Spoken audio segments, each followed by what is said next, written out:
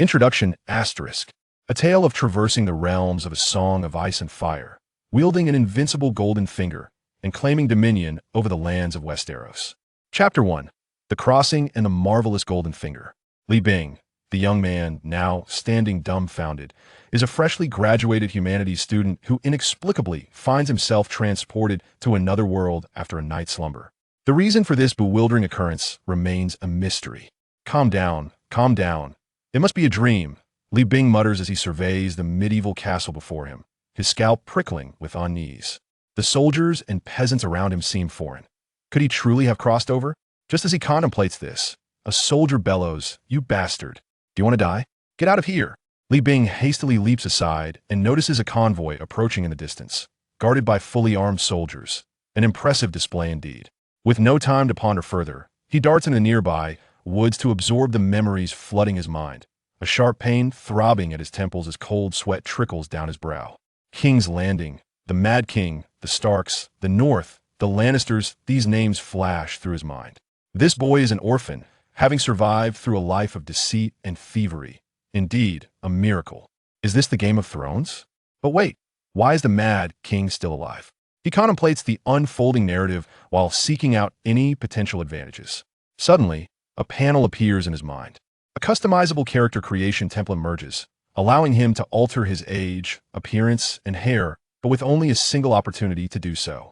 Reflecting on the memories he has just received, Li Bing recalls that the War of the Usurper is a mere year away, with the main storyline still 14 years distant. The early chapters are typically perilous, and he believes that laying low and developing his capabilities over the next 14 years will be advantageous. With the system at his disposal, he is confident that by then he will be able to dominate the world. To avoid drawing attention to himself and to ensure favorable circumstances for future interactions with Daenerys, he decides to modify his age to that of a 4-year-old child, crafting a face he deems quite handsome, despite his severe inability to identify foreign men's faces. Shortly thereafter, an attributes panel materializes. Name, Li Bing, modifiable. Health, 4856. Strength, 7. Intelligence, 5. Agility, 6. Charm, 2. Reputation, 27. Honor, 0. Command, 0. Forces, 0. Isn't this reminiscent of the interface from Mount and Blade? Li Bing recalls that player attributes can be modified via a text file, and in his previous gaming experiences, he had retained a backup of such files. Clenching his fists in anticipation, he nervously clicks Import Player Character, closing his eyes and muttering a prayer. May the gods and deities bless me. Upon reopening his eyes, he discovers his attributes have transformed into Name, Arthur Alexander. Health, 1000/1000. Strength, 40 maximum. Intelligence, 40 maximum. Agility, 40 maximum. Charm, 99 maximum. Reputation, 27. Honor, 0. Command, 0. Forces, 0. Good heavens. I'm invincible. One slice for a doryman, one kick for a shrimp, he thinks, reveling in the fact that with 1,000 health, he need not fear poison or assassination. He certainly does not wish to meet the same fate as the late King Aegon. Examining his skills, he finds that his abilities in trade, persuasion, and engineering are all maxed out, as are his weapon proficiencies. There are too many skills to list, but he understands their overwhelming nature. He suspects this panel may not reappear, only revealing forces, reputation, honor, and command in the future. After the modifications, his body feels unremarkable. In terms of mount and blade attributes, he estimates himself to be roughly 10 times that of an ordinary individual, which should suffice. However, the name he has chosen seems rather juvenile and absurd. In his prior gaming adventures, he had employed names like Happy Sheep and Grey Wolf Emperor, even renaming his nation Green Pastures, which had led to absurd proclamations of war and peace treaties. Arthur continues perusing his golden finger and discovers that he can summon soldiers from a game, as well as transport salt, spices, fabrics, weapons, and armor, though food is prohibited. Most remarkably, there is no limit to the quantity. He can take as much as he desires. This is undeniably powerful. The number of soldiers he can summon is proportional to his reputation. Victories in battles, hosting feasts, and winning competitions can all enhance his standing. Furthermore, having a notable title or reputation that spreads across the 7 kingdoms can also augment his reputation. 10 points of reputation allow him to recruit 1 soldier. The higher his charm attribute, the more soldiers he can command. Each increment in charm allows him to recruit an additional soldier. Command skill also increases troop numbers. For each point gained, 3 more soldiers can be added, though the command level must not exceed 1/3 of the charm attribute. Honor can be accrued through commendable deeds recognized by the Seven Kingdoms, granting 100 points, or by sparing captured nobles without demanding a ransom, which provides 5 points of honor. Honor facilitates the peaceful submission of lords and fosters greater loyalty among those who choose to ally with him. The command attribute enhances the legitimacy of his treaties and promises, instilling them with greater authority. Gazing down at his diminutive arms and legs, Arthur feels a pang of frustration. Yet he endures this inconvenience for the time being. With his current reputation, charm, and command, he can summon 200 soldiers, but he currently lacks the gold and provisions to support such a force. Thus, he opts to summon 49 Swadian heavy cavalry, 8 maidens, and 1 lord, Grain Ward, along with 5 carts of spices, 3 carts of fabric, and 2 exquisite hand-and-a-half swords. You shall now be known as Grain Alexander, my father. We shall proceed to King's Landing to procure a legitimate title and a coastal territory, where we will trade our goods with the surrounding cities for food and gold, he declares. Your will be done, Lord Arthur, Grain replies, hesitantly. In this land, one must always establish their name. The nobility wields control over knowledge, wealth, and sustenance. According to the memories of his predecessor, the castle he just glimpsed is Harrenhal, owned by House Hoare. The treacherous Heron, king of the Iron Islands and Riverlands, constructed Harrenhal in commemoration of himself, aspiring to make it the grandest castle in all of Westeros, a testament to his pride. He dedicated 4 decades to realize this ambition, with countless captives from other kingdoms perishing in the quarries or atop the 5 towering structures. Countless trees were felled to provide timber and beams for its construction. Upon completion, King Heron boasted that his new fortress was impregnable, and indeed it was, until the conqueror Aegon and his dragons came. The dragons were not deterred by high walls or towers, leading to Heron's fiery demise in the highest tower, which was thereafter named the Burning Tower. Due to the extreme heat, the castle bears a charred and melted appearance. Only a day's journey from King's Landing, a half-day's ride on horseback, Arthur calls from his cart, Grain, let us proceed to Harrenhal. It is your time to shine. Grain nods in acknowledgement as he rides forth. Form up. The cavalry quickly organizes into 2 rows, showcasing the high military discipline of the summoned troops, who are unwavering in their loyalty. Onward, destination Harrenhal. Harrenhal is impoverished, and it remains uncertain whether trade can thrive there. Thus, Arthur is preoccupied with how to establish a connection with House Tully. According to the storyline, the War of the Usurper is merely a year away, and House Tully seeks to protect their interests. During this time, Catelyn Tully marries into House Stark, and Lisa is betrothed to Jon Arryn, the Lord of the Vale, who has no direct heirs. This arrangement is partly due to Lisa being coerced by Peter Baelish, but she has been proven capable of bearing children. In exchange for support in the war, Jon agrees to the marriage, and the 2 weddings occur simultaneously, Catelyn to Eddard Stark and Lisa to Jon Arryn. The wars led by their husbands ultimately culminate in victory, with Robert Baratheon ascending to the throne and appointing Jon Arryn as Hand of the King. Arthur sought to significantly enhance his reputation and acquire coastal territories in the midst of this power reshuffle, aiming to foster economic growth and maritime trade. Chapter 2. Trade and Territory. Lord Arthur, we have arrived, Grain announced, gazing at the imposing castle before them. Please refrain from calling me Lord. Simply use my name. Go greet their soldiers and inform them that the House of Alexander seeks to engage in trade with the Tully and Riverlands families, Arthur replied, his voice tinged with anxiety. Anxious? Undoubtedly. For Arthur's influence remained feeble. In this Game of Thrones, the clever abound like stars in the night sky. A single misstep could lead to his ruin. He would bide his time, waiting until his reputation was robust enough for the world to hear the voice of Arthur. As they approached the castle, the patrolling guards, noticing the unfamiliar banners and a contingent of heavily armored cavalry, shouted in alarm, "Halt! Who goes there? Please inform your superiors that Grain Alexander seeks an audience with Lady of the Riverlands to discuss trade. Wait here. I shall notify them." After a half-hour of waiting, the soldier returned, granting them entry. The castle's complexity had nearly lulled Arthur to sleep. He could hardly fathom why it took so long. Once they secured their goods, Grain led Arthur into the administrative hall, where they encountered Hoster Tully, Jon Arryn, and the Lady of the Riverlands engaged in conversation, leaving Arthur momentarily stunned. As he surveyed the architecture, Arthur pondered how these prominent figures had gathered. Had the War of the Usurper already commenced? He had anticipated more than a year to prepare. Damned be it, he could not venture to King's Landing, where that cunning Lannister still held sway. The information from his former life was shrouded in obscurity. He was fortunate to have prepared a forged letter prior to his arrival. Grain performed a noble bow, addressing them, "Greetings, Lord John, Lord Hoster, Lady of the Riverlands." The group regarded them with curiosity, and John Arryn inquired, "Forgive my curiosity, but I have never heard of the Alexander family. What business do you have with the Lady of the Riverlands?" Grain replied with a rueful smile, "Our family has endured for over 2 millennia, yet a calamity led to the slaughter of our kin. The will of our ancestors echoes in my mind. Now, I see an opportunity for our family's resurgence, and we are willing to lend our strength to aid you in quelling dissent."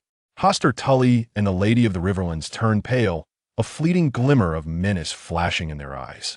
John Arryn asked solemnly, "What opportunity? What dissent?" "Please, my lord, observe," Grain said, producing a letter from his cloak. The letter conveyed that His Majesty had discerned Duke John Arryn's impending betrayal, noting the clandestine recruitment of forces preparing to assault King's Landing. He urged the crown to take precautionary measures.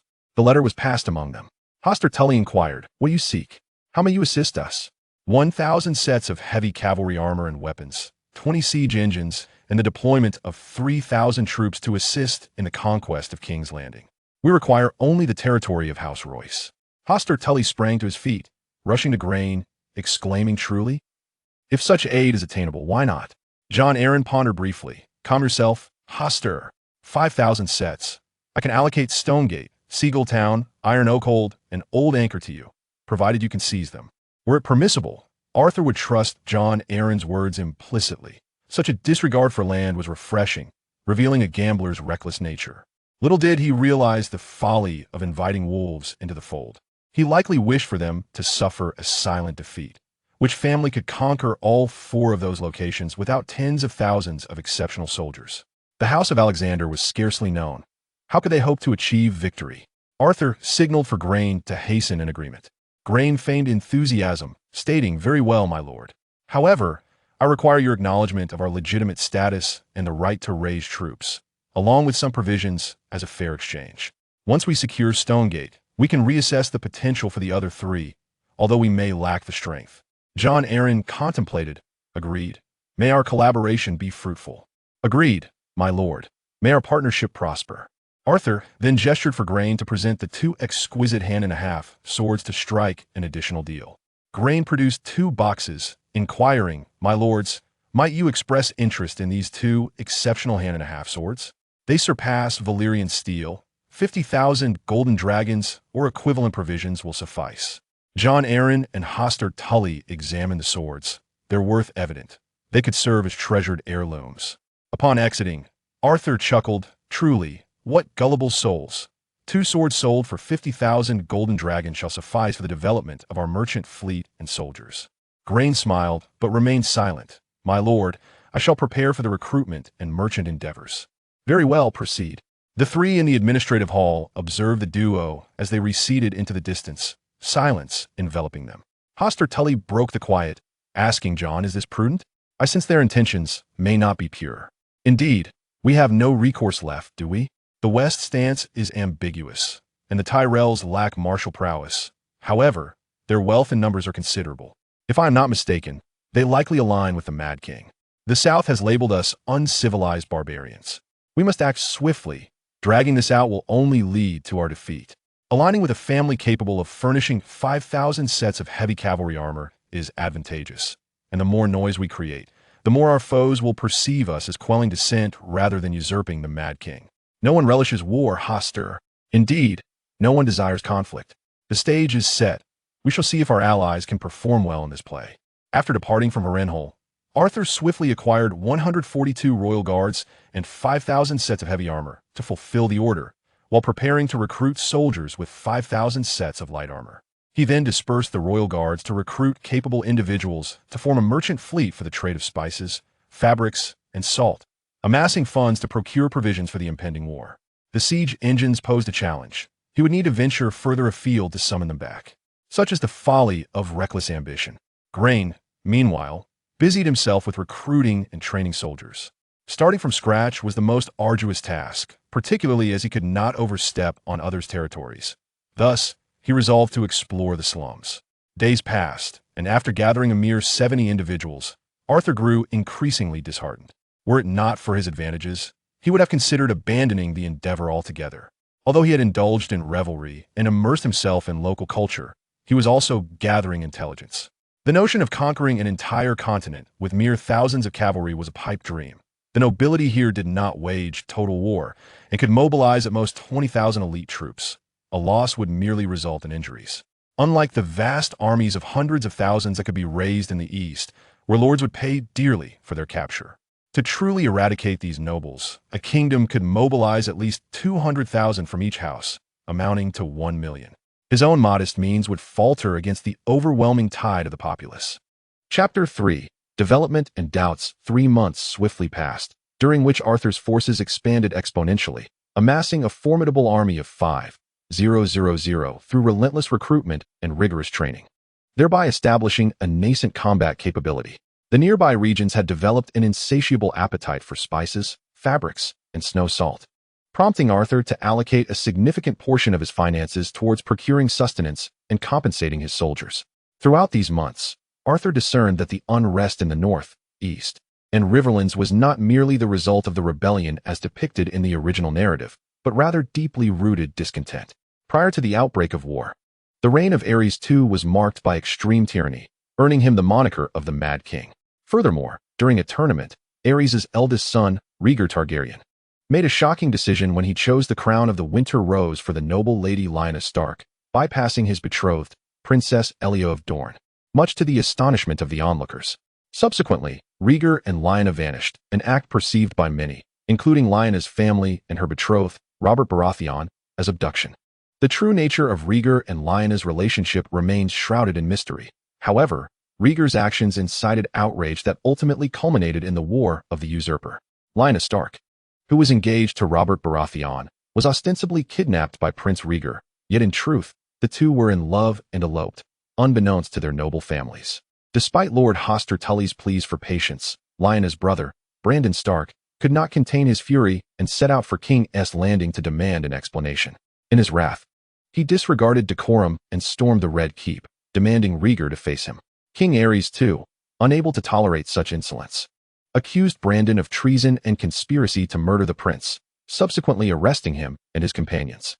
The king's mental state deteriorated further under the strain of the crisis.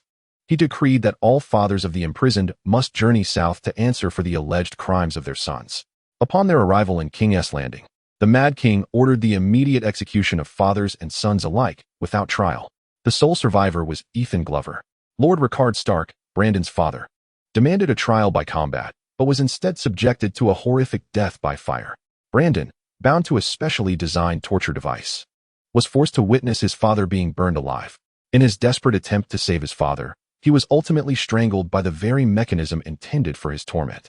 In the aftermath, the Mad King Aerys II commanded Jon Arryn to deliver the heads of his foster sons, Robert Baratheon and Eddard Stark. When Arryn refused, he was the first to raise the banner of rebellion in the Vale. Eddard, inheriting the title of Lord of Winterfell, likewise initiated a revolt in the north. Thus, the War of the Usurper was officially ignited.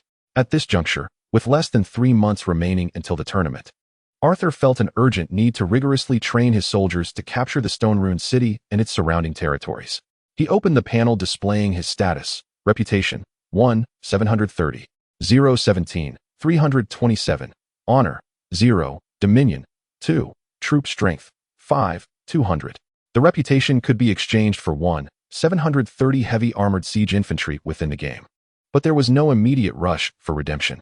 In the future, Arthur's ambitions for the entire eastern region would inevitably involve the northern region and the Riverlands. Furthermore, the prospect of antagonizing the Dragon Maiden by participating in this conflict weighed heavily on his mind. Nonetheless, this campaign represented a pivotal moment to seize and fortify 4 cities. He needed to act before the outbreak of war. Once hostilities commenced, all 3 nations would concentrate their forces on the front lines, and Arthur could respond to the Mad King's call to quell rebellion. At that moment, the eastern region's military would be severely depleted, making the conquest of the entire eastern region a distinct possibility. He could also benefit from the eastern region's call to arms, potentially claiming a share of the spoils. However, old John Arryn was not entirely trusting of their intentions. I assure you, once Arthur's forces engage, they would surely rally their soldiers under any pretext to strike. Time was of the essence. 5,000 light infantry and 730 heavy infantry were sufficient to capture Stone Ruin City, and Arthur contemplated deploying in a matter of days. He beckoned to his soldiers. Go, summon my father. I have matters to discuss with him. Certainly, my lord. Grain, clad in battle attire, entered and inquired, My lord Arthur, how may I serve you? Come, take a look. This is the map provided by John Arryn. Grain examined the map and asked, Is my lord preparing to march on Stone Ruin City? Indeed. I lack military expertise, which is why I summoned you. I have prepared provisions for 3 months to face this battle. My lord, that is more than sufficient. The defending forces of the Royce family in Stone Ruin City number only 3,000, and their discipline is lax. I am confident we can capture Stone Ruin City within 15 days. Consider this. I need to ascertain whether it is feasible to conquer all 4 cities within 3 months. Is that too ambitious? Arthur inquired, marking a circle on the map. It is indeed very challenging. My lord, with only 5,000 troops. Capturing a single city is already at the limits of our capacity. Do not fret about troop numbers. An additional 5,000 heavy infantry will join the fray. Grain appeared troubled as he replied, My lord, I cannot guarantee success. Based on our current troop strength, capturing 4 cities is exceedingly difficult. Arthur shook his head. No matter how daunting the task, I simply wish to see 4 territories under my control 3 months hence. You will be done, my lord Arthur. Grain said with a wry smile. Based on the reputation metrics, once John Arryn announced the Royce family's rebellion, it would provide a significant boost to reputation for the Alexander family in quelling the insurrection. The inexorable nature of this external advantage allowed for replenishment of fallen troops. Even if the initially summoned 5,000 soldiers fell, the soldiers redeemable through reputation could perhaps still manage to secure the 4 cities. Meanwhile, in the upper chamber of the Eagle's Nest, John Arryn was diligently penning a letter. A soldier knocked at the door. My lord, a message has arrived from the Alexander family. John Arryn narrowed his eyes and paused his work. Come in and place the letter on my desk. The soldier respectfully laid the letter on the desk, performed a knightly salute, and slowly exited the study. John Arryn opened the letter and read it word by word, taking a long time before setting it down. He then retrieved 3 letters from the drawer and called out, Soldier, summon someone to swiftly deliver these 3 letters to Lisa Baelish, Hoster Tully, and Rickard Stark. The soldier nodded towards John Arryn. My lord, I shall arrange it promptly. Also, this proclamation, release it immediately. Mobilize our forces to ensure all 7 kingdoms are informed as swiftly as possible. Your will, my lord Duke. Days later, Duke John Arryn, Lord of the Eyrie, Guardian of the Vale, and Protector of the East, announced the rebellion of the Royce, Karstark, Diego, and Ser Gregor families, preparing to unite with House Alexander to punish them, echoing throughout the 7 kingdoms. Arthur officially stepped onto the stage of the 7 kingdoms, becoming a player in this power struggle. Chapter 4. Fury and War. The endless hills stretched ahead, undulating like waves, the grass swaying as if in a verdant ocean. Lush pastures rising to the bellies of horses under a picturesque blue sky adorned with white clouds. Yet, this tranquility was shattered in an instant. A cavalry of men trampled the land, muddying the river and raising choking dust. Cavalrymen surged forth, warriors roaring, their knightly lances gleaming with a cold light as 2 forces collided like a torrent of steel upon the plains. After the battle, a faint roar echoed within the camp. John Arryn, that bastard. He initially promised us a piecemeal conquest, but with one proclamation, he has united 4 houses. How am I to proceed? Once I have captured all 4 cities, when the war begins, I shall exact a harsh revenge. A young boy, his face flushed with anger, shouted as he entered the tent, creating an incongruous scene. My lord Arthur, before us stands a coalition of 4 houses, with their numbers exceeding 30,000. I believe you should retreat to the rear and recuperate. Those bastards shall not prevail. They shall not. Grain, you still linger here? Get out. I will send you 3,000 heavy cavalry to crush them underfoot. Your will, my lord Arthur, Grain replied with a pained expression. Arthur sat in his chair, panting heavily as he reflected. I have underestimated these people. They are likely all watching Alexander's folly. Young Arthur reclined in his chair, staring upward, silently pondering. Li Bing, you overestimate yourself, thinking you can be invincible with a system. I had always wondered how a forged letter could devastate 7 or 8 families and 4 territories. It seems I have been waiting for this. After some contemplation, he surmised that Jon Arryn's intentions were twofold. Firstly, to weaken these nobles. For the eastern territories have been disunited for quite some time, using my hand to delay them and diminish their combat strength. Once the conflict is concluded, he will turn around to deal with them. Moreover, he intends to create confusion, sending signals to the outside world that Jon Eileen seeks to quell the rebellion, thus justifying the recruitment of soldiers. For the time being, other matters remain concealed. Such a clever scheme. The announcement of the rebellion has already been disseminated throughout the Seven Kingdoms, and the reputation has soared to 80,000, still climbing rapidly. Moving 10,000 soldiers is a considerable undertaking. The initial plan was to stealthily approach the city walls in exchange for soldiers. However, due to an unexpected ambush, Arthur hastily exchanged for 5,000 heavy cavalry, thus abandoning that notion. Undoubtedly due to information leaked by that scoundrel Jon Eileen, Arthur thought through gritted teeth. Arthur commands 5,000 heavy cavalry and 5,000 light infantry, yet the abundance of provisions necessitated the division of 2,000 infantry to guard the supplies. He feared not the frontal assault, but the destruction of their provisions. The opposing coalition comprises 3,000 cavalry, equipped unevenly, alongside over 30,000 light infantry. Summon all soldiers to assemble, except for those guarding the supplies, and follow me to the battlefield. The liaison officer timidly remarked, "My lord, you are not yet 5 years old. If I command you, then obey without question," Arthur retorted, no longer wishing to remain low-key. He sought a bold confrontation, for only through a grand display could he elevate his reputation. The higher the prestige, the more formidable he appeared. Tales of 5,000 cavalry as a torrent of steel. Of a 5-year-old commanding a frontal assault to shatter 30,000 coalition soldiers. He could later reward a few poets to spread these stories across the Seven Kingdoms, garnering immense acclaim. Just moments ago, a scout from Alexander reported that the coalition forces have amassed to around 50,000. With 10,000 cavalry and 40,000 infantry divided into 3 segments of approximately 10,000 each, the center boasting 20,000, including all cavalry, with various equipment steadily crossing the river. Based on this report, Grain made partial adjustments to the troops. The coalition's strength had surged to 50,000, with the center now comprising 20,000 cavalry, rendering the right flank vulnerable. To ensure that the right flank would not be breached, Arthur exchanged for 3,000 heavy cavalry, issuing an urgent command to reinforce the right as a reserve force. Various divisions of the army sprang into action, while Grain adjusted the troops. The coalition's right flank began to mobilize first.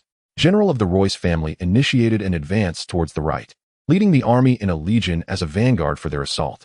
Alexander's right flank employed advantageous terrain for a mountainous position to carry out ambushes, utilizing traps and ranged attacks to inflict casualties upon the enemy. The Royce family advanced in a formal formation, with shield bearers leading and archers providing support, quickly breaching the enemy's defenses. After a spirited resistance, Alexander's right flank was compelled to retreat. Arthur commanded the center legion to advance alongside him, allowing these scoundrels to truly experience the wrath of Alexander and the torrent of cavalry. The battle raged on for several hours, the air filled with roars of fury, cries of despair, and the thunder of hooves echoing across the plains. Upon returning to the encampment, Arthur was bloodied and wore a grim expression. Though his former self bore memories of taking lives, this was his first experience on the battlefield, and he felt an overwhelming discomfort. Our losses exceeded 6,000, 4,000 of which were infantry casualties. Indeed, having trained for merely 3 months and thrust into battle was a daunting challenge. The United Legion found its morale severely diminished under the relentless pressure of Alexander's heavily armored cavalry. Arthur resolved to allow his soldiers to recuperate, preparing for a nighttime exchange of troops, intending to launch a surprise assault that would shatter the United Legion. Within the encampment, anguished cries and wails echoed, as the inferior quality of their cavalry rendered them vulnerable, leading to a catastrophic defeat with a staggering 8,000 dead and 10,000 wounded. The Royce family, having suffered the consequences of their inadequate armor, was in a state of frantic disarray, yet there was little recourse. The craftsmanship of this era paled in comparison to the age of mounted combat. From dusk, the United Legion's various encampments were subjected to incessant cavalry assaults, striking swiftly and retreating without engagement, employing a strategy of relentless harassment. The officers and soldiers of the United Legion, seething with anger, longed to retaliate, but were held back. The Royce family understood that Alexander's objective was to provoke them into a rash attack. Thus they issued orders to hold their ground, reassured by the fact that their forces were well prepared, minimizing losses. The following day, the soldiers of the United Legion, having hardly slept, were lethargic and unmotivated for battle. Aware of the previous day's orders to rest, they made no preparations for advancement after breakfast, instead seizing the opportunity to recuperate. The Royce family, after a night of contemplation, sensed that a great battle loomed. The Alexander family, adopting a strategy of night raids, aimed to exhaust their opponents and diminish their resolve. With the enemy's movements shrouded in uncertainty, any hasty advance could lead to ambushes, resulting in even greater losses and a precarious situation for the Legion. The most pressing concern was to enhance intelligence operations to ascertain enemy movements and prepare thoroughly. Consequently, as dawn broke, a substantial contingent of cavalry scouts was dispatched, leaving the Royce family to await news. Chapter 5. Defeat and Development. As the sun began to rise, some members of the United Legion were still asleep, while others busied themselves preparing meals. Shortly after the drums began to sound, the Royce family felt the earth tremble beneath the thunderous hoofbeats, their last vestiges of hope shattered. Along with the soldiers' remaining spirits, led by Arthur Alexander, a surge of cavalry advanced, their formidable steel lances claiming the lives of soldiers, as horses trampled over the fallen, bathing the battlefield in blood amid the chaos of screams and neighs. The cavalry disrupted the Royce family's formation in 2 swift rounds, engaging in a massacre of infantry amidst their tightly packed ranks. Surrounding them were 8,000 cavalry attacking in formation against 20,000 infantry, resulting in a grossly disproportionate battle. The soldiers, consumed by hatred, wielded their weapons with fury, driven by rage rather than mercy. The Guard Battalion of the Royce family became the focal point during the cavalry's initial assault, their tall banners revealing the location of the enemy commander to Arthur. 2,000 heavily armored cavalry followed closely behind him, their black lances glinting ominously as they claimed one life after another. The Royce family's guards fought valiantly, while Arthur, with a stoic expression and a fierce light in his eyes, wielded his lance with deadly precision, cutting through the soldiers in a relentless pursuit of victory, carving a bloody path forward. The Royce family observed Arthur from afar, acutely aware that their journey had reached its conclusion. They recognized Arthur and his cavalry, having suffered significant losses during a surprise attack outside Iron Oak Fortress. Their encounter with Arthur the previous day during the battle's breakout had left a profound impression. Upon returning to their encampment, the commanders of the Royce family had meticulously analyzed the combat capabilities of this cavalry unit, concluding that no other cavalry force in the Eastern Realm, or indeed across the entirety of Westeros, could rival its excellence. The high praise they had once bestowed upon this unit now echoed in their minds, and encountering it once more in their dire predicament signified that their fates were irrevocably intertwined, bound to pay the price for their previous encounters. Arthur, hearing the battle cries, directed his gaze forward and saw the Royce family members urging their horses towards him, their banners fluttering in the wind. A surge of energy coursed through him. He summoned all his strength, his formidable presence swelling as a fierce light gleamed in his eyes. Without hesitation, he charged forth on his steed, embodying an aura of indomitable might and murderous intent, and bellowed a thunderous command. Charge! The sound of his voice, akin to a thunderclap, startled the Royce family's horses, causing them to rear up in alarm. With astonishing speed, Arthur's lance pierced through the chest of a Royce steed, lifting both horse and rider as if they were weightless, before tearing them asunder and sending them crashing to the ground a good 10 meters away. His loyal guards surged forward, overwhelming the Royce family soldiers in a single, relentless charge. Stop! Stop! Arthur roared with all his might, and his 2,000 soldiers echoed his command, their voices resonating across the battlefield. The warriors raised their heads to behold Arthur and his men standing resolutely upon a small rise, resembling avenging deities. As they lowered their weapons, Arthur's voice rang out once more, "Halt! All troops, fall back 20 paces." The coalition soldiers, slightly regrouping, began to retreat, while the heavily armored cavalry also withdrew. Both sides came to a stalemate, and Arthur spoke gravely. "Soldiers of the coalition, your lord is dead. Lay down your arms, and you shall be granted mercy. Surrender now." A soldier pointed to the corpse of the Royce family leader, exclaiming, "Lay down your arms." A chorus of voices arose, urging surrender. After a moment of hesitation, the coalition soldiers gradually relinquished their weapons, capitulating entirely. Thus, the hostilities came to a definitive end. The Battle of Iron Oak Fortress, later heralded as the ascendancy of Alexander the Great, unfolded over the course of a single day. With 15,000 troops engaged, they annihilated over 14,000 of the enemy and captured more than 38,000, suffering losses of 4,000 men, not counting exchange soldiers. This battle not only accomplished its strategic objectives, but also rendered the 4 garrison forces vulnerable. significantly diminishing their combat efficacy by eliminating their lord and severing the supply lines to Iron Oak Fortress, thereby laying a solid foundation for future engagements. In the aftermath, Arthur took a brief respite before leading his cavalry and an infantry legion toward Iron Oak Fortress, while the remaining forces busied themselves with securing the battlefield and gathering the prisoners. A few days later, young Arthur was elated to witness that his prestige had soared to 340,000. Many across the Seven Kingdoms were captivated by this impending battle. Surprisingly, the Alexander family possessed 8,000 heavily armored cavalry, yet there was no word of their movements. Even the old Tywin Lannister, who had been preoccupied with his gold mines, could only muster 500 men, a feat that was already pushing his limits. Consequently, the Alexander family was officially recognized by the nobility of the Seven Kingdoms as a formidable power, while the soldiers were oblivious to the concept of an iron tide. Lord Arthur had been repeatedly invoking the phrase before the battle, leading each soldier to shout Iron Tide with every enemy they felt. This earned them the clandestine monikers of the Iron Family or the Eastern Blacksmith among some nobles. Those with keen interest scoured numerous records but could uncover no trace of the Alexander family's origins, as if they had materialized from thin air, leaving intelligence operatives in a state of alarm. What was this Eastern Blacksmith? During these days, Arthur had been relatively inactive, as his troops required rest and reorganization. From the captives, he had formed 2 infantry legions and a legion of armored cavalry. Utilizing his prestige, he exchanged for 2 Royal Guard legions and retained a remaining 10,000 prestige points, which he intended to use for acquiring agricultural and maritime crew members to bolster farming and trade, as the population in the 4 territories was alarmingly low, totaling only 400,000 to 500,000. Reflecting on the war, Arthur noted the lack of food, the absence of political alliances, and the insufficient interchange of interests among the nobility, as well as the dearth of intelligence personnel. It was only when faced with the enemy that one realized they had banded together against him. Now, Arthur commanded a legion of armored cavalry and 4 infantry legions.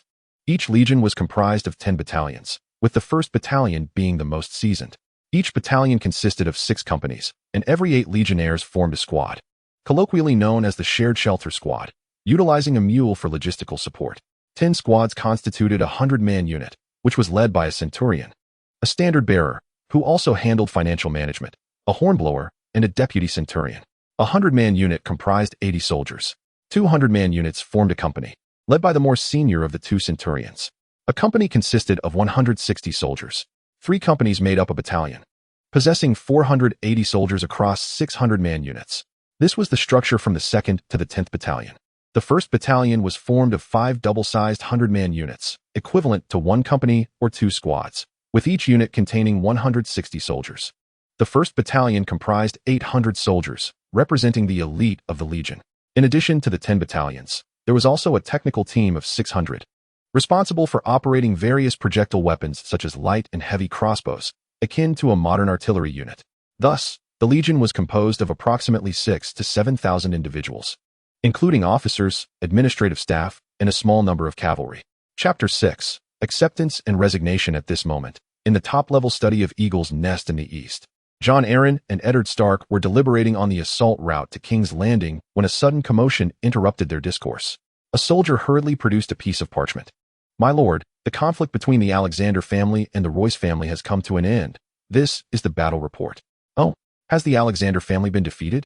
Jon Arryn inquired as he began to unfold the report. "My lord, it is the Royce coalition that has suffered defeat."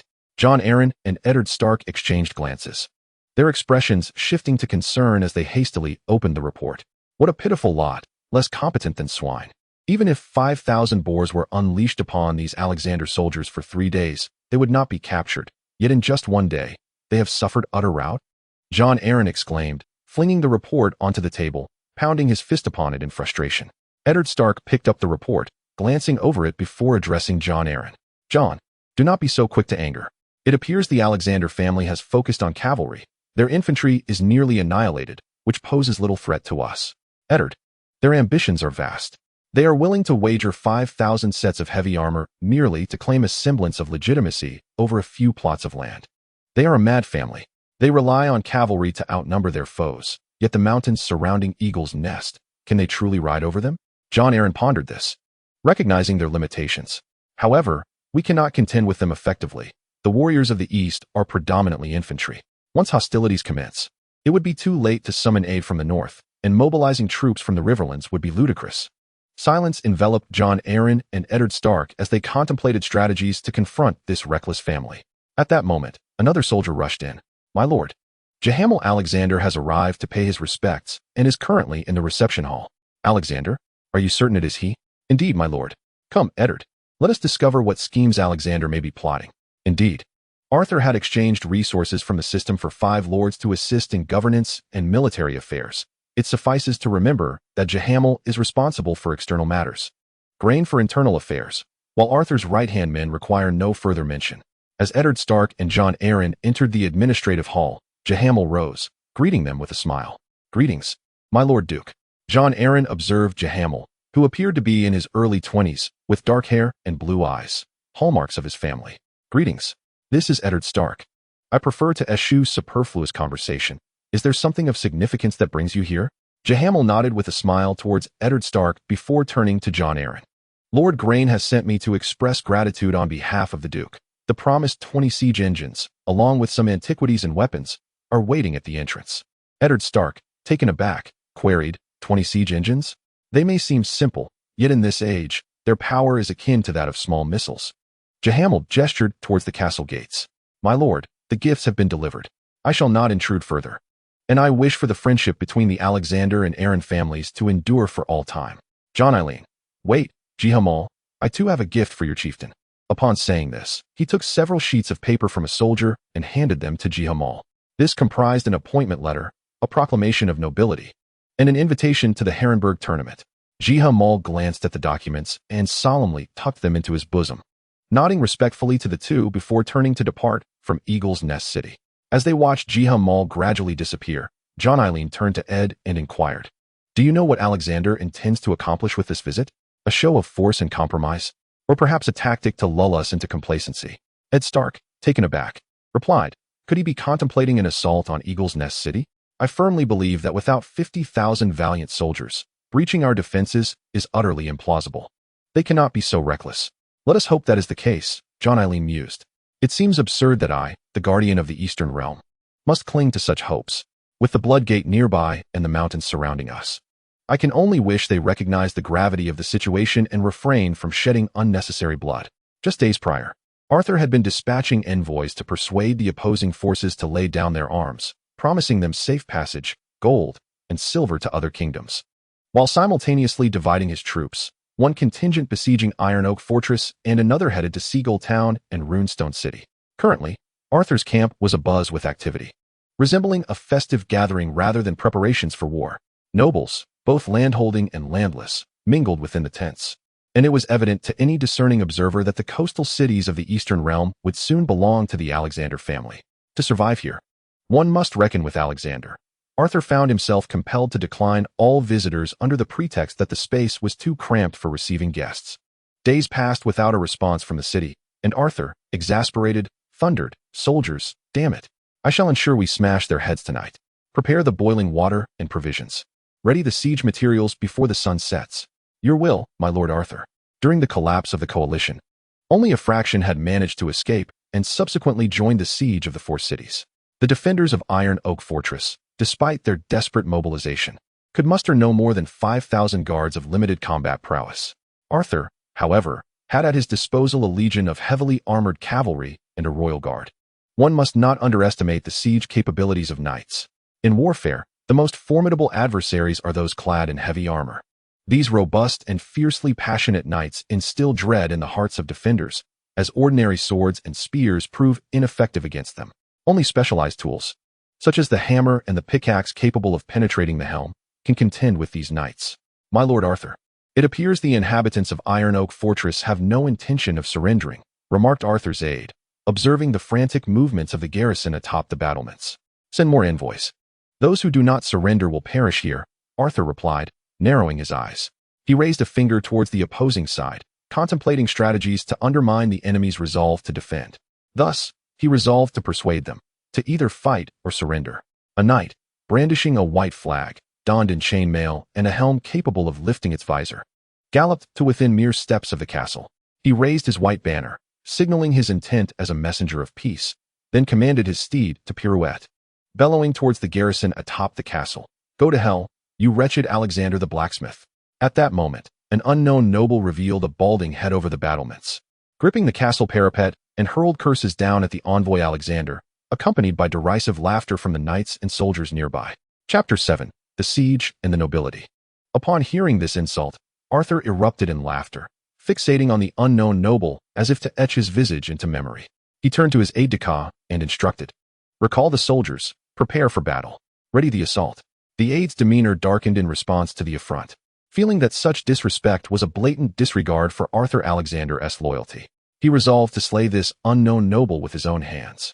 With a command from the aide, the reformed soldiers, now clad in leather armor embellished with iron plates, along with numerous lightly armored infantry and ladder-bearers, surged towards the castle like a swarm of ants. Onward! Do not falter!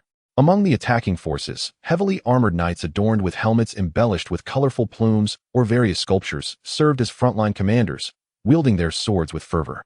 Any soldier attempting to retreat would face brutal punishment from the cavalry, even risking a fatal thrust. Under the knights' oppressive command, the reformed soldiers had no choice but to ascend the ladders, charging upward, while some fell from above like rain. The archers on both sides unleashed a relentless barrage, arrows whizzing past like locusts. An experienced sergeant sheathed his sword, wielding a shield above his head to deflect arrows and stones from the battlements, while his other hand clung to the ladder as he climbed. Beneath him, his comrade bore the weight of his rear, leaving him no option but to ascend.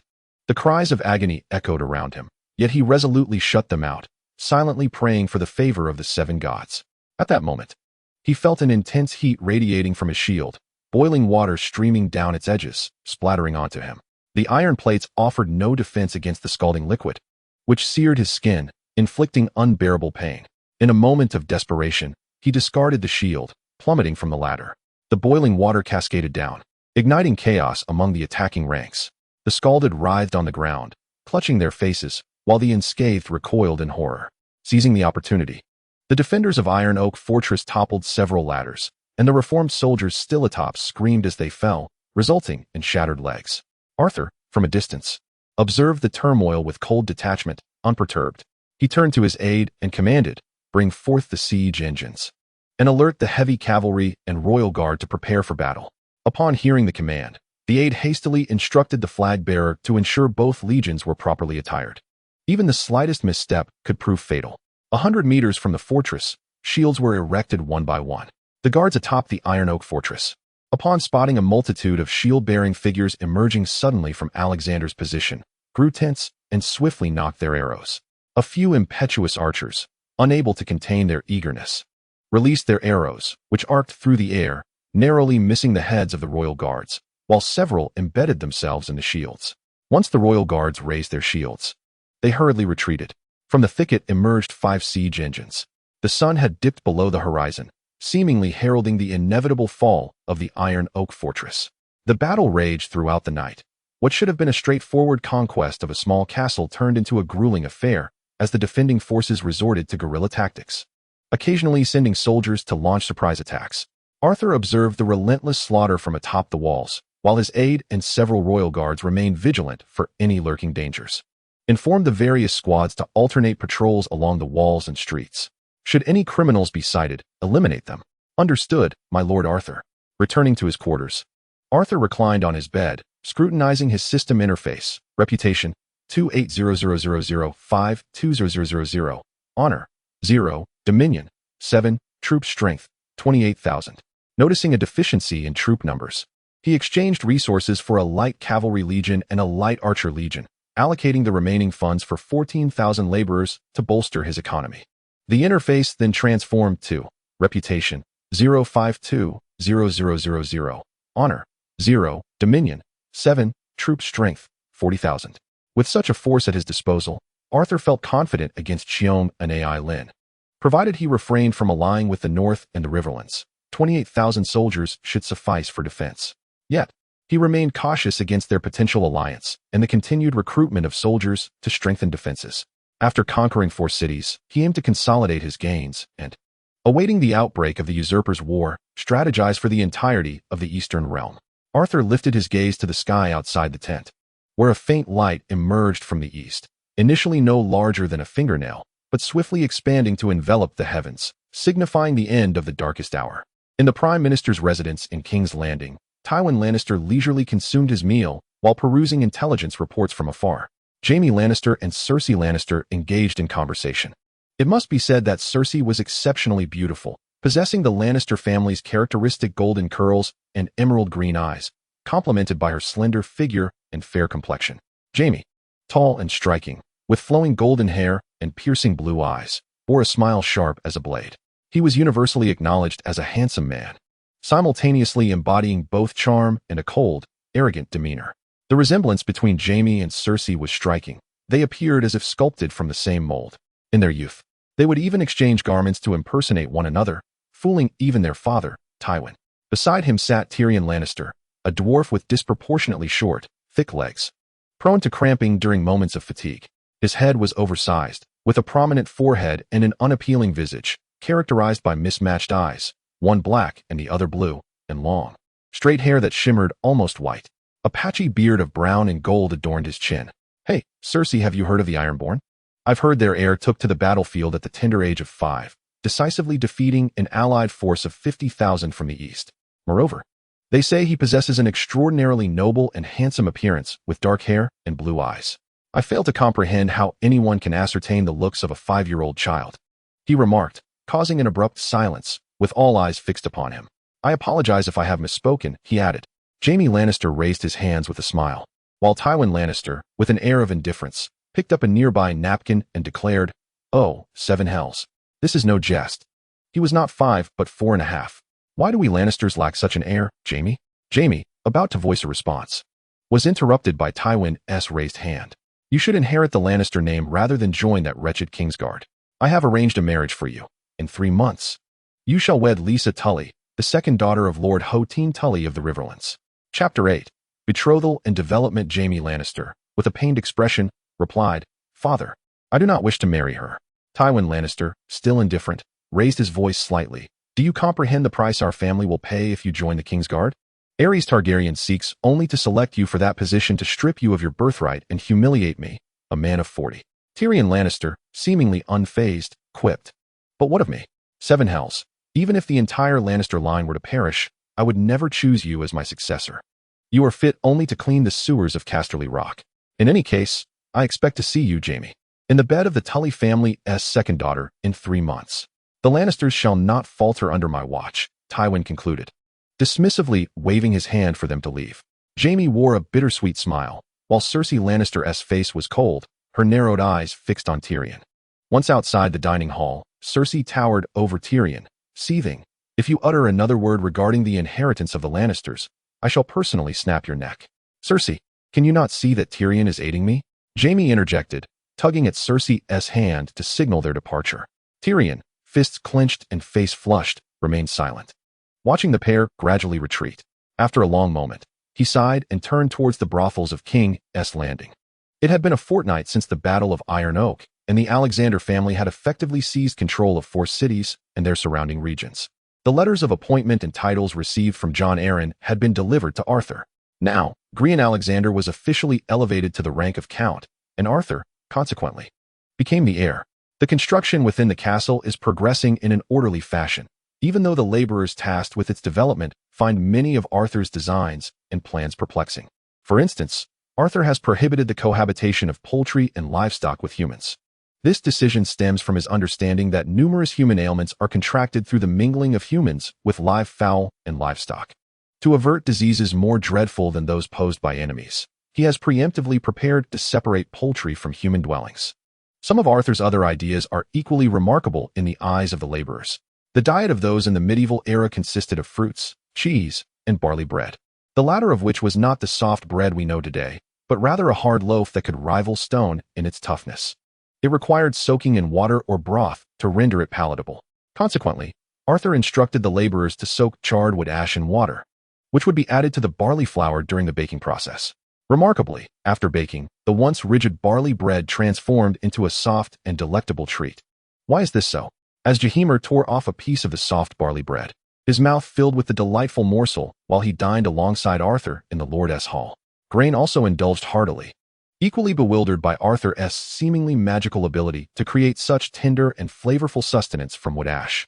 Jahemer and Grain, being Arthur's trusted aides, resided in the upper levels of the Count's estate during Arthur's time of solitude, devoid of family.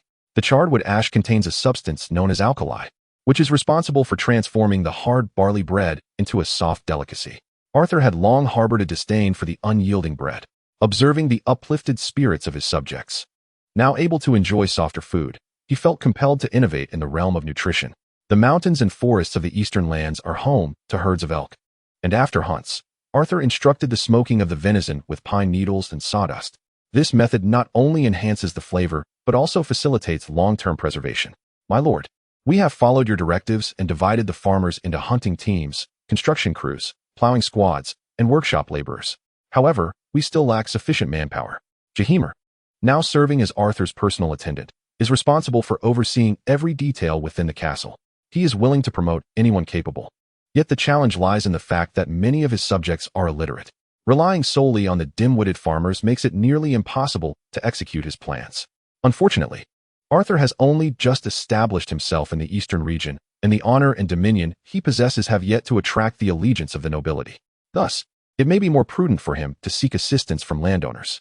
Not to worry, I have arranged for contact with the Free Trade Federation slave merchants, who will be arriving shortly. The issue of manpower is easily resolvable, but the construction of housing must accelerate, as must the sewage system. Wastewater must be channeled away into the river. With summer approaching, we cannot allow the castle to become infested with mosquitoes. Arthur took a sip from his cup, glancing at his two current ministers, harboring some concern over the feasibility of the drainage system's construction. Do not be deceived by the mere excavation of ditches for the drainage system. For the art of channeling wastewater into the river in accordance with the terrain is indeed a profound skill, which caused him a measure of distress. The breakfast meeting at Iron Oak Fortress determined the day's agenda. After the meal, Arthur wandered through the castle, observing that the various plans were progressing smoothly. Although there was a slight shortage of manpower, the establishment of clear objectives ensured that all projects were advancing. The most critical defensive measures were already in place, allowing for a leisurely approach to the auxiliary facilities. Thanks to the abundant provisions Arthur had procured, the laborers were invigorated. Some were assigned tasks, while others contributed to the construction of the fortress. Upon seeing Arthur, they respectfully removed their hats and saluted him. Arthur gestured for the responsible parties to approach, indicating that a coliseum was still needed for tournaments or as a training platform for the young men. He marked out a vacant plot near the forest in the residential area, while also noting that a sewage system needed to be constructed at the lower part of the city, utilizing the Japanese-style back drainage method. It was imperative that the water source for drinking be strictly separated from the wastewater. As Arthur completed his territorial planning, he realized that his once spacious domain had become somewhat congested. It appeared that the distance between the plots of land inhibited many of his ideas.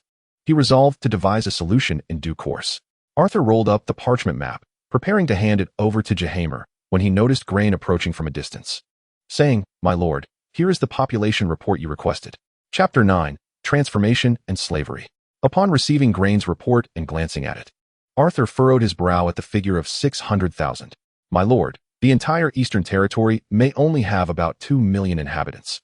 As he listened to the report, Arthur calculated privately. In the future, he would refrain from recruiting ordinary citizens for military service, instead utilizing them as reserves, conducting frequent military training for unforeseen circumstances. He feared making a misstep that could lead to an assault from the Seven Houses. He could completely rely on the system to manage his military forces. At that moment, a convoy of 5 ships carrying slaves, arranged by the Free Trade Federation slave merchants, slowly approached. These slaves were shackled with heavy iron cuffs on their hands and feet, appearing pale and frail, their bodies filthy and clad in rags. What was most poignant was the despair and numbness evident in their eyes. Upon seeing the multitude of slave merchants approaching along the path, a soldier on the battlements of the fortress quickly relayed a message to the guards at the city gate, requesting assistance from the 2nd Royal Guard stationed there. The outer perimeter of Stone Fortress was encircled by a natural moat, and the wooden drawbridge at the city gate was raised by 2 iron chains when not in use. As the strong soldiers turned the wooden axle, the chains were slowly lowered, allowing the drawbridge to descend, perfectly spanning the moat. The slave merchants led their convoy of prisoners into Arthur's stone fortress. "Release these slaves." The slave trader commanded his subordinates to lead the captives from their iron cages. The slaves, tethered by sturdy iron chains, were grouped in tens. escorted by armed guards clad in leather armor. "Hurry up, you wretches. No slacking off." The guards wielded leather whips that cracked sharply against the slaves' bodies, eliciting only a slight furrow of their brows. They neither flinched nor cried out, as if they had grown accustomed to such cruelty. "Is this all the slaves?" Arthur queried, guiding Jaiamur to the front of the caravan, where 10,000 slaves stood lined up in the open space, submissively bowing their heads in anticipation. Arthur had stipulated that the slaves must include men, women, and children. Consequently, the true labor force numbered fewer than 3,000, the majority being spiritless women and gaunt children, leading Arthur to suspect that Jeff had offloaded the trader's unwanted stock onto him. "Ah, esteemed Count, I am a trader of the Free Trade Federation, and it is my pleasure to serve you." A rotund figure ambled forth from the rear of the caravan, a beaming smile illuminating his face. This year's slave trade had been dismal. His armed guards had exerted every effort to procure a batch of slaves from the Yuan-Kai people. However, most of these captives were women and children. While women could be sold to the town's brothels, children were worthless, requiring daily sustenance, and thus constituting a financial liability. Believing he would surely face bankruptcy this year, he had even contemplated fleeing his town to evade his creditors from the Free Trade Federation. Yet, a friend had introduced him to this lucrative transaction: 10,000 slaves, with no picky requirements, including women and children. Though he could not fathom the Count's intentions, he was simply elated to have a business opportunity. "Is this truly the extent of your slaves? There seem to be so few men," Grain remarked. Surveying the line of captives, he noted their malnutrition and the diverse ethnicities among them, which stirred a sense of concern within him. It appeared that they would need to be taught a language, a task he would delegate to the scholars. "Yes, I possess only this many male slaves at present. However, my Lord Count, please rest assured that I will procure a better stock of laborers next time. Whether for mining or as rowers, I am prepared for trade. Should this transaction succeed, I can offer a discount next time," he hastily promised, sensing Grain's dissatisfaction with the current lot. "Children count as only half," Grain stated, glancing at Arthur, who nodded in agreement. Arthur was indeed quite content. While he required a substantial number of strong laborers to construct his domain, he also needed women and children. Women could bear offspring, and children, with their pliability, could grow to become either laborers or warriors. This represented a balance of long-term and short-term considerations. "Very well then," Grain conceded. After much contemplation, his nearly squinted eyes turned, and he recognized that due to financial constraints, these slaves often experienced intermittent hunger. Surviving at all was a considerable achievement. Now, merely being able to conduct a transaction was already a blessing from the seven. Soon, he completed the exchange with Arthur. The slave owner left with a profound impression of the House of Alexandria, considering them a generous and straightforward noble, resolved to engage in trade again in the future. Unbeknownst to him, Arthur possessed an abundance of whatever he desired. The exchange of 10,000 for 2 ships of spices seemed equitable to both parties. "My lord, how shall we arrange these slaves?" Jaiamur inquired, observing the satisfied departure of the slave merchant. "Release the chains of the women and children, and assign them to the vacant longhouse for habitation, providing them with sustenance. As for the male slaves, offer them some food and send them to till the fields and repair the roads." Arthur delineated the roles for the slaves. The women and children, lacking the capability to escape, required only watchful guardianship, while the male slaves would be temporarily restrained for observation. Upon acquiring a significant number of slaves, the development of the territory accelerated markedly. These slaves were surprisingly docile, beyond Arthur's expectations. Perhaps influenced by the tales of Spartacus's rebellion he had previously heard, he assumed that the slaves would harbor deep-seated animosity and a spirit of resistance towards their masters. However, during this era, the slave trade flourished across the continents of Westeros and Essos. Bankrupt self-farmers, war captives, and family sales formed the primary sources of slaves, an accepted norm among the people of Westeros. Thus, as Arthur notified the caravan to procure grain, he simultaneously sought to acquire more slaves. Most often, slaves could only hope to encounter a benevolent master. In the eyes of the slave merchants, they were mere commodities. Yet, when fortune favored them with a good master, their lives and livelihoods became assured. The ascendance of the House of Alexandria rapidly spread throughout the nobility of the Seven Kingdoms after a month of burgeoning reputation, culminating in an impressive 90,000 prestige points. Arthur exchanged for an additional 20,000 laborers, retaining the remaining 180,000 prestige for military expansion. The year was now 2813, March of 281, the season for spring sowing, where diligent efforts could yield greater rewards. Chapter 10. scheming, and calculating from the year 281 onward. This period represented a golden age for ambitious souls. Arthur recalled the erroneous spring of that year. A hallmark event was the tournament at Harrenhal, where many nobles from across the kingdom gathered to partake in this grand spectacle, including Aerys II and Prince Rhaegar.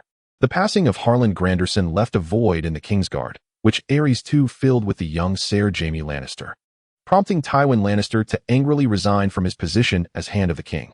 Rhaegar emerged as the champion of the tournament, but neglected his wife, bestowing the crown of love and beauty upon the betrothed northern noblewoman, Lyanna Stark, causing a public uproar.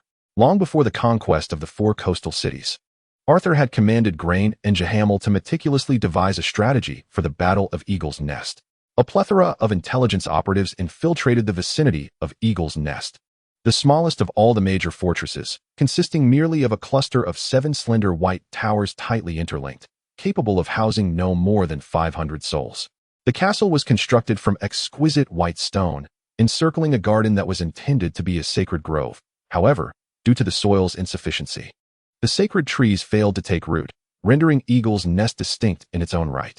The barracks and stables were directly built into the mountainside. Despite its diminutive size, its granary rivaled that of larger fortresses, such as Winterfell. To reach Eagle's Nest, invaders must first conquer the Bloodgate, which guards the mountain path leading to the fortress, subsequently defeating the sentinels at the moon gates situated below, and then traverse a narrow goat path upward, a journey that typically consumes half a day's time, during which all travelers are exposed to the onslaught of defenders from Eagle's Nest and its 3 surrounding fortresses. The first fortress, Cragfort, is approached via a path enveloped by woods, featuring a formidable iron gate. The stone walls are crowned with iron spikes, and 2 stout towers flank the main keep. The second fortress, Snow Mountain Fort, is accessed by a series of steps ascending from Cragfort, boasting a reinforced tower, a wooden stronghold, and stables concealed behind low stone walls. Its proximity to the giant spear allows control over the entire passage leading upward from Cragfort. The road to Long Sky Fort is the most treacherous, exposed to fierce winds, with steps worn down by years of frost. Long Sky Fort is a towering crescent-shaped structure built with rough stones on the mountainside. Within its walls lies a series of slopes and a cache of boulders poised for a potential avalanche.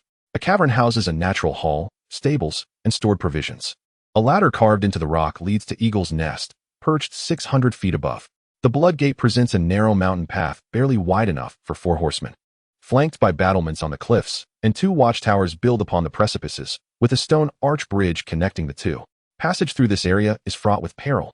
Should one be fortunate enough to breach the Bloodgate, a valley follows, yet the subsequent fortresses present even greater challenges. Moreover, as one assaults the Moongate Fortress, they find themselves fully exposed to the elevated attacks from the other fortifications. A swift resolution is imperative. The position of Eagle's Nest necessitates a frontal assault through the Bloodgate. Prolonged sieges are impractical, for Eagle's Nest can sustain itself without external provisions for up to 3 years, and the surrounding mountains would require hundreds of thousands of troops for a successful encirclement, a notion both unrealistic and daunting. Therefore, to seize Eagle's Nest, an element of surprise and the willingness to sacrifice lives are crucial. Arthur, however, could conceive of no better strategy, though the system allows for infinite exchanges, replenishing losses as long as one has the requisite prestige, regardless of the number of casualties incurred. Jon Arryn rubbed his eyes, set down his pen, and sighed softly as he gazed at his 2 foster sons with a complex mix of emotions. Lacking a biological heir, he had only Eddard Stark and Loras Tyrell to call his own. Observing the carefree Loras Tyrell before him, Jon remarked, "Loras, you are soon to be betrothed to Lyanna Stark of the North. Why do you remain in such a state? What enchanting women could possibly draw you into that wretched brothel?" At this moment, Loras Tyrell was youthful and far from the portly figure he had been at the story's onset. He was now a clean-cut, striking young man, his eyes sparkling with vigor, embodying the very image of a dashing hero that a lovesick maiden might dream of. Standing at 6 feet 5 inches, he towered above others like a majestic spire.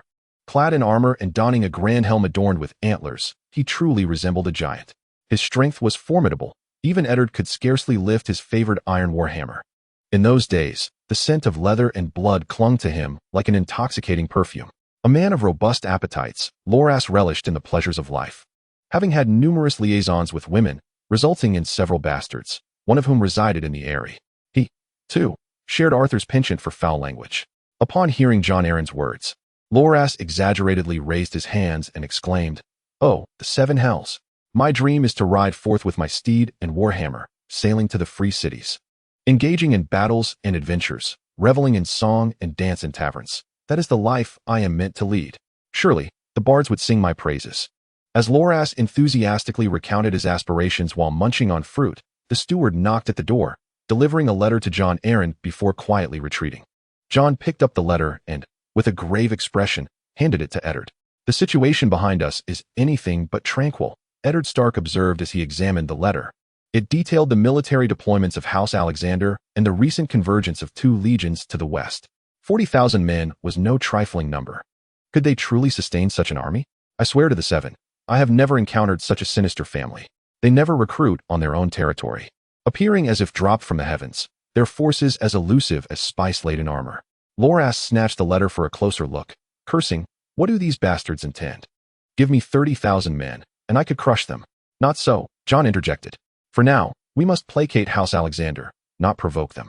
His Majesty, Aerys Targaryen, grows increasingly displeased with us, even threatening to mount our heads on steel pikes at the gates of King's Landing. What have we done to earn such ire?" It was a year prior that Aerys Targaryen's trusted fire wizard claimed to have glimpsed the future. How could this be? Is someone sowing discord? Eddard Stark pondered, bewildered that such absurdities were believed. Chapter 11. Conversations and humiliations. Yet, I find no trace of any instigation. My recruitment of soldiers is solely for self-preservation, conducted discreetly and gradually to avoid provoking Aerys Targaryen further. Jon Arryn spoke with a grave expression. "Has the situation deteriorated to such an extent?" "I believe so, Eddard. I know you are reluctant to rebel, but the one seated upon the Iron Throne has lost his sanity. He seeks to execute the Stark, Tully, Baratheon families. And all of us. We have no choice but to protect our kin." Eddard Stark bit his lip in silence. "Oh, look, the foolish Eddard has fallen silent once more. You are a wolf, not a pig. For the love of the gods, others are plotting to kill your entire family, and you still hesitate? By the seven hells, I have never encountered such foolishness." Laura Baratheon exclaimed, slapping his shoulder emphatically. Eddard Stark could not help but admire Jon Arryn's noble character, his loyalty and kindness. Jon was like a second father to Eddard. From old Jon, he had gained a semblance of rebirth, albeit only to a certain extent. He gradually developed a solitary quality that set him apart from the boorish northern nobility and the cunning southern lords, a quality found only in the lofty Eyrie. This distinction made him appear quite different from the traditional Stark leaders, devoid of the pack mentality of the dire wolf, even transforming his peers' perceptions of the Starks into that of a taciturn oddity. In truth, resilience, exuberance, and an infectious spirit are the essence of the Starks. In the feudal era, the younger sons of noble families often faced suppression. While they might enjoy a carefree childhood, once they reached school age, their lordly fathers would begin to consider the question of inheritance, consequently imposing certain restrictions on the younger son's agency to maintain the stability of primogeniture. Eddard Stark, at the age of 8, was sent to another domain as a foster son, a common practice, much like the destiny he later arranged for Bran. Passively distanced from the power struggle, he sought political allies to prepare for the eventuality of succeeding his childless elder brother. A typical fate for younger sons in stable noble families. In essence, Eddard was raised as a backup, and he accepted this role. In his eyes, his brother Brandon Stark was a natural leader, valiant and charismatic. In contrast, he felt dim and lackluster, leading to a profound lack of self-confidence. In the original narrative, he believed that everything he had, including his wife, was inherited from Brandon Stark, despite his own notable accomplishments, effective governance, and steadfast political allies. He remained forever in the shadow of his elder brother, unable to break free. "Then we must speak with House Alexander," Eddard Stark said, his expression one of resignation and despair, provoking Laura Baratheon. In the original story, Eddard's brother and father were executed in King's Landing, while Rhaegar abducted Lyanna to flee to the north and incite rebellion.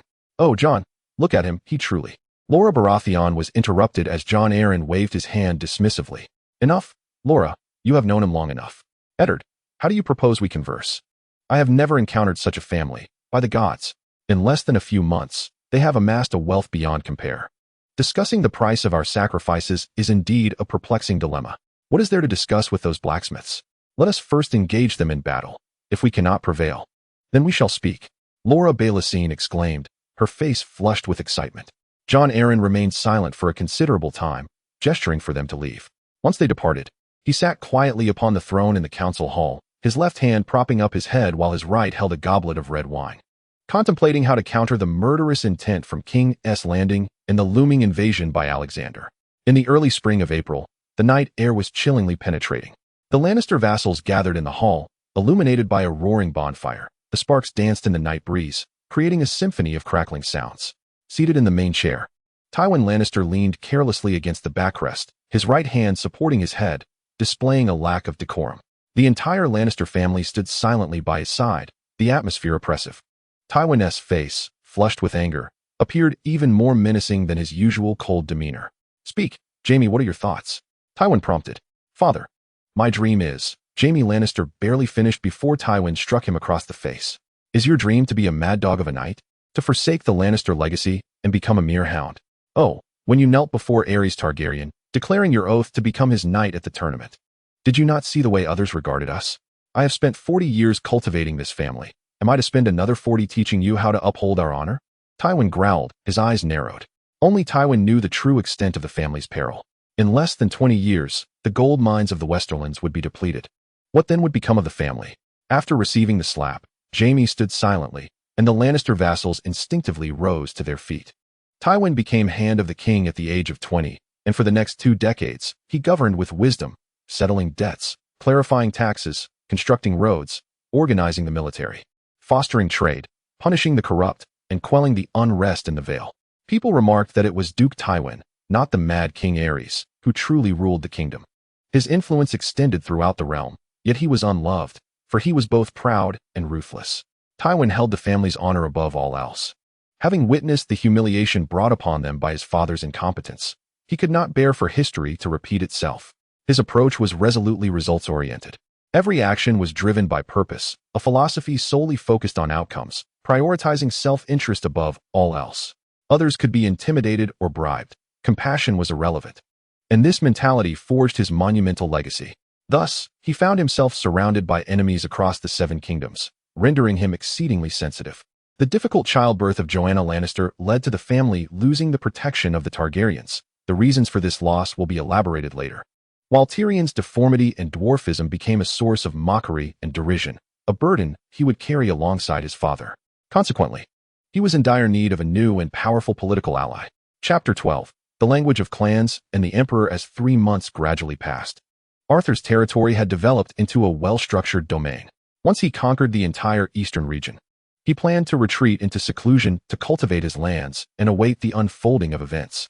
This war was led by the villainous Laura Baratheon, and it was anticipated that even after Arthur subdued the eastern lands, he might not receive official recognition, remaining branded a rebel and facing intermittent campaigns from the Alexander family.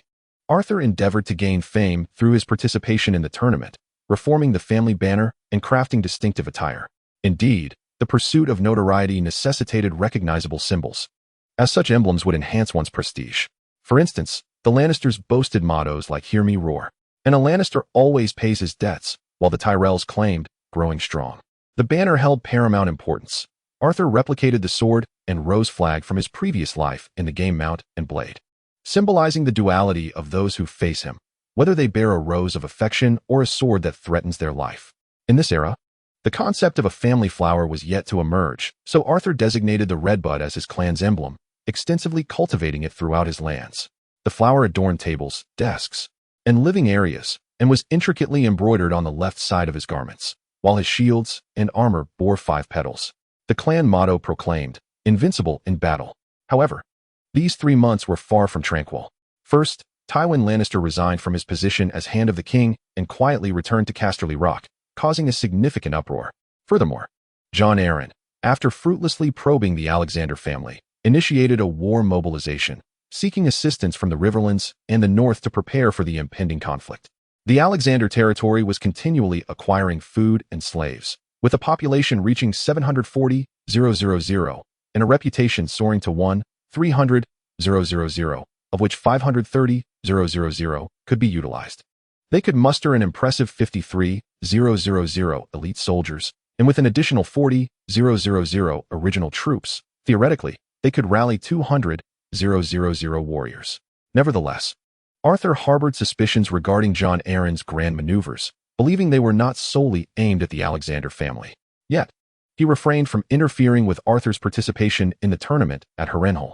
This tournament was proposed in 280 by the Earl of Riverrun, boasting a prize 3 times that of the 272 Lannisport tournament. Many speculated that the event's purpose was to compete against the Lannisters and to showcase the wealth and glory of House Riverrun. Aerys Targaryen attended this tournament, having not set foot outside the Red Keep since the rebellion in the Vale. However, he was informed by Varys that his son, Rhaegar Targaryen, would be present to meet with various lords and discuss plans to usurp the throne for himself. Although lacking concrete evidence, this claim had some basis, as House Riverrun was not a wealthy family and lacked the capital to host such a grand tournament, suggesting that there were indeed sponsors behind the scenes. Rhaegar may utilize the Kingsguard, Oswell Went, as an intermediary. He finances the hosting of a martial tournament, which in reality serves as a grand council to deliberate the matters of regime change. When Arthur, accompanied by Geraint, Jahammer, and 500 heavily armored knights, arrives at Harrenhal, it is already evening. They are promptly informed to prepare for the king's banquet. Arthur's group, weary from their arduous journey and appearing rather disheveled, hastily cleans themselves and tends to their appearance just as the preparations for the feast are concluding. "Your Majesty, Count Geraint has arrived with his family," one of the attendants announces. Aegon Targaryen, engaged in conversation with Rhaegar Targaryen, turns upon hearing the report from the soldiers. "Is this the illustrious blacksmith family?" he questions, dismissively. Such heritage is often exaggerated. After all, Arthur has spent considerable wealth over the past months promoting the naval forces. Now, when one speaks of the East, it is either the Aery family or the Alexander family that comes to mind. "Yes, Your Majesty, they are awaiting at the entrance," a soldier replies. "Let them in." Aegon gestures, allowing the soldier to convey the message. At that moment, the assembled nobles in the banquet hall begin to murmur among themselves. "Which house is this? Is it that brash, warlike blacksmith family?" At the entrance, Count Geraint calls to the guards. Dressed in a striking black and red patterned doublet, with a white lace cravat and shirt accentuated by a black vest, he exudes an air of nobility. The family sigil of the purple bougainvillea is embroidered on the left breast, while his crimson cross-pattern knee-high boots lend a flourish to his appearance, enhancing the opulence of his ensemble. Arthur possesses a visage reminiscent of a finely crafted statue, his short, lustrous black hair framing his youthful, handsome features, complemented by a perfectly sculpted nose and lips that bloom like cherry blossoms. His smile has a radiant quality, capable of parting the clouds, allowing sunlight to flood in with warmth and ease. A gleaming black gold ring adorns his hand, signifying his extraordinary status, and he embodies an innate air of nobility. The dark hair and blue eyes are emblematic of his lineage. As Arthur scans the room, he notices several notable figures from the realm, such as Loras Tyrell, Cersei Lannister, and Eddard Stark. "Your Majesty, what is a banquet without fine wine? Bring it forth." Geraint and Arthur kneel, calling out towards the entrance. "Your Majesty, I present to you 2 barrels of wine, aged for over 7 centuries, from the Alexander lineage, for your and the esteemed lord's appreciation." He deliberately mentions the vintage to subtly indicate that the Alexander family has existed for at least a millennium, albeit with a history of mismanagement that has led to their obscurity. As for whether it is a deception, one sip will reveal the truth, Arthur confidently asserts, having exchanged for this exquisite wine through the system. And as for the need for deceit, one need only look at House Tyrell, whose dominion over Highgarden has constantly faced challenges from the other noble families of the Reach. The houses of Oakhart, Florent, Roant, Peak, and Redwine boast a lineage that is both ancient and noble, with blood ties more closely aligned to the Gardner family, each claiming that the Highgarden rightfully belongs to them. This assertion has been disregarded since the time of Conqueror Aegon. After the conclusion of the First Dornish War, Duke Tyrell summoned a multitude of monks and scholars to examine the rights of inheritance pertaining to Highgarden, thereby consolidating the Tyrell family's position. Nevertheless, many still covertly scorn the Tyrells, deriding them as upstarts. Thus, Arthur's actions were not surprising. Many astute individuals likely surmised Alexander's schemes. Yet none would be foolish enough to publicly expose enmity toward a prominent family with a standing army of 40,000 in the East. Chapter 13. Secrets and Hostages at the Banquet. Beneath the veneer of hypocrisy, guests adorned in splendid attire engaged in discussions that reflected their insincere hearts. A throng of nobles surrounded Grey and engaged in conversation, punctuated by intermittent laughter. Our young Arthur, weary from a long day's journey, suddenly felt invigorated upon glimpsing the Lannister family. If there was one character Arthur admired in his previous life while watching the Game of Thrones, it was Tywin Lannister.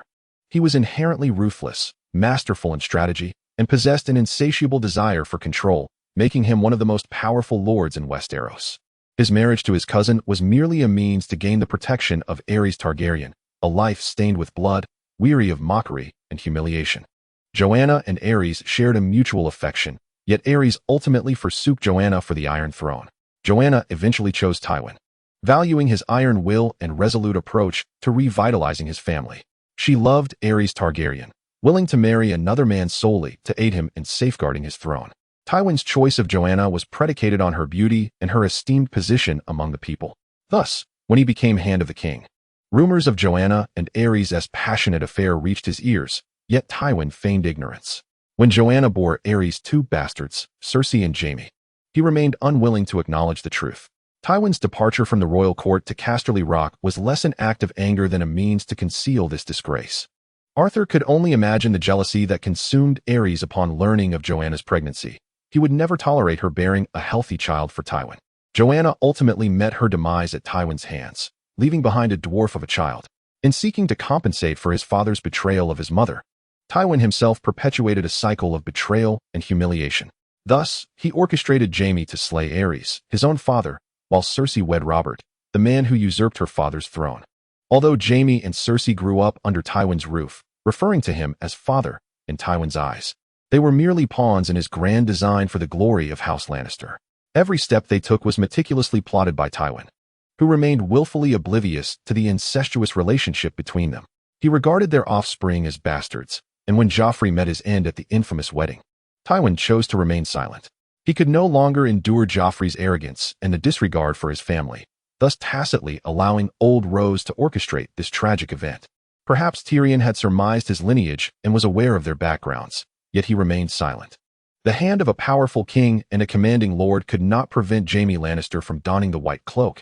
It was nothing short of a jest. He understood that Jaime wore the white merely to facilitate his entrance into his sister's bed, and Tywin only scolded him briefly before quietly resigning as Hand of the King and returning to Casterly Rock. "Your Grace, Duke Tywin, I am Arthur Alexander. Here is a letter from my father for you." Arthur approached slowly, his dark, silky hair and the clean scent surrounding him, adorned with a glimmering black and gold ring, all signifying his nobility, despite being merely 5 years of age. Tywin Lannister squinted at Arthur, accepting the letter with a stoic demeanor, then gestured to Cersei Lannister beside him, saying, "Cersei, please take good care of this young lord." With that, he turned to depart. Arthur gazed intently at Cersei Lannister, who was fair-skinned and beautiful, exuding a noble elegance. She was indeed a figure deserving of the phrase that a woman's weapon lies between her legs. "Sister Cersei, I am Arthur Alexander." He sweetly introduced himself, pondering how to temporarily forge an alliance with the Westerlands. In the face of opponents like the Starks, Tullis, and Aarons, who were as foolish as swine, the Lannister family of the Westerlands appeared rather astute. This family possessed wealth, power, intellect, and beauty. They had it all. Regicide, incestuous relationships between siblings, and the assassination of Robert, the old lion never smiled, always scheming. Even his only son, the deformed dwarf, was a genius in his own right, potentially a valuable ally to secure before the narrative commenced, providing great benefits for both parties. However, in this era, the sole means of alliance was through marriage. Yet, young Arthur had no desire to wed this madwoman. Thus he pondered this dilemma, unable to decipher what the Lannisters truly desired, leaving him to draft a blank check in his letter. Cersei Lannister gently patted Arthur's head and lifted him up, saying, "Such a good boy. Sister will take you to eat." Arthur was carried by Cersei to a gathering of noble women, some flirting with men, while others engaged in gossip about the aristocracy. "Hey, Cersei, who is this charming young lad?" one inquired. "This is the heir of House Alexander, Arthur Alexander," she replied, placing him on her lap while conversing with the surrounding ladies. "Ah, the smith from the east? Oh, I mean the Steele family from the east," one remarked. "You may refer to us as House Alexander or the House of the Purple Blossom, madam," Arthur replied with a slight smile and a gentle voice. While internally calculating Cersei Lannister's intentions, Cersei Lannister first tenderly combed Arthur's hair with her fingers, then began feeding him the delicacies that had just been brought by a maid, one bite at a time. Without turning her head, she remarked, "Look, our little one is upset. Lady Julian, would you kindly assist in distancing the others from my young Arthur? I wish to speak with him." As I observed the hurried departure of those around me, the name of Lannister proved to be remarkably potent. Yet, Arthur's eyelids twitched, and an epiphany struck me. there existed another avenue for alliance, to become a hostage in Casterly Rock. Casting a glance back at Cersei Lannister's gentle visage, one might easily be ensnared by her charm, were it not for the foreknowledge of the unfolding narrative. Is there something troubling you, dear sister? Do you not enjoy my company? Cersei inquired sweetly. Just as I was about to respond, a contingent of armored soldiers, led by a man clad in white, approached. Are you Arthur Alexander? He asked. I am Oswell Went. I have heard tales of how you led 8,000 men to decisively defeat a coalition of 50,000. By the seven, I have never heard such an outrageous story. Oswell spoke to Arthur with a mocking tone. Unperturbed, Arthur mused internally about the folly of anyone attempting to coerce him in such a manner. The North would hardly resort to such tactics, and Jon Arryn, with his aloof demeanor, would not either. If it were Loras Tyrell, he would certainly prefer to converse with me through the handle of his hammer. After much contemplation, the only family that came to mind was the Tullis. Chapter 14. Duels and Schemes. What? Arthur Alexander and Oswell Went are to duel. By the seven hells. Is he intent on telling everyone that my Kingsguard only bullies a child not yet 5 years of age? King Aerys Targaryen bellowed as he approached the encampment. Outside the castle, there lay a training ground for soldiers, featuring a 2-story stone structure where the guards resided. Before this edifice stretched a clearing dotted with scarecrows, where soldiers practiced their thrusting techniques. At this moment, a throng of soldiers gathered around the clearing, witnessing the standoff between the two prominent figures, Arthur and Oswell. Curious onlookers, including the likes of Stark, Arryn, and Lannister, flocked to the scene. Lord Grain, will you not intervene in this dishonorable duel? Tywin Lannister inquired coldly, observing the proceedings. Oh, young Arthur is our family's warrior. He is invincible, whether on the battlefield or in a duel. As for those who conspire behind the scenes, I shall make them realize that incurring the wrath of Alexander is not a wise choice, Grain retorted, casting a derisive glance at Hostert Tully and his cohorts. Due to Arthur's diminutive stature at 5 years, he was unable to don armor. For the sake of fairness, both combatants wore only shirts and trousers, wielding 2 double-handed swords, each measuring 1.40 meters in length. As Arthur encountered this sword for the first time, it loomed larger than himself, and he curiously examined it. The sword's blade and hilt formed a cross shape, requiring both hands to wield effectively. Arthur awkwardly swung the sword, finding it rather unwieldy. Very well, let us commence, Arthur declared nonchalantly, adopting a stance with the sword pointed toward his opponent. Then let us begin, Oswell responded. Osweiler held the hilt of his sword, its tip angled at a sharp 45 degrees, as his nimble feet danced forward and backward. The surrounding spectators erupted in cheers, applauding Osweiler's skill. Suddenly, Arthur lunged fiercely with his sword towards Osweiler. In a moment of panic, Osweiler crouched low, raising the hilt of his sword high to position the blade across his front. Arthur's sword tip was deflected, sliding harmlessly to the right, exposing his unguarded body. Seizing the opportunity, Osweiler swung at Arthur's left side. Arthur, seemingly indifferent, retracted his sword to the left, their blades clashing and sparking. Suddenly, Arthur forcefully pushed Osweiler's sword aside, leaping to strike at Osweiler's head. He quickly crouched, narrowly avoiding disaster. The surrounding nobles erupted in excited shouts, questioning Osweiler's capabilities. With a mocking gaze, Osweiler scrutinized Arthur, eager to determine if he could cleave this heir of Alexander in one stroke. The long sword whistled through the air, its roar amplifying the impending strike. Arthur remained unfazed, contemplating how much force he could exert without appearing overly fearsome, completely oblivious to Osweiler's approaching blade. As the sword neared its target, Arthur's expression remained one of thrill, with a glint of danger in his eyes. Kill! Osweiler felt his heart racing with exhilaration, poised to strike down Alexander's heir. It was only when he heard Osweiler's excited shout that Arthur finally lifted his head. With a casual swipe, he swept his long sword across, surprisingly fast, landing a blow squarely on Osweiler's chest. With a gasp, Osweiler coughed blood, his body sent flying by Arthur's strike. In a flash, Arthur hurled his sword towards Osweiler's heart, the blade embedding itself into a tree with a resounding thud. How could this be possible? The surrounding nobles and soldiers fell silent, stunned. Osweiler, renowned for his prowess among the Imperial Guard, had been so effortlessly dispatched, like a mere fly swatted away and then pinned to a tree by Arthur's sword. In mere seconds of shock, the nobles erupted in frenzied shouts directed at Arthur. For Laura Baelation, a seasoned warrior, the display of Arthur's strength was nothing short of terrifying, causing her eyelids to twitch. The noblewomen looked at Arthur as if they wished to devour him whole. At that moment, a faint smile graced Arthur's lips, his bright, penetrating eyes radiating an irresistible allure. With a proud nose and striking brows, his seemingly delicate frame lent him an unexpected air of dominance. Oh, the seven gods above. I thought that was all Alexander's doing. Damn it, I never imagined this was a little monster, Laura Baelation remarked to Ed Stark. Ed Stark's lips twitched as he watched Grey and the little monster depart. Upon returning to his quarters, he hurriedly instructed Brian. Contact the shadows after the tournament to abduct Lyanna Stark. Ensure it is executed with precision. As you wish, my Lord Arthur. I shall make the necessary arrangements, Brian replied, swiftly departing before he had even settled.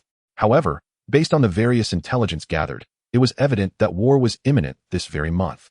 The gaze of Laura Baratheon towards me was unsettling, and the Tully family had openly opposed me.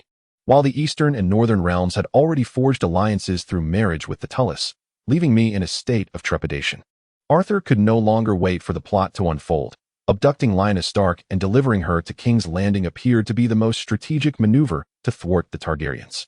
The Shadows had been established as an intelligence network following the occupation of the eastern coastal cities, and they were only just managing to gain a foothold in the east.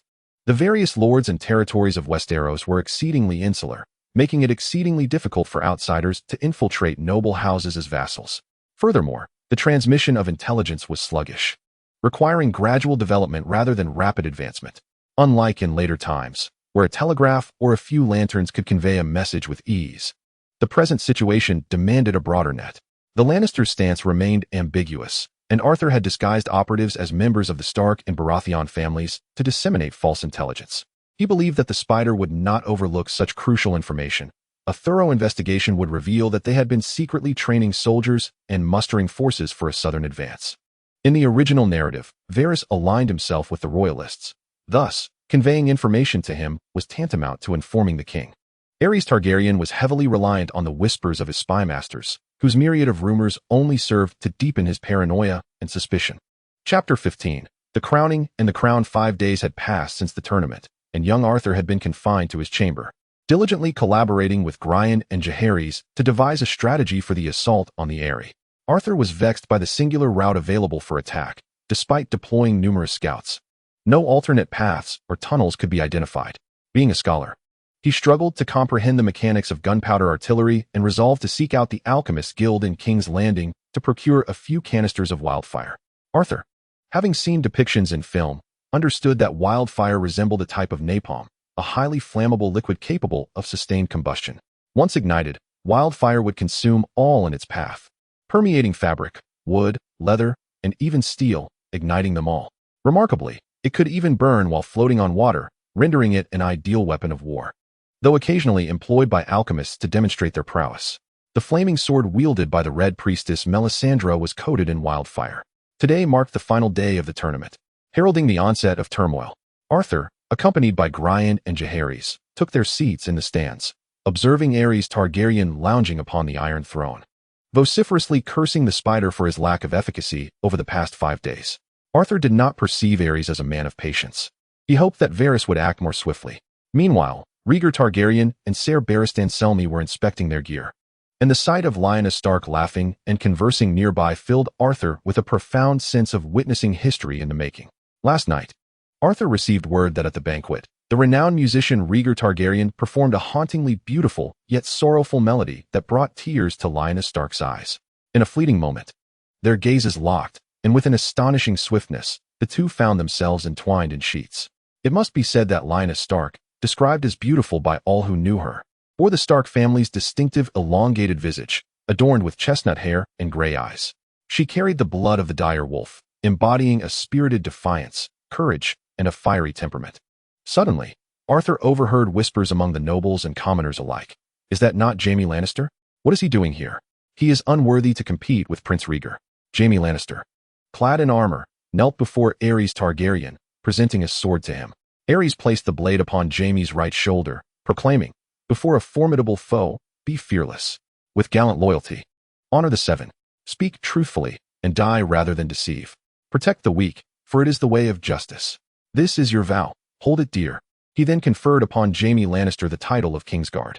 With a solemn countenance, Jaime responded, "I shall treat the weak with compassion. I shall face formidable foes with courage. I shall unreservedly oppose the wicked. I shall fight for those unable to battle. I shall assist those in need. I shall not harm women or children. I shall support my knightly brethren. I shall be loyal to my friends. I shall approach love with sincerity. Upon concluding his oath, he received the sword from Aerys and quietly stood beside him. Arthur, witnessing this scene, felt a peculiar thrill, almost compelled to chuckle at Jaime Lannister's swearing of oaths. Tempted to remark, "No need for that. You shall never accomplish such feats in this lifetime." He observed the Westlands erupt in applause and cheers, uncertain whether it was for Jaime Lannister's knighthood or some other reason. His gaze fell upon Tywin Lannister, whose expression remained one of indifference, lost in contemplation. Even disinterested in the ensuing duel between Rhaegar Targaryen and Ser Barristan Selmy. Arthur surmised that Aerys Targaryen's decision to knight Jaime Lannister was not merely to secure a hostage, but rather to ensure his protection. Yet, he could not fathom whether Aerys was aware that Tywin Lannister's 2 sons were not of his blood. If Aerys did know, it could be an act of safeguarding Jaime. If not, it might indeed serve as a means of holding him as a hostage. Tywin Lannister, a master strategist, understood that war was now inevitable, and the Westerlands would inevitably be affected. By presenting an illegitimate son, he could remain concealed within Casterly Rock. This was partly because lords like Jon Arryn and Eddard Stark, known for their strong sense of justice, would not compel Tywin to declare his position upon learning that his heir was in the hands of Aerys Targaryen. Furthermore, even after the war was won, they would refrain from exacting retribution upon the Lannister family. Additionally, whether Aerys Targaryen was aware of the child's parentage was of little consequence. He understood that if Jaime Lannister remained close, the Westerlands could still be swayed. Should he perish, both sides would become irreconcilable enemies. This explains why, during the later stages of the War of the Usurper, Aerys Targaryen still held faith in Tywin Lannister and opened the gates, ultimately leading to the fall of King's Landing, where his wife and children faced dire fates. Arthur, reflecting on this, increasingly recognized the advantages of an alliance with House Lannister, though he was not entirely reliant on them. He could wage war independently. However, the Alexander family had long sought a voice in the political arena. Therefore, as long as Tywin Lannister's terms were not excessively unreasonable, he was willing to acquiesce. As the raucous cheers erupted around him, Arthur lifted his gaze to witness history unfold. The tournament at Harrenhal belonged to Rhaegar. He triumphed over numerous formidable opponents, such as Brandon Stark, Jon Royce, Arthur Dayne, and Barristan Selmy, ultimately claiming victory. According to tradition, he was to bestow the title of Queen of Love and Beauty upon his most beloved. When Rhaegar rode past his wife, the mother of his 2 children, Elia Martell, and placed the blue rose garland, symbolizing love and beauty, upon the lap of Lyanna Stark, betrothed to Robert Baratheon, the atmosphere turned to stone. Arthur, filled with excitement, signaled to Grenn that they could commence their abduction plan. Grenn nodded and slowly departed from the tournament grounds. Arthur was acutely aware of the precarious nature of their schemes, fearing that if he flapped his wings too vigorously, he might unravel the narrative altogether, leaving him to rely solely on his reputation to assert dominance. Beside Lyanna Stark, her brother Brandon Stark seethed with anger, ready to explode, only to be restrained by Eddard Stark, who urged him to leave swiftly. Brandon perceived this as a grave insult from the crown to his family, for Rhaegar Targaryen was now wed, and Lyanna Stark was engaged to Robert Baratheon, an affront he could not abide. Chapter 16. Turmoil and Rebellion. It has been a day since Rhaegar Targaryen bestowed the titles of Love and Beauty upon Lyanna Stark.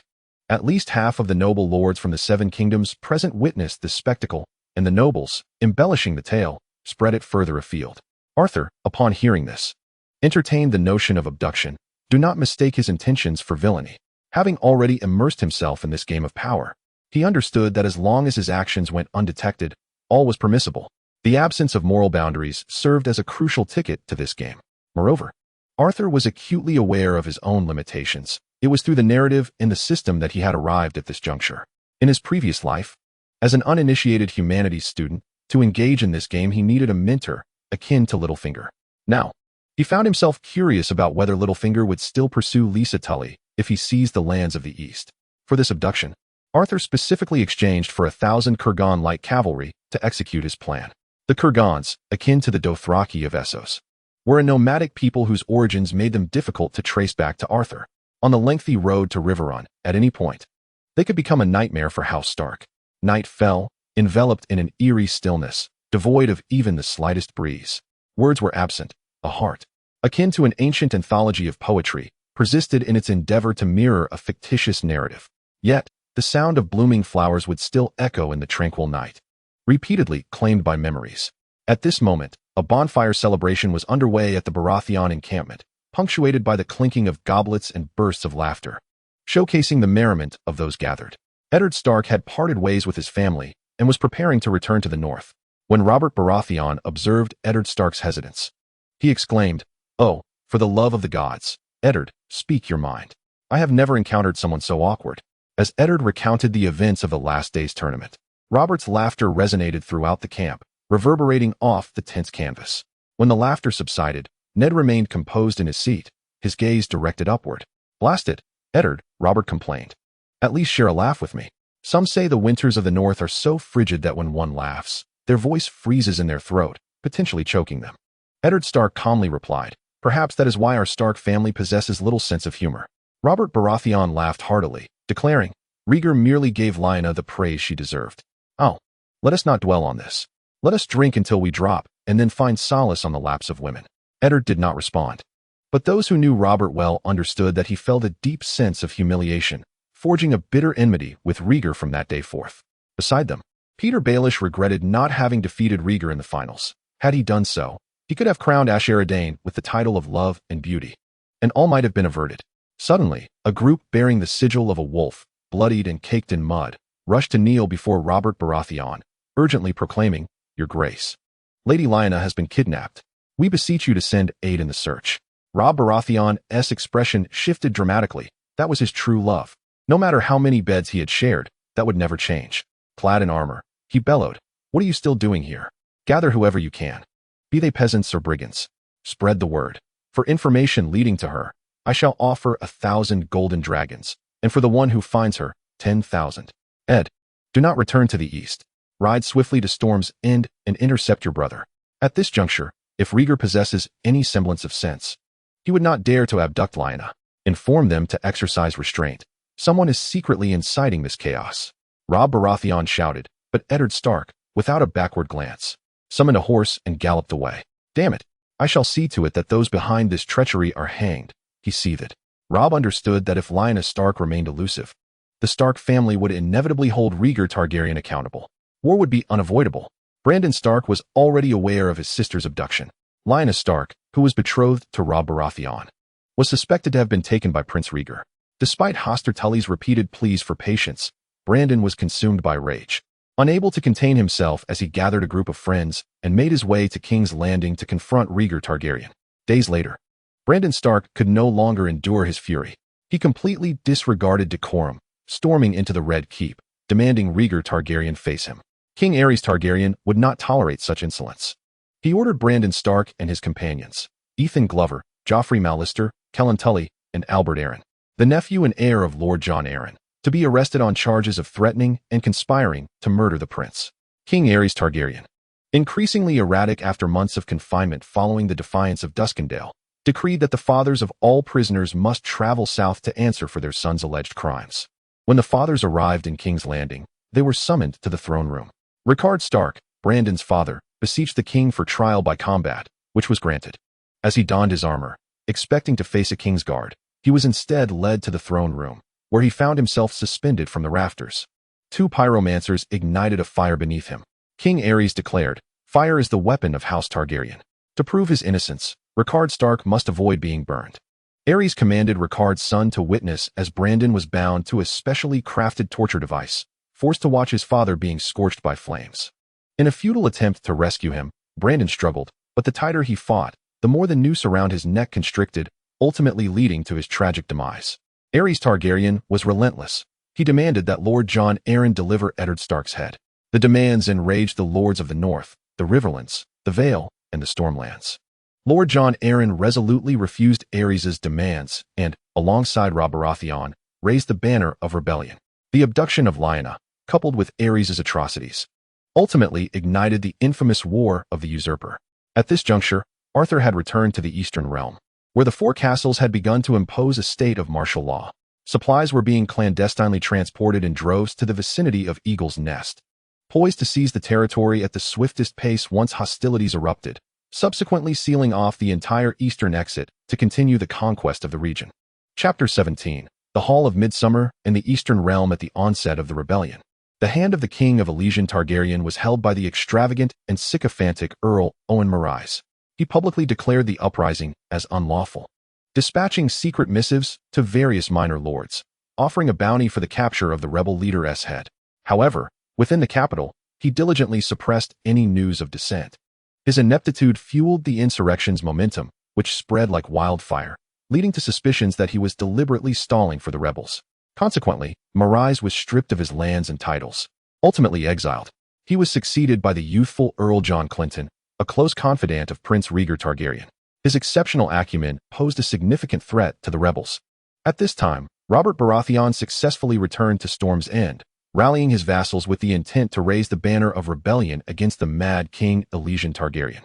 However, some vassals remained steadfast in their loyalty to the crown, responding to the call of the king's hand, John Clinton, to rise against Robert Baratheon. Earl Fair, Earl Caverin, and Earl Grandison sought to muster their forces at the Hall of Midsummer and advance towards Storm's End to intercept Robert. Upon learning of this, Robert Baratheon hastened to the gathering point with his troops. The details of the ensuing battle remain unclear. It is known that Robert was the first to arrive at the Hall of Midsummer, triumphing thrice within a single day by defeating 3 royalist factions that had assembled.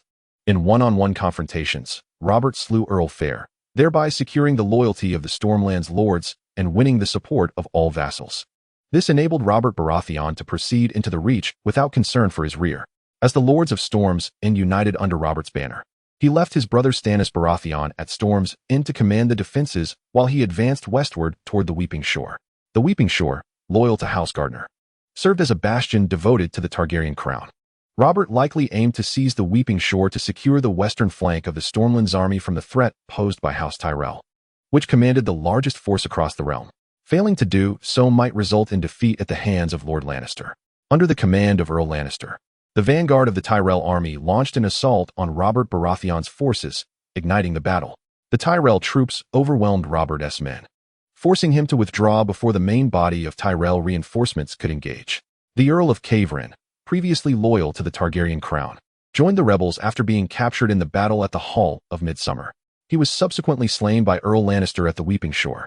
In the aftermath, a casualty report from the Reach noted that Sir Quentyn Tyrell, the nephew of Duke Mace Tyrell, perished in combat. Arthur remarked that the outcome of this battle was inconclusive, suggesting that its scale was not particularly vast, and Robert's forces had not suffered significant losses.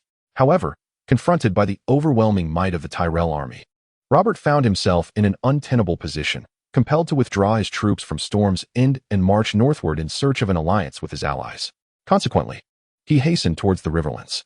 On the other hand, Robert's departure from Storm's End allowed the victorious Tyrell forces to invade and besiege Storm's End, which was under the guard of Robert's brother Stannis. At this juncture, Aerys Targaryen proclaimed Jon Arryn a traitor, stripping him of his noble title and reassigning the lands of the Vale to Gwaine Alexander. Arthur, mounted and observing the proclamation, turned to Gwaine and quipped, "Our emperor seems to have lost his senses. He would give away his very wife if it meant retaining his throne. By the way, where's Lyanna Stark now? She is already in King's Landing with Rhaegar Targaryen. Aerys, the Mad King, has descended into chaos with many nobles, leaving us with no use for Lyanna Stark." "My lord, you are right, Gwaine. Was Lyanna Stark sent to us?" "No, my lord. We intentionally leaked the information to the Spider, who rescued her without leaving a trace." Arthur nodded in acknowledgement. In early October, as winter's chill began to settle in, the last remnants of summer faded away. The earth lay cloaked in autumn's pallor, resembling a vast white carpet beneath Arthur's steed. The cold winds of early winter surged forth, carrying with them the icy breath of the north. In the distance, a fortified stronghold came into view, and as the dark cavalry appeared on the horizon, a wave of panic swept through the fortress. For the Bloodgate fortress, besieged by Alexander's royal guard, it was akin to receiving an adrenaline boost as the morale of the entire army soared, eagerly awaiting the command to attack. Accompanying Arthur were 3 legions of heavily armored infantry reinforcements. Alexander's 2 heavy cavalry units and Arthur's royal guard were formidable forces, their equipment ranking among the finest in Westeros. Not to mention, 30 siege engines, requiring 4 horses apiece, had also arrived. Long before the onset of war, Arthur had procured a substantial number of catapults and crossbows, signaling that the Alexander family's campaign against the Vale was about to commence in earnest. The Bloodgate was the first to feel the pressure. As the once encircling Alexander forces began to shift tactics, Waves of heavily armored infantry surged into battle, the Alexander banner fluttering proudly, their black armor shimmering like the sea. The commander of Eagle's Nest, Aaron, felt his heart race as he gazed at the approaching tide of black-clad soldiers from atop the castle walls. His palms slick with sweat, just as Jon Arryn's orders had foretold. Eagle's Nest has become the bastion on the eastern front of the rebels, the sole location they can hold. Should the Bloodgate fall, the Alexander Legion would surge forth from Eagle's Nest into the heart of the rebel territory, heralding imminent peril. The fate of the entire kingdom rests upon Eagle's Nest, resting heavily upon Eileen's shoulders. In her heart, she could only silently pray that the rebels would swiftly vanquish the royal forces and return in time. Furthermore, a foreboding feeling gnawed at Eileen. The prolonged probing assaults by Alexander on Eagle's Nest over the past fortnight likely neared their culmination. With substantial reinforcements arriving and a plethora of trebuchets assembled, Alexander's true military might had nearly been restored. He would scarcely be inclined to linger any longer in this standoff. Tomorrow would likely witness a fierce assault on Eagle's Nest. Could the current garrison of 15,000 hold firm? Eileen's heart was heavy with trepidation. Chapter 18. Winds rise in the eastern territories. The Alexander Legion, heralded as the mightiest force on the continent of Westeros, had only one Bloodgate to contend with. How long could it possibly withstand their onslaught? Eileen's apprehensions proved justified. In the stillness of dawn, before the sun had fully ascended, Alexander's attack commenced. His banner soared high, and the fervent commanders rallied their troops. The weary Royal Guard's 3rd Legion, having endured 2 weeks of relentless combat, was temporarily withdrawn, with the assault now entrusted to the well-rested Imperial Guard. As preparations reached their zenith, the trebuchets began their slow ascent, and a resounding boom reverberated through the morning air, shaking the Bloodgate to its core. Massive stones, imbued with a hint of wildfire, were hurled, causing the parched winter grasses and shattered stones surrounding the area to tremble violently. The very ground seemed to dance, as if invisible hands were lifting and dropping it, like boiling water in a frenzy. In an instant, chaos erupted at the Bloodgate. Black smoke billowing upwards as if the heavens themselves were rending open wounds in the sky. The eastern soldiers instinctively covered their ears. Many trembled as if struck by a thunderclap, their faces pale, on the verge of fainting. As the commander's orders were drowned beneath the overwhelming roar, the shockwave toppled all in its path. The initial reaction for everyone was to crouch low, rendered momentarily deaf. All that could be perceived was the dark military formation emerging through the mist of dawn, which appeared to shatter under the weight of an unseen force. Torn apart by bursts of crimson flame that illuminated the vast, desolate plains, intensifying the brilliance of the fiery glow. With each successive explosion, new tongues of flame surged forth, sending shards and ash spiraling into the sky, evoking the sheer, destructive power of the flames that seemed invincible. For an entire hour, brilliant luminous orbs traced beautiful yet cruel arcs in the sky, heralding death as they thunderously swept across the Bloodgate's walls.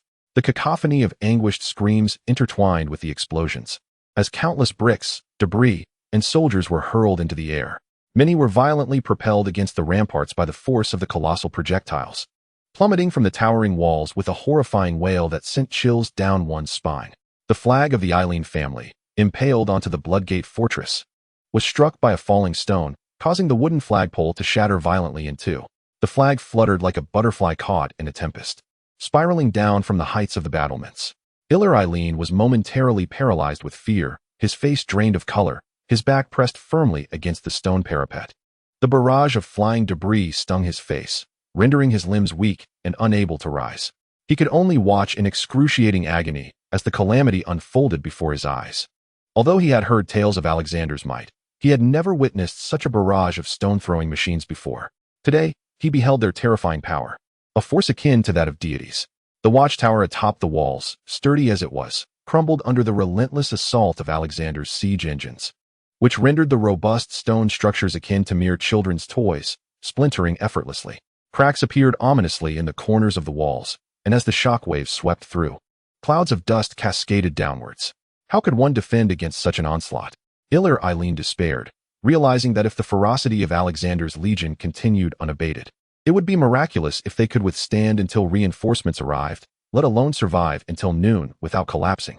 A swift steed galloped into the eastern stronghold of Zinsic City, belonging to the Cobry family. The conflict in the Riverlands had not involved him. And while Leonor Cobry spent his days wearily analyzing the positions of the royalists and the rebels on a map, a top-secret operational order from the Eileen family, which had nearly driven him to despair, miraculously arrived. This sudden shift from the periphery back to the core invigorated Leonor, who read the command thrice, first with joy, then with confusion, and finally with shock. What was this? John Eileen was not requesting to reinforce the heavily fortified Riverlands or the besieged Wind Whisper Fortress, but instead commanded his legion to march eastward to rescue Bloodgate and Eagle's Nest.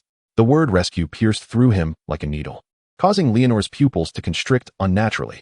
His hand trembled as he clutched the order, his mind swirling in bewilderment. As a noble of the Eastern Realm, one cannot be oblivious to the significance of the Bloodgate. It serves as the very portal to the east. The urgency of the Bloodgate is palpable, for if it falls, the barrier protecting the Eastern Realm will be breached. The astonishing news that Alexander has circumvented Iron Oak Fortress to launch a surprise attack on Eagle's Nest City is a monumental shock to all. It is no wonder that John Eileen recalls himself in such dire times. The military forces in the Riverlands are as taut as a drawn bow, with even the slightest movement proving exceedingly difficult. The coalition of 4 nations is still struggling to reinforce the gaping hole in Sherdang Town. Should the Bloodgate truly succumb to Alexander's assault, the entirety of the Eastern Realm would be laid bare before his advancing troops, resulting in significant upheaval across the other fronts. The Royalists and the coalition have been engaged in a brutal struggle in the Riverlands for 4 months, with not a single soldier available to assist the East.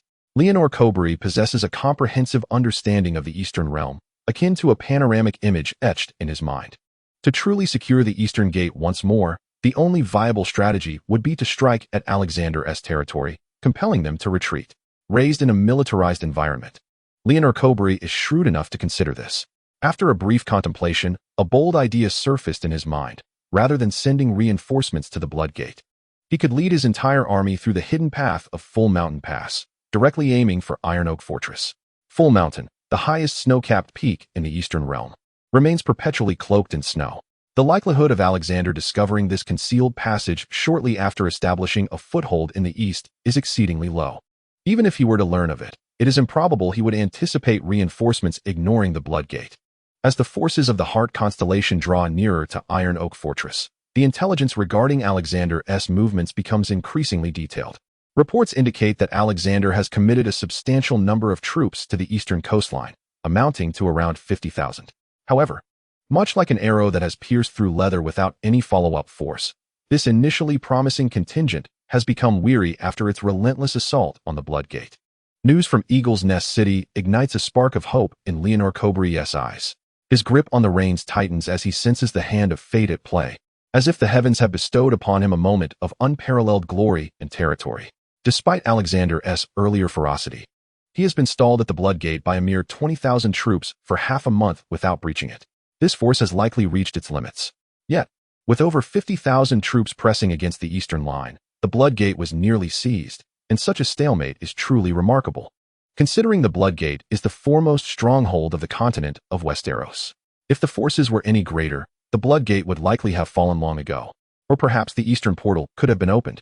However, now, all seems impossible, for Leonor Cobury has arrived. What lies before him are 4 towns and fortresses, all lacking in military strength, leaving no means to thwart the impending advance of the well-prepared elite army of 40,000. While a surprise attack may seem dishonorable, in the context of an imminent clash between the main forces of 2 nations, it transforms into a different narrative. With hundreds of thousands poised for battle, the clash of legions will determine the fate of morale on both sides, hinging upon the outcome of the initial encounter. Whether it was Alexander capturing Bloodgate to breach the defenses, or Leonor Cobury's forces seizing the coastal city of the Eastern Realm, news reaching the main battlefield would undoubtedly serve as a tremendous morale boost for their side. Conversely, the spirit of the defeated would inevitably waver. Such a pivotal initial victory lay before them, and there was no time to waste. In a mere day and a half, Cobury's legion arrived at the eastern coastline, then proceeded to traverse the treacherous paths of the frozen mountains. The icy trails claimed a toll on the Cobury forces, with over 100 succumbing to the bitter cold and several hundred sustaining frostbite. Yet, for the formidable 40,000-strong Heart's Rest Legion, such losses were trifling. At this moment, Alexander could hardly fathom that 40,000 soldiers had crossed the mountains, redirecting their march toward Iron Oak Fortress. Just as Alexander had maneuvered from Iron Oak to Bloodgate, he too yearned to etch a look of astonishment upon Graine's visage. Mounted upon his majestic steed, Leonor Cobury raised his sword aloft with unwavering confidence, scanning the ranks of his assembled army below, 40,000 strong, their pikes standing like a forest. A palpable aura of ferocity enveloping them.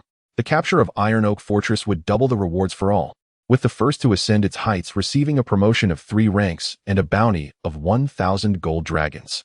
With a resounding roar, Cobury raised his sword to the heavens, igniting a fervor among the soldiers below, their eyes glimmering with ambition. 1,000 gold dragons and a 3-rank promotion. This promise stirred not only the soldiers, but even the lower-ranking officers, who joined in a raucous cheer, their spirits soaring high, transforming the chill they had just endured through the snow-laden valleys into fervent zeal. The Cobury Legion, a formidable array of 40,000 elite troops, was more than capable of overcoming the defenders, regardless of their numbers. Little did they know, however, that behind Iron Oak Fortress, no reinforcements awaited them. Only a tightly shut gate stood between them and the chance to vanquish the cornered foe. Seizing this opportunity would ensure their place in the annals of Westerosi history in this monumental clash. The Cobury forces surged forth with astonishing speed, akin to a thunderclap. Without a main force stationed at Iron Oak, the fortress posed little challenge, akin to a powerful man overpowering a defenseless maiden. Unbeknownst to Leonor Cobury, as he charged toward Iron Oak, countless armored soldiers of Alexander's black-clad infantry were already advancing from Bloodgate towards Eagle's Nest. At precisely 1 o'clock, the Cobury Legion appeared at Iron Oak, dozens of infantry teams forming an impressive and orderly procession, a veritable sea of soldiers. Their banners unfurled across the land, each infantry unit displaying a perfectly aligned formation of spear points, while above each formation fluttered the golden 3-stripe banner of House Cobury, resembling a fearsome sword poised to be unsheathed.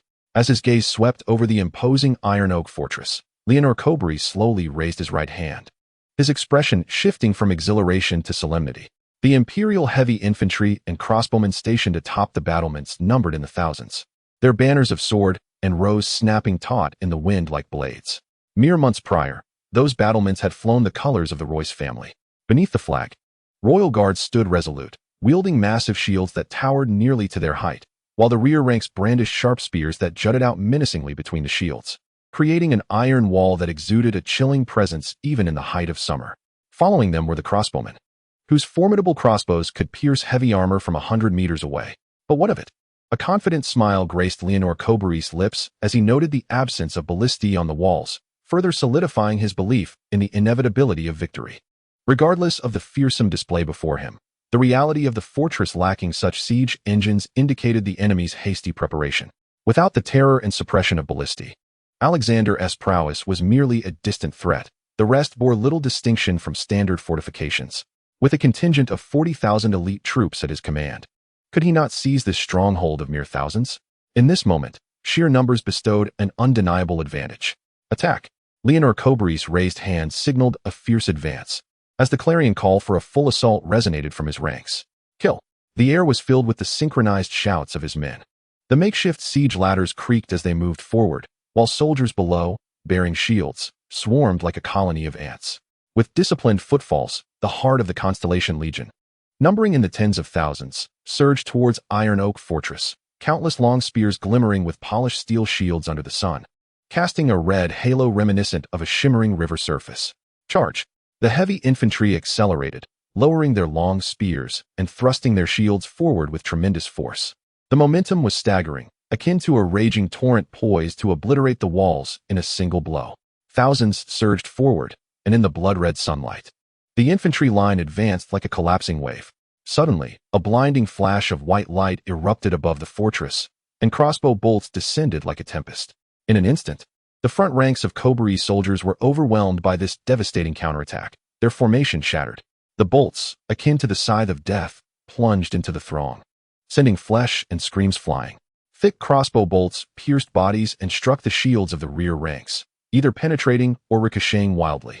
As nearby soldiers fell like bowling pins struck down, the elite vanguard, once a formidable force, was now scattered in disarray, the ground littered with the wounded and the dead.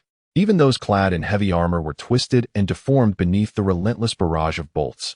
The once vibrant heavy infantry had devolved into a scene of lamentation. Press on.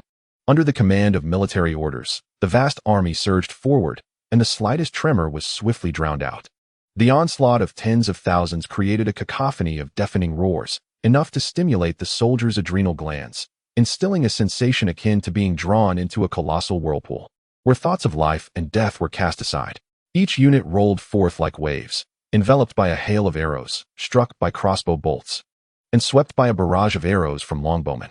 Yet, even more formidable formations boldly crashed against the city walls, resembling a gigantic serpent intent on devouring the iron oak fortress whole. Chapter 20. The winds rise in the eastern lands at the foot of the iron oak fortress. Countless soldiers of the Coburee Legion surged like ants, while the fierce counterattacks from atop the fortress rained down upon them like a tempest. Arrows filled the sky, as the heavy crossbow bolts, as thick as arms, brutally pierced through the ranks, unleashing a torrent of blood that revealed to the Coburee soldiers the lethal power of weapons designed for massed assaults. Countless shafts of white light shot from the battlements, and before the Coburee soldiers could comprehend their nature, heads were severed, and blood spurted forth like falling rain. The sound of crossbows shattering shields resounded, a harrowing symphony that pierced the eardrums of all present. The anguished cries of the wounded echoed as flesh and blood flew amidst the front line struck by the crossbows. The half-scaled armor of the Coburee soldiers offered little defense against the relentless barrage, which carved long, gory pathways through their ranks. The powerful bolts often penetrated the first victim, continuing through 2 or 3 more before plunging into the earth, the viscous blood flowing down the iron shafts, quickly forming pools mixed with shredded flesh. Limbs torn apart by the heavy arrows lay strewn about like broken toys, a sight that sent chills through the hearts of nearby eastern soldiers.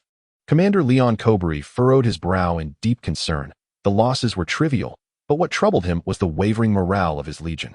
He had intended to seize the Iron Oak Fortress with unyielding resolve, prepared to endure even double the casualties to achieve his goal. If their spirits faltered before they even breached the fortress walls, then how could they dare to dream of capturing Iron Oak and claiming the honor of winning the pivotal first battle against Alexander in the Eastern Campaign? With a grave expression, he commanded the awaiting cavalry officer to relay orders to all the generals. In this battle, exert all your might, regardless of who captures Iron Oak. The first honor, along with all spoils of war and the credit for the lone garrison beneath the fortress, shall be attributed to him. Was it truly all spoils and accolades? The cavalry officer hesitated upon receiving the command and could not help but seek clarification. Did I not hear the order correctly? Indeed, that is correct. The spoils of war and accolades were all too evident. Leonor Coburee, with a grim countenance, nodded curtly and lashed his whip in anger. He was acutely aware of the hesitation among the cavalry. The regulation of the Coburee Legion dictated that a considerable portion of the spoils be surrendered. This rule had been in place since the inception of the Legion. Was it truly all the spoils and achievements? The eyes of the commanding generals gleamed with anticipation. This was not a battle to the death. The present circumstances clearly favored their side, and the implications of this command were sufficient to set their adrenaline racing. Advance. All troops must push forward. Those who falter shall be ruthlessly eliminated. The generals of the Coburee family fervently unleashed their forces, a multitude of banners billowing beneath the castle, undulating like waves, the wind whipping through their standards overhead. The earth trembled beneath the tumult, the sounds of combat resonating against the walls. A fierce spirit erupted from the legion. Surging onward, the enemy was on the verge of collapse. The Coburee officers rallied the soldiers' fervor, a sea of heads densely packed on the open ground before the castle. It was akin to a hypnotic trance. With such a vast army confronting a mere castle, failure was inconceivable. The soldiers' blood surged with fervor, akin to boiling water. Invigorated as if infused with a potent elixir, the advancing troops surged forward with unrelenting momentum. The first wave of soldiers reached the castle walls, casting grappling hooks as rudimentary siege ladders leaned precariously against the fortifications. Iron Oak Fortress, a bastion painstakingly crafted by the Royce family, was indeed formidable. Had Arthur not possessed siege engines, it would have required considerable effort to breach. Each stone that constituted the fortress met the stringent criteria of 3 meters in length, half a meter in width, and a thickness of 5 meters, forming a robust, 3-dimensional stronghold. The light flickered and danced upon the formidable walls of Iron Oak Fortress, as blood from both sides splattered against the stones, amplifying the gruesome spectacle tenfold. Withdraw the heavy crossbows. The Alexander crossbows were drawn back from the battlements as the crossbowmen took shelter behind a wall of shields, unleashing bolts downward with ferocity. Layers upon layers of corpses formed small mounds, blood gushing through the cracks in the ground. Stepping upon it, one could feel the sticky warmth of human blood. The wounded, trapped beneath the heaps of bodies, cried out for mercy, yet there was no one to heed their pleas. The soldiers of the Feshen, undeterred by the relentless rain of arrows overhead, pressed forward heedlessly. Troops of the Kobri Legion surged forth in waves. The injured and the dying were swiftly carried away like a flowing stream. Of the dozens of hastily constructed siege ladders, fewer than 10 remained intact. As most soldiers clung desperately to the grappling hooks, their eyes ablaze with determination. A dozen banners of the Kobri family fluttered amidst the flames, nearly planted atop the corpses below. The sound of crossbows firing erupted from the wall as the Eastern heavy infantry, crowded at the breach, found their armor easily pierced, screaming as they fell from the battlements. No one counted the dead. The Kobri Legion fought with desperation to fill the breach, intent on leveraging their overwhelming numerical superiority to seize this pivotal battle with relentless vigor. The defenders of Alexander launched a formidable counterattack from the castle, decimating 17 battalions of the Eastern Army within a mere hour. Over 5,000 corpses lay piled beneath the fortress, towering at least 5 or 6 meters high. Heavy pikes clashed against one another, producing a cacophony of ear-splitting metallic friction, while shields collided with a thunderous resonance, one after another pressing forward. The walls were breached. Suddenly, an overwhelming cheer erupted from below the castle, as a battalion of Kobri heavy infantry surged over the battlements. The sloped surface of the rampart was now densely populated, resembling a massive sugar cube swarmed by ants. Yet, at that moment, everything came to a halt. A deafening roar pierced the ears of all present, as a fierce blaze erupted along the upper portion of the wall. What was happening? The generals of the Kobri family gaped in disbelief. Below, the Kobri soldiers stood aghast as a dozen soldiers clinging to the wall were engulfed in a green fire, which cascaded down like a verdant waterfall, spreading outward like countless spirals of emerald flames that ensnared the soldiers of the Eastern Army on the slope of the rampart. Chapter 21. The Rising Wind of the Eastern Army Boom. A colossal explosion occurred 30 meters from the wall, akin to a volcano erupting from the earth. Those atop were hurled into the air, scattering like petals blown by a divine wind. The flames spread across the sloped surface of the wall, leaving no refuge. Many Kobri soldiers were forced to leap down, but thankfully, the heaps of corpses below cushioned their fall, sparing them from death. However, the wall of fire quickly extended downward, engulfing the area beneath as well. The attacking forces had already disbanded in the chaos of the explosion, and a rain of arrows descended mercilessly from above, felling soldiers who turned to flee in droves. It was wildfire. The triumphant smile of Leonor Kobri froze in place as vast swathes of green flames illuminated the battlements. The advantage gained at the cost of thousands was suddenly torn asunder. The soldiers outside the impact zone were utterly stunned by the horrifying spectacle before them. The scorching heat wave carried the acrid scent of blood, and the charred remains of dismembered bodies smoldered in the flames. Damn it! The knuckles of Leonor Kobri's hand, gripping the reins, turned pale from exertion. He had not anticipated that Alexander had coated the slope of the wall with wildfire and buried canisters of it below. It was no wonder the enemy pressed their attack with such audacity, neglecting to fortify the blood gate. The entire legion's assault was in complete disarray. Soldiers were fleeing, and the officers were at a loss. Attention! There's a situation behind us, came the frantic shout of the aide-de-camp. Behind us? Leonocabri's countenance shifted dramatically, disbelief overwhelming him as he turned his head. The two armies had clashed, and after a prolonged stalemate, the soldiers were demoralized and utterly fatigued. The enemy's assault at this moment was undoubtedly a lethal strike aimed at their Achilles heel. The terrain was flat, akin to a fish laid bare on a chopping block. Indeed, amidst the luminous white glow that enveloped the distant plain, countless banners emerged like phantoms. Layer upon layer of black cavalry surged forth, brandishing their weapons like raised blades.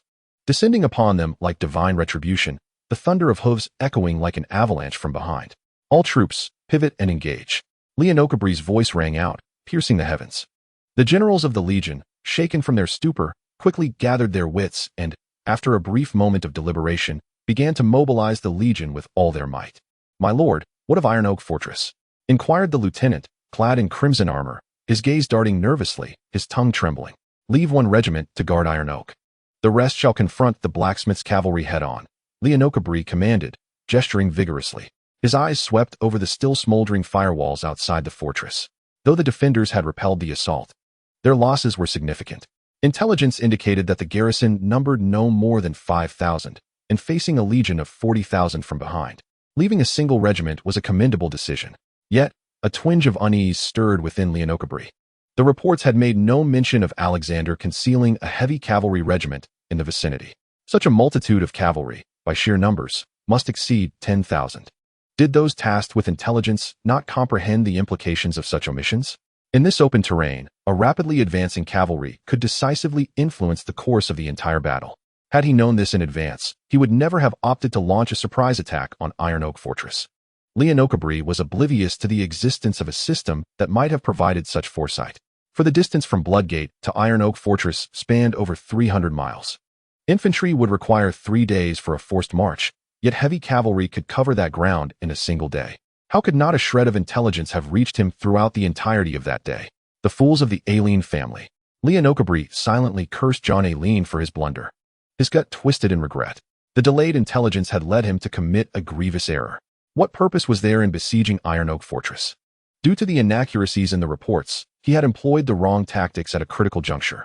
Crashing headlong into Iron Oak and finding himself in the current predicament, unable to advance or retreat, ensnared in a most awkward and precarious position.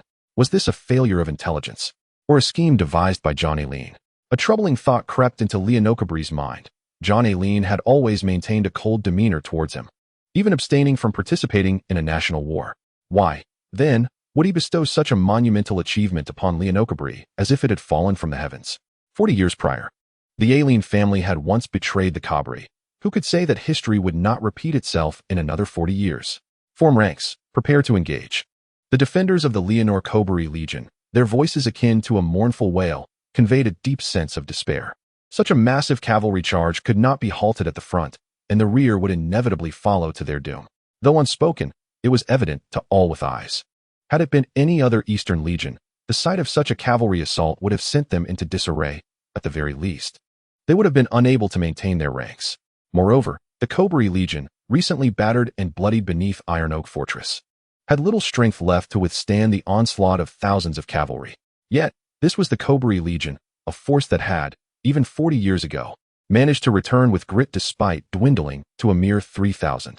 This was not a situation that could be treated as routine. Every officer was a scion of the city of Shinshio, intricately linked to the Cobari family. Within this fighting unit, there were brothers, fathers and sons, friends, and blood relatives entrusted with each other's lives, alongside companions deemed worthy of sacrifice. This solid military structure, despite recently suffering a grievous setback, displayed remarkable order at this critical moment. As the enemy surged forth, beset from all sides, the only chance for the army to catch its breath lay in withstanding the initial wave. If they could endure that, the rest would follow. Countless pikemen, driven by a collective bravery, surged forward to form a wall of glistening spears. The ground trembled ominously as the distant cavalry throngs approached like a black cloud. Clad in dark armor with crimson crests, sweeping across the flat plains like flames, their murderous intent palpable. The cavalry, racing for dozens of miles, sought to encircle and annihilate, chasing their prey with the swiftness of the wind, all for this very moment. No one spared a thought for their steeds' stamina. They fervently charged forward in a wild tide of war horses. The crossbows of Alexander's cavalry erupted at around 110 meters. A deluge of arrows surged forth simultaneously, raining down like a tempest, their white-fletched, gleaming tips arcing into the sky, transforming into a metallic cascade that spanned 100 meters, crashing into the ranks of the Cobari Legion like a horde of locusts. The sound of anguished cries erupted from behind the unprotected shield wall. Chapter 22. The winds rise in the eastern realm. One after another, the Buckray soldiers fell to the ground, struck by arrows, blood splattering. The ranks of Buckray archers standing in the rear remained utterly unperturbed. "Ready!" cried the captain of the archers, his voice seemingly laced with blood. Rows of archers, their expressions grave, stood behind the pikes, unshielded, bracing against the rain of arrows from above. They concentrated all their might, raising their infantry bows to a 40-degree angle toward the heavens. At 50 meters, the Cobari archers, upon command, released their arrows, unleashing a flurry of projectiles into the air. Only within a span of 50 meters could the bow pierce the armor of Alexander, particularly the resplendent Arthurian guard armor donned by the cavalry before him. As the arrows were loosed, they struck the galloping black horsemen, their bodies becoming a veritable hedgehog of arrows, violently tumbling from their steeds. The impact on the entire line of attack was negligible. The front line of Alexander's heavy cavalry had already raised their shields. their long spears forming a brilliant line of defense against the impending charge. Come forth, let us see who meets their demise first. The heart of the Cobri pikemen beat rapidly, their palms slick with perspiration as they steadied their pikes, angled confidently into the earth. Such a formidable horde of cavalry was a rarity indeed. Yet, there was no sign of retreat on the faces of the Cobri soldiers. Once all selfish ambitions were cast aside, and the singular desire to survive took hold, this generation of Cobri youths would not tarnish the illustrious legacy of their forefathers. To death! A resounding cry ignited the blood of all present, a tempest swirling around the Cobri banners. The rallying shouts surged like a torrent. As the black wave of cavalry surged forth like a relentless tide, the thunderous sound of hooves resonated, indistinguishable from a singular roar. The earth trembled, filled with the monstrous shapes of warhorses, yet the entire legion fell eerily silent. The wind chilled against their faces, a stark reminder of their grim fate. If one's sacrifice could grant those behind them even a sliver of a chance at survival, then it would be worth it. They must endure, for the sake of those who would follow. A captain of the Cobri pikemen, around 30 years of age, cast a calm glance at his younger brother in the rear ranks of archers. He lowered the metallic visor of his helmet, concealing his pallid visage. Though the visor offered little protection against the impending cavalry onslaught, merely as psychological comfort, he hoped to hold the line just a moment longer, granting his comrades a better chance of survival. Surely, the archers would endure until the end. Kill! The black cavalry surged forward, their lances striking like lightning, immediately piercing his body. The speed of the warhorse propelled him upward, as the captain was forcefully thrust into the ranks of the Cobri legion. The sound of lances impacting echoed, as the Alexander cavalry was sent tumbling, a vivid crimson spray erupting into the air.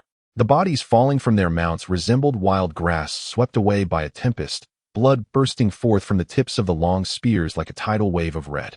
Stand your ground. A general of the legion, drenched in blood, clutched a long spear in place of his shattered sword, his palm torn and dripping with crimson. Before him, waves of Alexander's cavalry surged forth, their thrusting lances piercing the bodies of the Cobri legion soldiers. The riders violently discarded their long swords, delivering merciless blows from above, shattering helmets and sending brains splattering in all directions. The infantry's spears shattered against the cavalry's shields, splintering into fragments, while the hands of the pikemen were torn open. The thunderous sound of hooves echoed like 1,000 storms, as gleaming long swords surged forward like tidal waves, painting the air with splashes of blood. Severed heads were cleaved from their bodies, soaring into the sky. The warhorses thundered across the plains, crashing through like relentless waves, forcing even the valiant Cobri legion to retreat in disarray, their ranks nearly collapsing under the brutal onslaught. The overwhelming ferocity of the enemy, clad in blood-soaked black armor, and the chilling gleam of their swords sent shivers down the spines of every Cobri soldier. The flames of Iron Oak Fortress continued to burn at the base of the walls, creating a barrier that separated the gruesome battle from the stronghold. The unfolding chaos outside was reflected clearly in the eyes of Commander Jamor. Behind him, in the fortress courtyard, the wind swept through, and he raised a hand atop the wall, narrowing his eyes into slits. The Cobri Legion, renowned as the finest elite of the Eastern Front, astonishingly held their ground against the onslaught of thousands of cavalry for so long. Yet, what could they achieve? Fill the earth, he commanded, and the imperial soldiers above the city gates began to hurl bags of dirt that had accumulated on the walls. A deluge of dry earth rained down upon the flames below, smothering them and significantly diminishing their ferocity. The flames were soon quelled to a manageable level, and the defenders within the fortress prepared to charge out.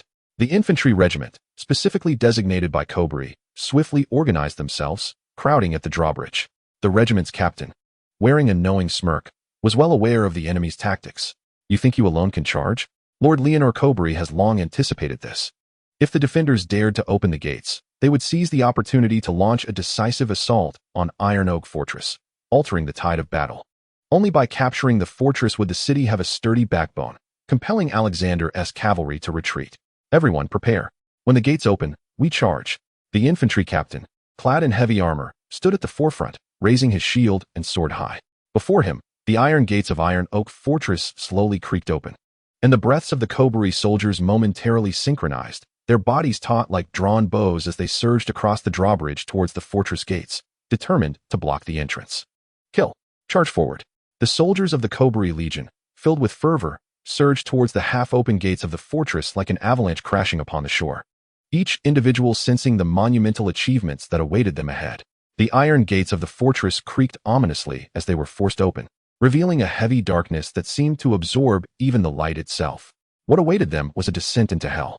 Chapter 23. The winds rise in the Eastern Realm. What is that? The foremost Cobray soldier shuddered involuntarily.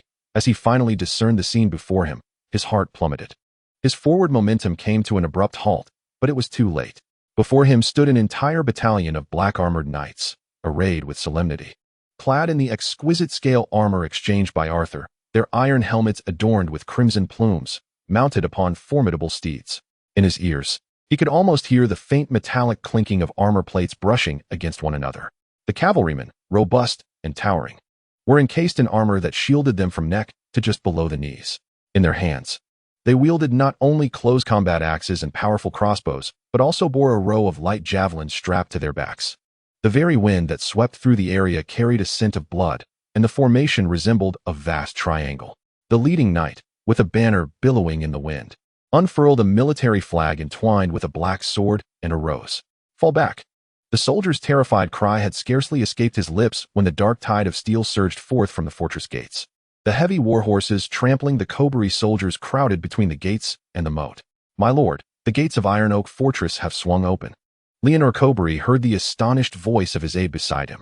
"Is that so? The gates are open?" Leonor Cobray's gaze remained fixed on the battle line ahead, a smile finally gracing his lips. Without even glancing towards the gates, he waved his hand, commanding the two remaining regiments to immediately seize the castle with all their might. "My lord," the aide hesitated, concern etched on his face. "The forces ahead are sufficient. Do not be misled by the ferocity of their cavalry's charge. Their momentum has waned. It is impossible for them to rout our troops in such a short time." Leonor Cobray's voice brimmed with unwavering confidence. He licked his dry lips, closed his eyes as if savoring the moment, and inhaled deeply the scent of blood wafting from the front, grinning as he spoke. "Although there may be some discrepancies in the numbers of the Alexander Legion, they remain within our capacity to withstand. As long as we can capture the fortress, the Alexander Legion will face defeat." Leonor Cobray paused, his gaze flickering as he continued. "Enticing the fortress defenders to open the gates through arduous combat has always been my strategy. For this, I was willing to leave only one infantry regiment behind, creating the illusion of a full-scale engagement, exposing the backs of tens of thousands of troops laid bare before the defenders of Iron Wheel Fortress. While the might of the Alexander heavy cavalry is indeed formidable, as long as we can deceive them into opening the fortress gates, it will all be worth it." The whip in Leon Cobray's hand unfurled into a flourish, and with a heavy snort from his flaring nostrils, he thought it a far cry to easily shatter the legion of the Cobray family. "Just wait and see. The true battle is only just commencing, and I shall witness whether Alexander's cavalry will breach our ranks first, or if we shall seize Iron Oak Fortress." With an army of 40,000 against their combined cavalry and the imperial forces within the fortress, amounting to a mere 15,000, we hold a 3-to-1 advantage.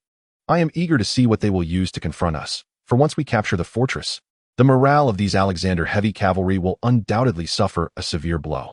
By then, not only will Iron Oak Fortress be in my grasp, but I shall also devour this elite imperial cavalry whole. Behind him, the expression of his aide turned pale as he beheld the sudden surge of a black iron tide pouring forth from the fortress gates. He nearly fainted. Had the gates been ajar, what emerged was a sight to behold. Clad in black heavy armor, with capes as crimson as blood, the identity of these cavalrymen was unmistakable. The Arthurian Imperial Guard Cavalry, a force that appeared to any enemy as demons from hell. "Hurry, retreat." The Cobray soldiers standing in the path of these black-clad cavalry were on the brink of collapse. Most had heard tales of the terror instilled by the Arthurian Imperial Guard Cavalry, no matter how brave a soldier might be. The sight of the titanic iron beasts rolling toward them like a mountain would instantly deflate any courage within. The prospect of resistance was utterly hopeless, and chaos erupted amidst the thunderous clamor. The infantry was shattered, as if a colossal meteor had struck them. Those fortunate enough to witness this moment would forever imprint it in their memories. The weighty charge of the Alexander cavalry, surpassing half a ton, sent the Cobray soldiers' armor flying. In the face of such overwhelming force, a human body felt as fragile as parchment, and due to the relentless inertia of the charge, armor was obliterated, scattering corpses into the throng behind. "Run! Make way!" The dazed Cobray soldiers, huddled together, were consumed by a singular thought: escape. Long blades swung, and heavy hoofs trampled. The only means of resistance for the spearmen was to use their own bodies against the chilling thrusts of the heavy cavalry lances and the horrifying stampede of hooves. Even if they managed to pierce the armor of the galloping warhorses, the thick iron rings would violently fling both man and spear aside. Thousands of infantry were crushed like searing iron dropped onto grass, pressed down without time to evade. The Arthurian heavy cavalry surged forth, sending them flying from the drawbridge. Before they could even react, the glimmering blades and lances had already unleashed a crimson wave amidst the ranks of the infantry. The thunderous clamor of heavily armored cavalry surged forward, their steeds charging in a relentless line. The soldiers of Cobury, with no avenue of escape, could only leap into the moats for refuge, heedless of the still-burning flames within. The fire licked at their bodies, igniting a chorus of anguished cries. Countless souls, ablaze, frantically clawed their way toward the safety of the moat's edge, yet only to falter after a few desperate steps, succumbing to the inferno that awaited them. The brutality of the scene was enough to render the officer, standing 200 meters away, speechless, as the acrid stench of charred flesh filled the air. He glanced at the self-assured Leonor Cobury, his voice trembling. "You should take a look. It is the heavy cavalry charging from the fortress. Our losses are staggering." "What heavy cavalry?" Leonor Cobury initially failed to grasp the gravity of the situation. Turning his gaze toward the walls, he beheld the scattered ranks of his troops. The black armor glinting ominously in the sunlight, a harbinger of death. His complexion morphed to a shade resembling that of a liver, as if he had been throttled, rendered speechless by the sheer number of heavy cavalry emerging from the castle. Chapter 24. Powerlessness and gain. Leonor Cobury, nearly unseated from his steed in a fit of fury, found himself overwhelmed by the ferocity of Arthur's guard cavalry. Not even 2 infantry regiments could withstand such a force at this short distance. The infantry became ensnared in a bottleneck. His meticulously arranged regiments, composed of thousands of elite soldiers, now seemed like sheep thrust into the jaws of ravenous wolves.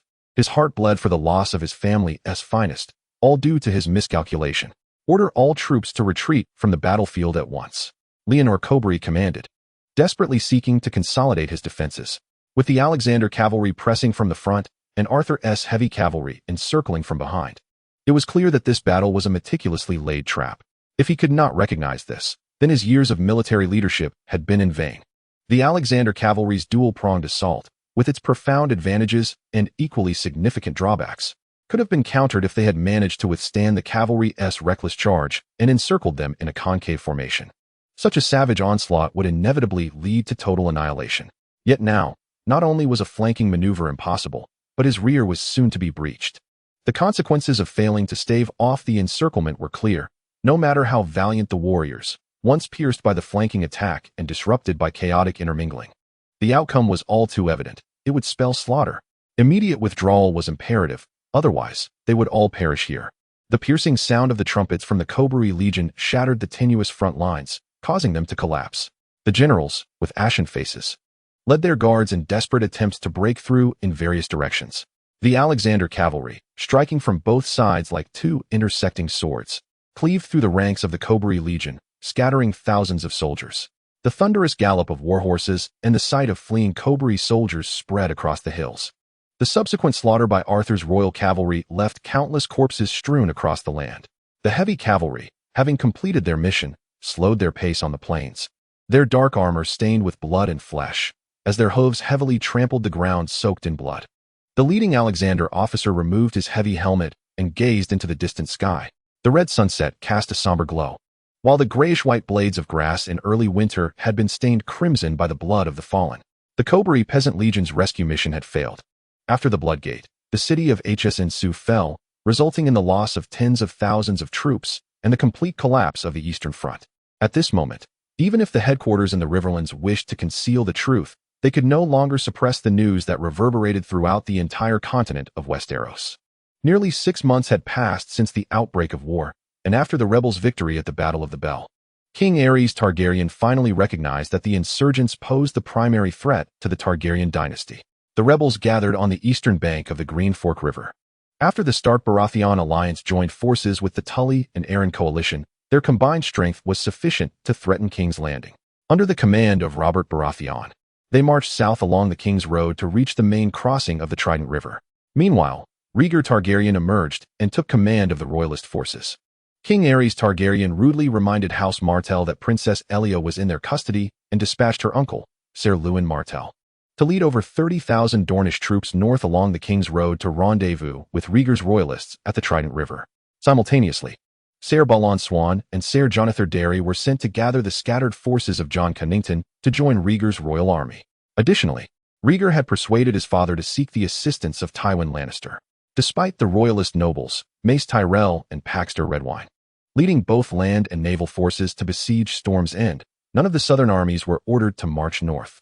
Ultimately, Rhaegar led 90,000 royalists north along the King's Road to reach the primary crossing of the Trident River, precisely the route most likely to be taken by the rebels. That evening, Arthur, lit by lantern light, discussed with Grain how to take down the Eyrie. He had to admit that watching it unfold on screen seemed trivial, but experiencing the difficulty firsthand was another matter altogether.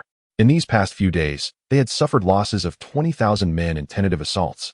While the Eyries' losses were negligible, as the door swung open, a short-haired officer clad in heavy armor entered, his demeanor exuding the coldness characteristic of a soldier.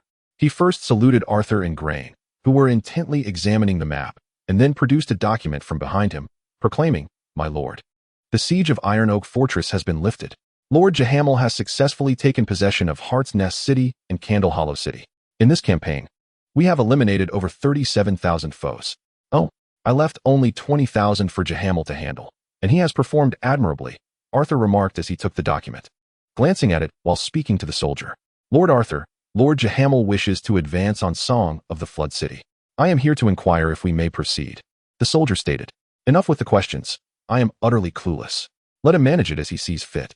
"You may leave now," Arthur replied with evident frustration. "It's not that simple. I know nothing of warfare. Aside from occasionally suggesting some overused tactics from modern times, everything else is dictated by Jahamel and Grain." Arthur slapped his face in exasperation. "Has Grain devised any strategies?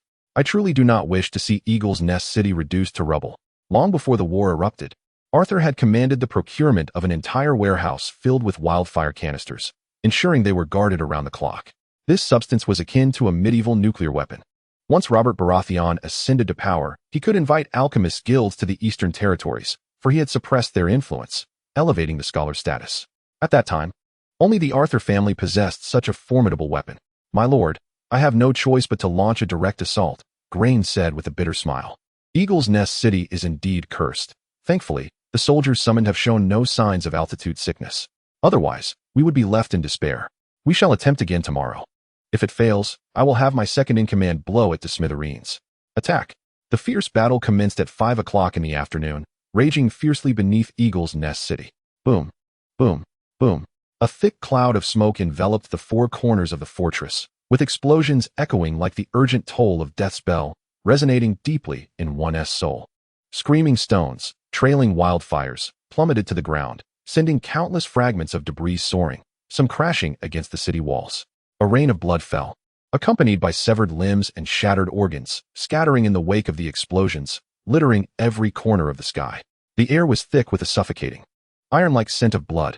Chapter 25. The Battle of Eagle's Nest City. My lord, the enemy has reinforced their ranks. A blood-soaked knight captain, supported by a soldier, limped towards from the left, his face pale. The splotches of blood adorning his armor were a mix of his own and that of the enemy, and his heavy armor bore several deep gashes from the Royal Guard's formidable battle axes. Makeshift bandages wrapped around his wounds were soaked with ghastly stains. In the direction he came from, the eastern wall had been transformed into a beehive of chaos, with countless dark figures scaling the walls, nearly overtaking a third of the battlements. The power of the Royal Guard's heavy axe wielders was indeed overwhelming for the unfamiliar troops. Clad in lightweight chainmail, these warriors, through sheer brute strength, were able to scale the imposing ramparts, functioning as merciless killing machines. In their hands, short-handled battle axes whirled like a tempest, effortlessly cleaving through any obstacles in their path. Even the iron-forged shield wall would often splinter under the thunderous impact, sending defenders and their shields alike tumbling several meters away.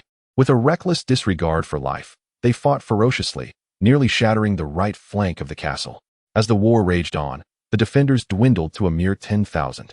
Attempting to withstand the onslaught of what was proclaimed the finest infantry of Westeros, bolstered by 6 fully equipped regiments of elite royal guards. Their plight was akin to dancing on a tightrope. The loss of a single support could spell disaster for the entire army. The oppressive sky bore no sun, casting a shadow over the desolate eagle's nest. The atmosphere was thick and suffocating, the air heavy with the threat of rain. A gentle breeze stirred the nameless grasses, tainted with the blood of both sides, as they swayed and undulated, displaying their forlorn forms. Here, there were no flowers, no trees. Only unremarkable wild grasses that defiantly emerged from the crevices of rocks, greedily absorbing everything from the outside to compensate for their meager roots.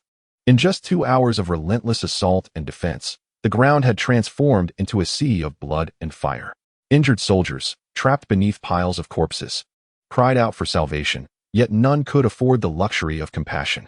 Despairing soldiers unleashed terrifying screams, their spirits fracturing. They laughed maniacally, despairing as they hurled themselves against walls, their brains bursting, some feigned injury, only to be trampled into a pulp by the advancing tide of fresh recruits. Kill, kill, kill. The air resonated with a horrifying cacophony, as boulders and arrows rained down like a tempest, striking the throngs below with devastating force, akin to waves crashing against a rocky cliff, splattering the earth with horrific crimson. The sickening sounds of blades piercing flesh and shattering bones echoed amidst the downpour, a symphony of slaughter, flesh, and anguished cries. At the entrance of the main hall, dozens of steps bore witness to the fierce clash between the royal guards and the infantry of House Iron. Shields collided with shields, neither side able to advance or retreat. Even in death, their bodies could not fall, becoming entangled in the throng, pushing forward as if even the dead were compelled to charge. This chaotic maelstrom churned violently, convulsing and thrashing, yielding a torrent of blood and sacrifice. Within the narrow confines of the castle entrance, thousands of warriors amassed in a struggle that transcended mere combat. Each fighter could only exert their utmost effort to avoid being crushed or trampled. The likelihood of injuries was minimal, for any fallen would be immediately stomped into the ground by the relentless surge of combatants. Blood flowed freely down the stairway, mingling with the bodies as roars, battle cries, and groans filled the air. The carnage within the castle passage reached unfathomable levels, with blood cascading down the steps, even threatening to submerge the feet of those who dared tread there. The soldiers, driven by a fervor for battle, cast aside their armor as if it were a burden, wielding their gleaming axes and long spears, charging into the fray bare-chested. Each strike was a matter of life or death, their feet slick with the remnants of those who had fallen, indistinguishable between allies and foes, the acrid scent of blood thick in the air. Long spears splintered, blades dulled, and daggers shattered amidst the chaos. The sun ascended from the east to its zenith and then descended toward the west, marking an entire day of relentless siege warfare. The clash of the two armies resembled titanic giants locked in a desperate struggle, each expending their final reserves of strength, panting and battered. The brutal combat revealed to Arthur the true nature of a meat grinder, compelling him to command the trebuchets to clear the path. Strike with great force, Arthur ordered without hesitation, as massive stones once again fell upon the site of prior devastation, igniting fearsome bursts of flame that erupted in 4 brilliant flashes on the slope of the inner city. The towering wall, stretching for hundreds of meters, was soon enveloped in a thick shroud of smoke and debris, as everyone witnessed the explosive power of stones intertwined with wildfire. My goodness, what on earth is this? Many could not help but crane their necks in astonishment. The formidable eagle's nest, having withstood centuries of storms and construction, boasted walls built from solid stone, nearly 10 meters thick, a bastion of strength. Yet, in the face of the colossal fireballs unleashed by Alexander's legions, these robust stones crumbled like mere children's toys. The wall erupted as if a massive mudslide had broken loose, with stones of all sizes cascading down. Some arrow towers were uprooted entirely, soaring into the air before crashing down with tremendous force. The ground below was left in disarray, filled with screams and wails, as the once mighty walls of Eagle's Nest seemed to transform into a hellish landscape. As the smoke cleared, 2 immense breaches appeared, resembling gaping maws stripped of their front teeth. An unsightly dark void. Could it be that a millennium-old wall had fallen in such a manner? Oh gods, Eagle's Nest is doomed. As the soldiers of the Eileen family on the flanking walls beheld the Alexander heavy infantry surging through the breaches like a tidal wave, despair took root in their hearts. The outcome of the war had become all but inevitable. The ferocious Arthur's Guard was the final straw that would break the defenses of Eagle's Nest. Advance the spear formations. As the primary phalanx of long spearmen surged into the breach, the line of soldiers wielding their pikes began to falter. The elite forces of both armies collided here. One side an unstoppable forest of long spears advancing, while the other comprised the fearless guard. Chapter 26. The Battle of Eagle's Nest. Part 2. The fierce combat continued into the early morning, the defenses of the walls crumbling to dust. Under the command of Alexander's guard, the walls fell almost entirely. Only a small cluster of approximately 20 defenders remained at the narrow breach, making a final stand against the overwhelming tide. The warriors of the Eastern Realm, their faces twisted in fierce expressions and their bodies drenched in blood and gore, stood back to back, exhausted yet fierce glimmers of defiance lingering in their eyes. The intense clashes had rendered them utterly fatigued. Their heavy armor and burdensome weapons weighed them down further with each passing moment. Many soldiers leaned against the walls, gasping for breath, seizing every fleeting second of respite. Raise your spears. Annihilate them. The command from the opposing side sounded muffled. Countless pikes were simultaneously raised. Commander Illyrial Eileen of the Eagle's Nest City found himself cornered at a fractured wall, having been isolated and forced into a dead end. His body bore numerous wounds. His pale visage, drained of color from blood loss, bore a faint, contemptuous smirk. Come, kill me, you cowards. Noticing the opposing squads in action, the wavering commander took a moment to catch his breath before grasping a heavy battle axe, still dripping with his own blood, and staggered towards the royal guard squad before him. Come on, end my life. Kill me. His voice, tattered and mournful, echoed like a broken bellows. Even the most elite of soldiers hesitated upon witnessing such a foe. Though Illyrial Eileen's general armor was tattered, it still hinted at his noble status. At that moment, a captain from the Alexander squadron galloped forth, shouting, "Do not kill him. There are orders to capture him alive." Alive? The royal guards, who had just stirred, abruptly halted, bewildered by the command. Yes, alive. The captain raised his blade high, proclaiming, "By Lord Arthur's command, each of these noble generals is worth 100 gold dragon coins." 100 dragon coins. The royal guards exchanged glances, flipping their axes around and drawing their swords toward the wounded Illyrial Eileen, their eyes gleaming with greed. 100 dragon coins. Even if divided among them, that would amount to 3 dragon coins per person. I am Illyrial Eileen. Remember this name. The Eileen family takes no prisoners. Illyrial Eileen, observing the swords aimed at him, offered a bitter smile. He understood that the royal guards would not slay him. Yet being captured was a fate worse than death. With a sharp clang, Illyrial Eileen unsheathed his bloodied sword and, without hesitation, plunged it into his own chest. Blood erupted from his neck, splattering against the wall behind him, and his body fell straight down before the astonished gaze of the royal guards. What a pity! The leader of the royal guard squadron lamented, kicking the lifeless body sprawled in a pool of blood. Have the body dragged away. Surely that distinct general's armor will count as a token of valor. The ordinary royal guards remained blissfully unaware that they had not captured just any soldier or noble, but Illyrial Eileen of the Eileen family from Eagle's Nest City. Lord Arthur, the walls have been cleared. Upon receiving such a report, Arthur was riding his warhorse, slowly passing by the ramparts piled high with countless corpses. His gaze was inevitably drawn to the shocking scene before him. The colossal walls, now crumbling amidst billowing smoke, resembled a silent, gaping maw, vividly narrating the brutality of the ongoing battle. The chaotic banners lay strewn across the ground, mingling with the severed limbs and dismembered bodies, evoking a visceral response. He dispatched a contingent to safeguard the palace and treasury of Eagle's Nest City, commanding the troops entering the city to conduct a thorough sweep of their designated areas, and instructed them to refrain from concerning themselves with the captives of Eagle's Nest unless absolutely necessary. With a wave of his hand towards Gran, who had come to seek his counsel, Arthur continued onward. Beside him, thousands of soldiers clad in black armor marched in 4 columns towards the heart of Eagle's Nest City. The light drizzle had transformed into a torrential downpour, enveloping the majestic millennium-old capital of the Eastern Territory in an enigmatic shroud of white mist. Alexander had entered the city. This news spread like wildfire throughout Eagle's Nest City, yet it was the numerous captives returning from outside the city who first conveyed it. These captives, originally citizens of Eagle's Nest, did not raise jubilant cries upon their return. Instead, their immediate desire was to reunite with their loved ones.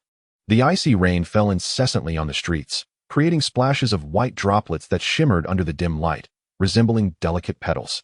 The fine rain, accompanied by a chilling wind, beat against the windows of houses, producing a crackling sound that, though not loud, was sufficient to disturb the peaceful slumber of the townsfolk. Puddles in the streets were splashed as a cart rushed by, the wheels sending sprays of water onto the cobblestones.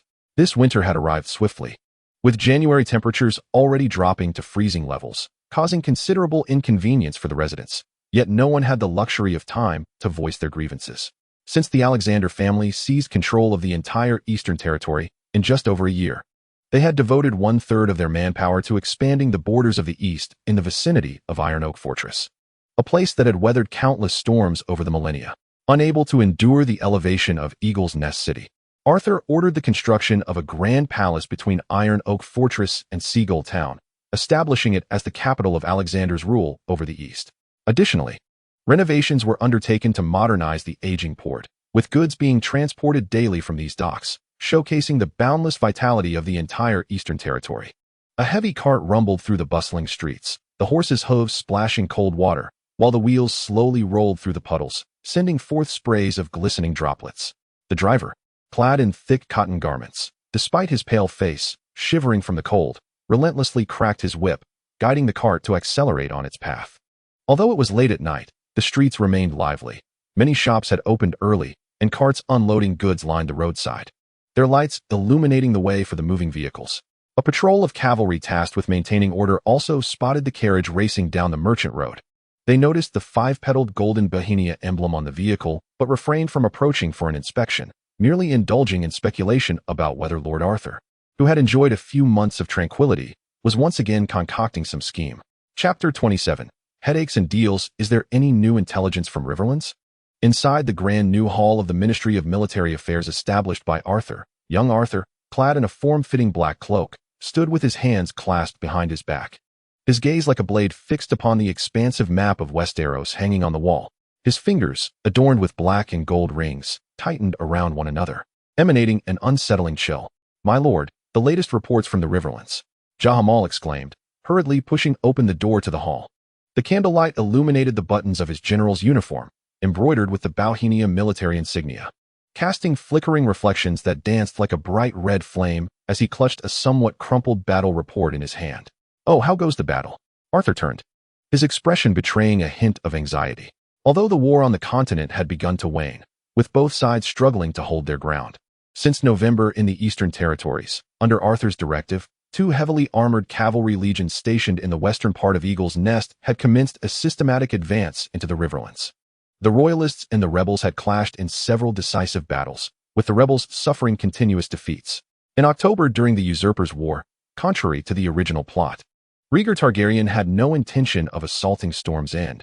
He had drawn 50,000 troops from the armies of Tyrell and Dorne, leaving only a small contingent to defend the southern line of Storm's End, while the rest were sent to participate in the brutal conflict in the Riverlands. As Alexander and other nobles around Eagle's Nest and the Eastern Territories fought fiercely, the royal forces, primarily composed of the Southern Dorne army, had assembled an unprecedented army of 60,000. Among these recruits were commoners, nobles, and numerous knights, as the cause of this rebellion resonated with the royalists. By the time they reached the front lines, the combined forces of the royalists had surpassed 140,000, while the rebels, risking everything, had mustered an army of 11,000. The war had evolved beyond a mere rebellion. It had morphed into a conflict fueled by the mutual disdain between the northern and southern nobles. The southerners sought to trample the northerners, while the northerners yearned to deliver blows to the southerners. Regardless of the ultimate victor, it was unlikely that many nobles would perish. Only those at the helm, such as Eddard Stark and Robert Baratheon, would face execution. Nevertheless, both sides exhibited restraint, avoiding the escalation of war, resulting in a stalemate in the Riverlands. The Alexander family, as a newly ascendant noble house, did not belong to the northern aristocracy, while the Lannisters of the Westerlands were firmly entrenched in the southern nobility. Therefore, the northern lords and the royal court sent letters to Greyhound daily, promising numerous benefits in exchange for military support. Originally, Arthur intended to defy the narrative and push the villainous army into the abyss. However, upon receiving a disconcerting investigation report, he was horrified to discover that neither the laborers, soldiers, nor lords he had summoned could reproduce. They shared the same human proclivities for fine wine and courtesans, and the lords, despite their aristocratic pretensions, were similarly afflicted. This predicament left Arthur in a quandary. His initial plan to quietly cultivate his lands and amass an army to seize Westeros had to be abandoned. He realized he would have to wait until the onset of the War of the Five Kings to put his plans into action, and he needed to cultivate administrative personnel for over a decade. Arthur had no desire to implement a feudal system. He was determined to establish a centralized authority. Most of the lords were individuals summoned by Arthur, which meant that the majority of the Eastern Territories remained under his control. populated largely by newly minted nobles who were the subject of ridicule for their infantile qualities. To avoid a fate akin to that of Alexander II, Arthur understood the necessity of laying down a solid foundation. Thus, he resolved to assist the rebel forces, provided that the overarching narrative remained intact. In that case, seizing Westeros would be an endeavor akin to child's play. The night air was crisp, causing the camp's banners to flutter and clatter, while the vast expanse of darkness was pierced by the glow of numerous campfires, forming a river of light across the terrain. The sound of neighing warhorses filled the air, and the forest of pikes stood tall, a formidable line of siege shields gleaming coldly like a wall of ice. The entire encampment resembled a ferocious beast poised to emerge from its lair, the wind swirling with the unique, ominous aura of the military. It was already midnight. Yet most soldiers remained alert. Even those who had rested were still clad in their armor, ready for an imminent strike. Everyone was aware that a significant operation was planned for the night, yet the commands from higher up remained conspicuously delayed, leaving the soldiers gazing intently at the central command tent, which was ablaze with light. Outside the central tent of the rebel camp, the general and several noble allies anxiously awaited at the entrance. Jon Arryn, in particular, was restless, pacing back and forth, on the verge of tearing open the nearby tent flap, only to resign himself in frustration. The atmosphere was thick with tension, rendering it almost suffocating. To be honest, I never envisioned fighting alongside you, Graham remarked with a mocking expression. But you have come, have you not?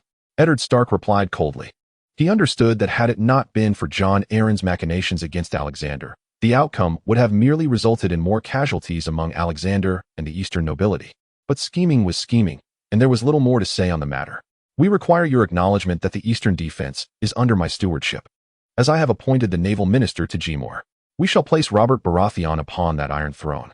As for the lands and wealth of the southern loyalists, you may bestow them upon whomever you choose. Alexander desires none of it. What say you? Oh, for God's sake, it's a deal. I've had my fill after a year of warfare, Robert Baratheon grumbled. Graham and Arthur nodded in agreement. Then let us prepare for our decisive confrontation in 3 days, to secure the passage to King's Landing. Jon Arryn quickly entered after seeing Brian and Arthur emerge, asking, what did they say? Brian informed us that they only require our acknowledgement of the Eastlands and a position for a naval minister. Eddard Stark furrowed his brow, his fingers incessantly tapping the table as he replied, a naval minister? What do they want with that? I do not know. Perhaps the allure of the distant coast captivates them. Oh, the maidens of Essos are quite enticing. Eddard Stark disregarded Robert Baratheon's remark directed at Jon Arryn, inquiring, what about the Eastlands? I, too, wish to repel them, but I fear I may barely graze the walls before being driven back. It is truly infuriating. Jon Arryn sighed with a wry smile. Hey, Jon, I could grant you the bounteous lands of the south, which would be no less than your eyrie. Robert Baratheon reassured him. But after all, that is not home. Chapter 28. The Battle of the Trident in February, the earth blossomed in a riot of colors, filled with the songs of birds.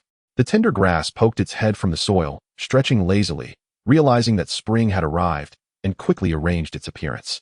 Buds emerged, responding to the gentle whispers of the spring breeze that heralded the season's arrival. Order the entire army to camp in place. Any matters can be addressed tomorrow. Arthur commanded the messenger behind him. Upon receiving the order, the heavily armored cavalry began to set up camp, the whinnying of horses carried on the wind.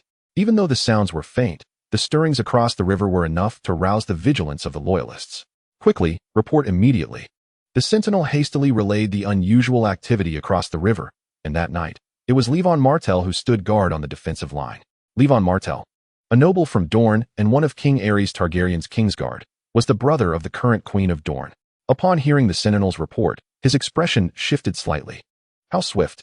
Levon Martell regarded the mud-splattered captain of the sentinels with surprise, asking, how can you be certain that it is indeed Alexander's heavy cavalry across the river, and not merely the sounds of a scouting party? We sent scouts quietly across the river, and according to their reports, there are numerous enemies amassed. The camps almost entirely obscure the entire foreshore. To avoid detection, we only made a rough count. At the very least, there are 3,000. If my calculations are correct, this reinforcements should number no less than 30,000, the captain explained. You may leave now. Thank you for the intelligence you brought back. If it proves true, you shall receive the reward you deserve. Levon Martell nodded appreciatively at the sentinel captain. Many of those dispatched to the riverside watchtower had been hastily recruited from among the refugees, significantly bolstering the intelligence capabilities defending the riverbank. Once the sentinel captain departed, Levon Martell sighed hesitantly. If the captain's words were indeed true, the situation in the Riverlands would be exceedingly dire. The arrival of the Eastern forces undoubtedly indicated that Alexander had sided with the rebels. Even with the 70,000 men led by Lord Rhaegar Targaryen, the prospects appeared grim. Levon Martell called out to those outside the tent, "Come, prepare my horse. I must immediately go to the central command tent." The guards at the entrance swiftly brought forth his steed. "Now, let us hope that the 7 gods protect the Targaryen dynasty." Lewin Martell made a gesture over his heart, murmuring softly, "Let us proceed to the central camp." With that, Lewin Martell galloped forth, accompanied by several cavalry guards, their horses splashing through the muddy terrain, racing along the riverbank like a dark streak beneath the cloak of night. The central camp was situated on an elevated embankment near the river, the highest point along that stretch, allowing for a comprehensive view of the river's surface. Thus, Rhaegar Targaryen had relocated the main encampment from the riverbank to this vantage point. "Who goes there? Halt your advance," came the authoritative shout from the guards at the central camp. "I am Lewin Martell, commander of the Dornish forces." Lewin Martell reined in his steed, ensuring the torchlight illuminated his visage. "Quickly, open the gates." Upon confirming his identity, the guards hastily cleared the way, and Lewin Martell and his retinue surged through the camp entrance like a gust of wind. Upon receiving word that Lewin Martell sought an audience, Rhaegar Targaryen promptly made his way to the central tent. "What has happened? What troubles you?" Rhaegar's gaze swept over Lewin Martell, who was caked in mud, the urgency of his journey evident in his disheveled state. "The main force of Alexander has arrived," Lewin Martell gasped, gesturing towards the churning river. "Just across the way. Reports from the lookout indicate that the enemy numbers exceed 30,000. Inform all noble generals to convene for a military council." Rhaegar instructed the messenger outside the tent. "Alexander has come.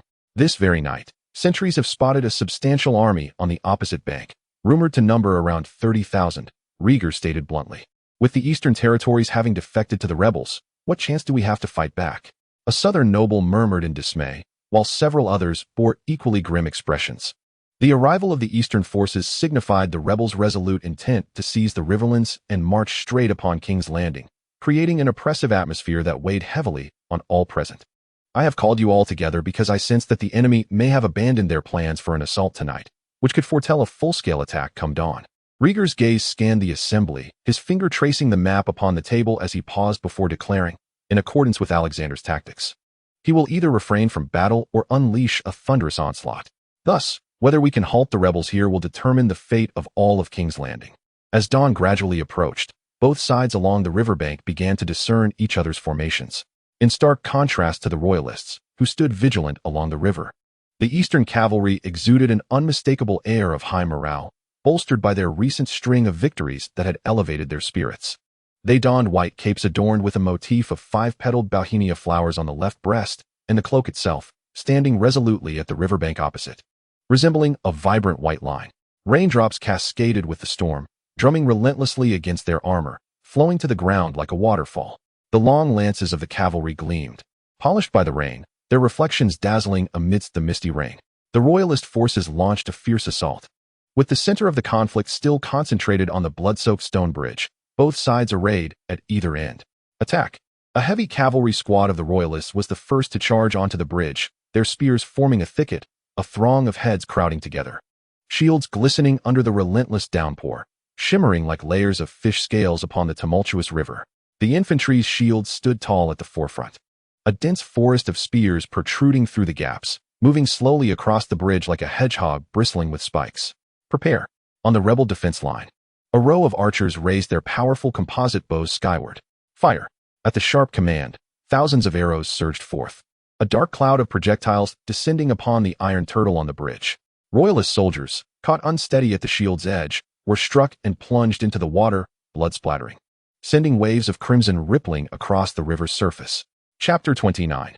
The Battle of Trident River. The river churned, almost stained with the color of human blood, occasionally bearing corpses drifting with the current. Yet, no one paid heed to this, for the troops dispatched to seize the bridge were indeed the elite. Amidst the torrential downpour of arrows, thousands of heavily armored royalist soldiers trudged forward, arrowheads striking their shields like relentless raindrops, creating a cacophony of metallic clinks. As soldier after soldier fell, regardless of the ferocity of the arrows, they merely raised their shields and bent low to evade, yet none faltered. No one retreated. No voice was heard. They persisted, advancing silently, inching closer and closer.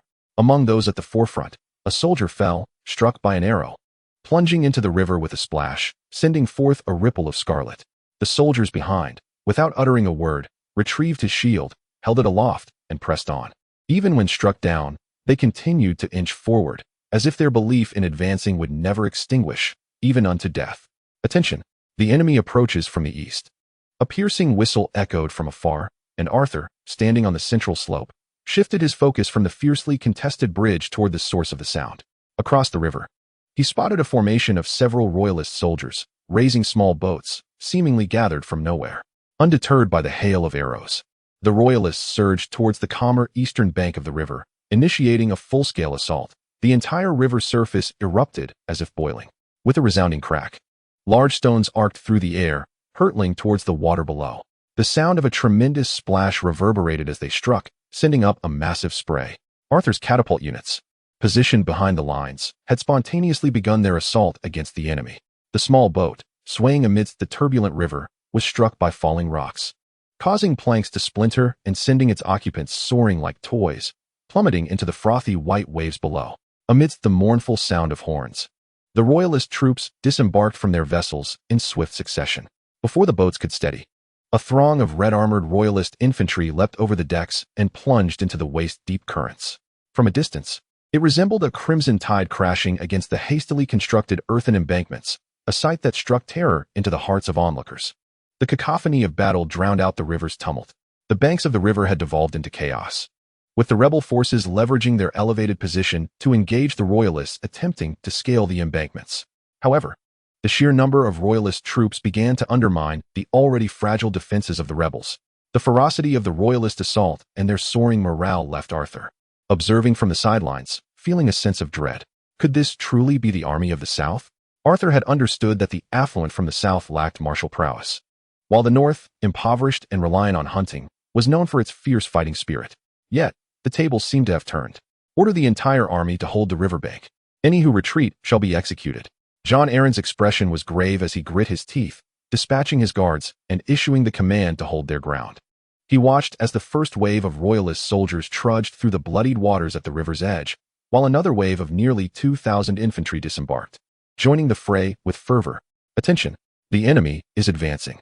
Before the rebels could recover from the earlier skirmish, the shouts rang out across the riverbank, as their gleaming spears thrust downward from the embankment. Torrential rain fell, mingling with the sounds of battle, as the winds howled against their faces. Jon Arryn, his demeanor somber, focused intently on the front line where the royalists pressed forward with fiery intensity, launching 3 full-scale assaults in just over an hour. The turbulent waters bore away heaps of corpses, staining the river a deep crimson. From the outset, the battlefield had descended into brutal close-quarters combat, under the relentless rain of arrows. Several ferries laden with royalist soldiers were capsized by the crashing waves, yet the royalists remained undeterred. For reasons unknown, Jon Arryn sensed an unwavering resolve among the royalists, as if they were bound by a determination akin to severing one's own wrist, relentlessly pushing new reinforcements into the fray. The rain-soaked scene took on an air of tragic grandeur. Utilizing the simplest of wooden planks, they propelled their swaying boats towards the opposite shore. 1, 2. Hundreds of vessels nearly blocked the rear, forming a floating bridge upon the river's surface, a swarm akin to ants scurrying along a line. Broken spears and fallen bodies lay haphazardly intertwined, as both sides transformed their very beings into instruments of death. "Fire!" commanded the catapult commander, raising his hand high before bringing it down with force. Boom, boom, boom. The immense arm of the catapult transformed into a fleeting shadow, suddenly propelling forth, as dozens of projectiles, accompanied by a deafening howl, descended like raindrops, stirring towering columns of water several meters high upon the river's surface. However, along this 1,000-meter stretch of waterway, the impact generated by the 30 catapults positioned at the rear proved negligible. In the frigid autumn rain, the catapult operators exuded plumes of steam, their bare torsos glistening as they exerted every ounce of strength to hoist the 100-pound boulders back onto the machines. In this battle, every participant had already exhausted their efforts. While the torrential downpour significantly hampered the royalist forces' attempt to cross, it presented equal challenges to the rebels. The deluge, coupled with the fierce winds sweeping across the river, severely disrupted the rebels' expertise in long-range shooting. Both factions clashed fiercely along the riverbank, their forces intertwining. Long spears crossed. Shields collided, and at the bridge, the two armies engaged in a tumultuous melee. It was a chaotic skirmish, with ranks utterly disarrayed. Red and white armor mingling in a fray that rendered it impossible to distinguish friend from foe. The glint of blades, the cacophony of battle cries, and the anguished screams reverberated throughout, as arrows whizzed ominously through the air. The royalists displayed unyielding valor, while the rebels fought desperately to resist. Blood flew between the combatants, and corpses continuously plummeted from the earthen platforms into the river. Had it not been for the sturdy earthen barricades at the forefront, the rebel defense would have surely been obliterated. In other sectors, the royalists' relentless assault, which had persisted for over an hour, showed no signs of waning. Rather, they intensified their tactical strategy, shifting from targeted attacks to an overwhelming advance. This exposed the rebels' glaring weakness due to their insufficient numbers. The royalists, seemingly indifferent to the cost of life, relentlessly sent wave after wave of soldiers into the fray, leaving even Arthur with a chill in his heart, while secretly admiring the rebels' resilience in enduring a meat grinder of warfare for half a year. Chapter 30, The Battle of Trident River, Part 3. In this conflict, Arthur was reluctant to exert excessive effort, a sentiment equally shared by the rebels, who seethed with frustration yet found themselves powerless. Arthur's original words were, "Damn it, the four kingdoms united in battle, and my forces alone could rival a quarter of yours. My single house could match the thousands of nobles from your kingdom. With just over 3,000 troops, isn't there a treaty with Jon Arryn? 3,000 soldiers are clearly assigned to combat roles. What purpose do I serve in bringing so many? I'm not here to learn warfare." Thus, he begrudgingly agreed to contribute only 3,000 troops. At that moment, scouts on horseback arrived in a flurry, dismounting urgently to report, "Lord Eddard Stark, Lord Jon Arryn has commanded to open the bridge, allowing the royalists to enter." "Understood," Eddard Stark responded, his face revealing no trace of surprise. Should the enemy's assault prove too formidable, allowing the royalists to cross the bridge would enable Alexander's elite cavalry to unleash their full potential. It was a perilous decision, but was there any viable alternative? Eddard Stark felt a profound sorrow. The notion that victory in battle depended on pleas for assistance was an unbearable reality for him. He had resolved that once the war concluded, he would return to the north and rigorously train a cadre of elite cavalry. Summon the guards at the bridge to retreat 50 paces. Eddard commanded, gazing intently at the tumultuous scene at the bridge. As his order was relayed, the rebel forces, having repelled an initial assault, began their gradual withdrawal, leaving a grim tableau of fallen bodies in their wake. "Advance. The rebels are faltering." The loyalist troops surged forward with exuberance towards the bridge, the narrow pathway allowing only 100 or so to cross at once, resulting in a chaotic throng upon the bridge. "Prince Rhaegar, look. The breach at the bridge has been made." A nobleman of the loyalist forces, stationed atop the rocky terrain across the river, pointed towards the bridge and exclaimed with delight. While the loyalists reveled in this moment of triumph, Arthur, with agility, mounted his beloved steed amidst the fray.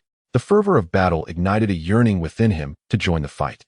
Drawing his gleaming sword with a sudden flourish, he turned to the ranks of his steadfast cavalry and proclaimed, "Brave companions, we have fought valiantly in every campaign under the banner of the Kingsguard, and we have known no defeat. Will you muster the courage to drive these upstarts into the river with me today? Ready to follow, my lord." The response echoed with fervor as 3,000 loyalist cavalrymen stood at attention, their voices resonating through the stormy air. Clad in black armor, their helmets adorned with fluttering white banners, the cavalrymen drew their blades, which gleamed brilliantly amidst the cascading rain. The formation resembled a colossal triangle, poised against the oncoming wave of loyalists at the bridge. In the tense silence, only the sound of the wind and the snorts of the warhorses could be heard, the air thick with an impending sense of slaughter. In the torrential downpour, the combatants clashed amidst the mire, swords clanging and guns firing, as crimson blood mingled with the rain, staining the ground a deep scarlet. In this life-and-death struggle, both sides found themselves weary and battered. "For victory, advance!" the enthusiastic loyalists cried, brandishing their long pikes and shields as they crowded onto the bridge. Yet, amidst the cacophony of rain, an ominous rumble echoed, a sound they dismissed as mere thunder.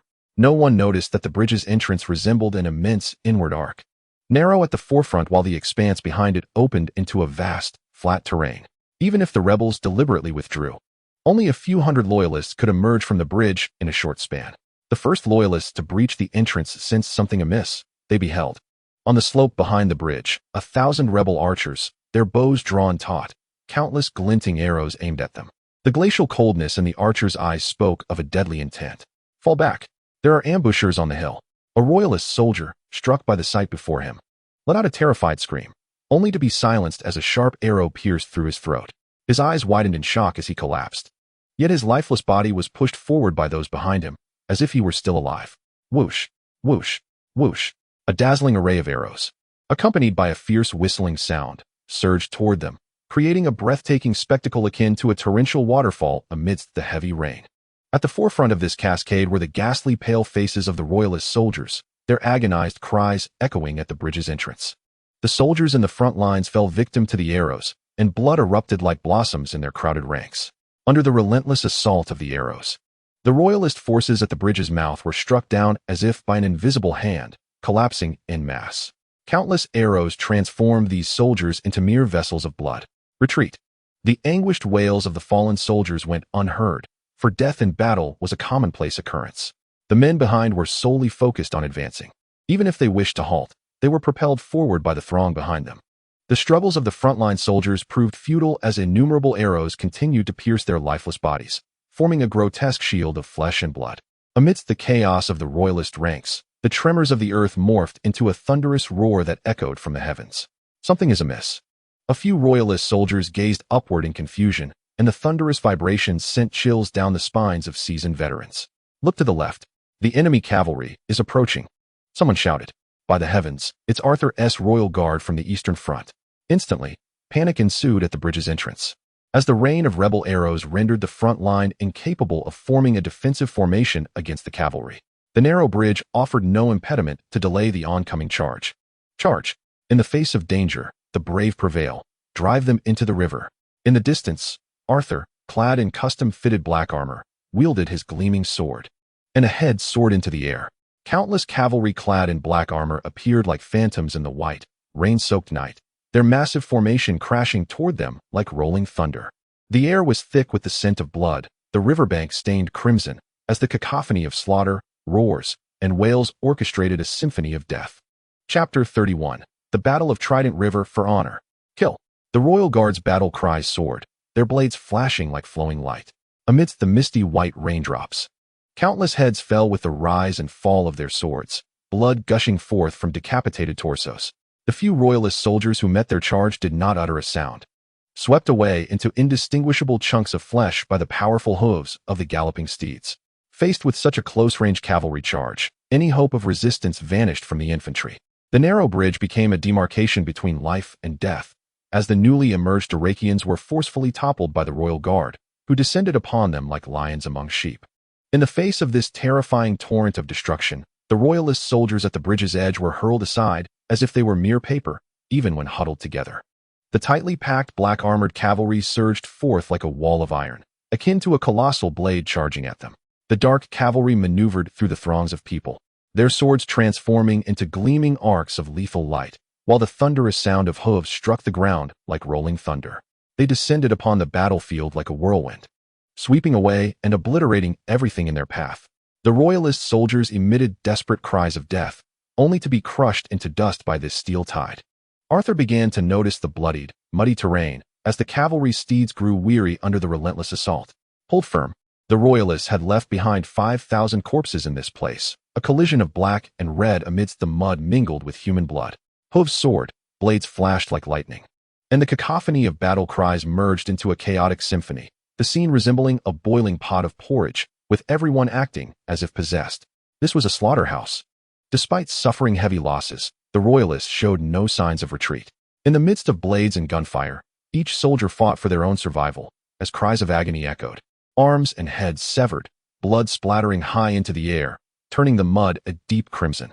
The severed heads and limbs drifted atop the muddy surface. Dismount and engage in foot combat.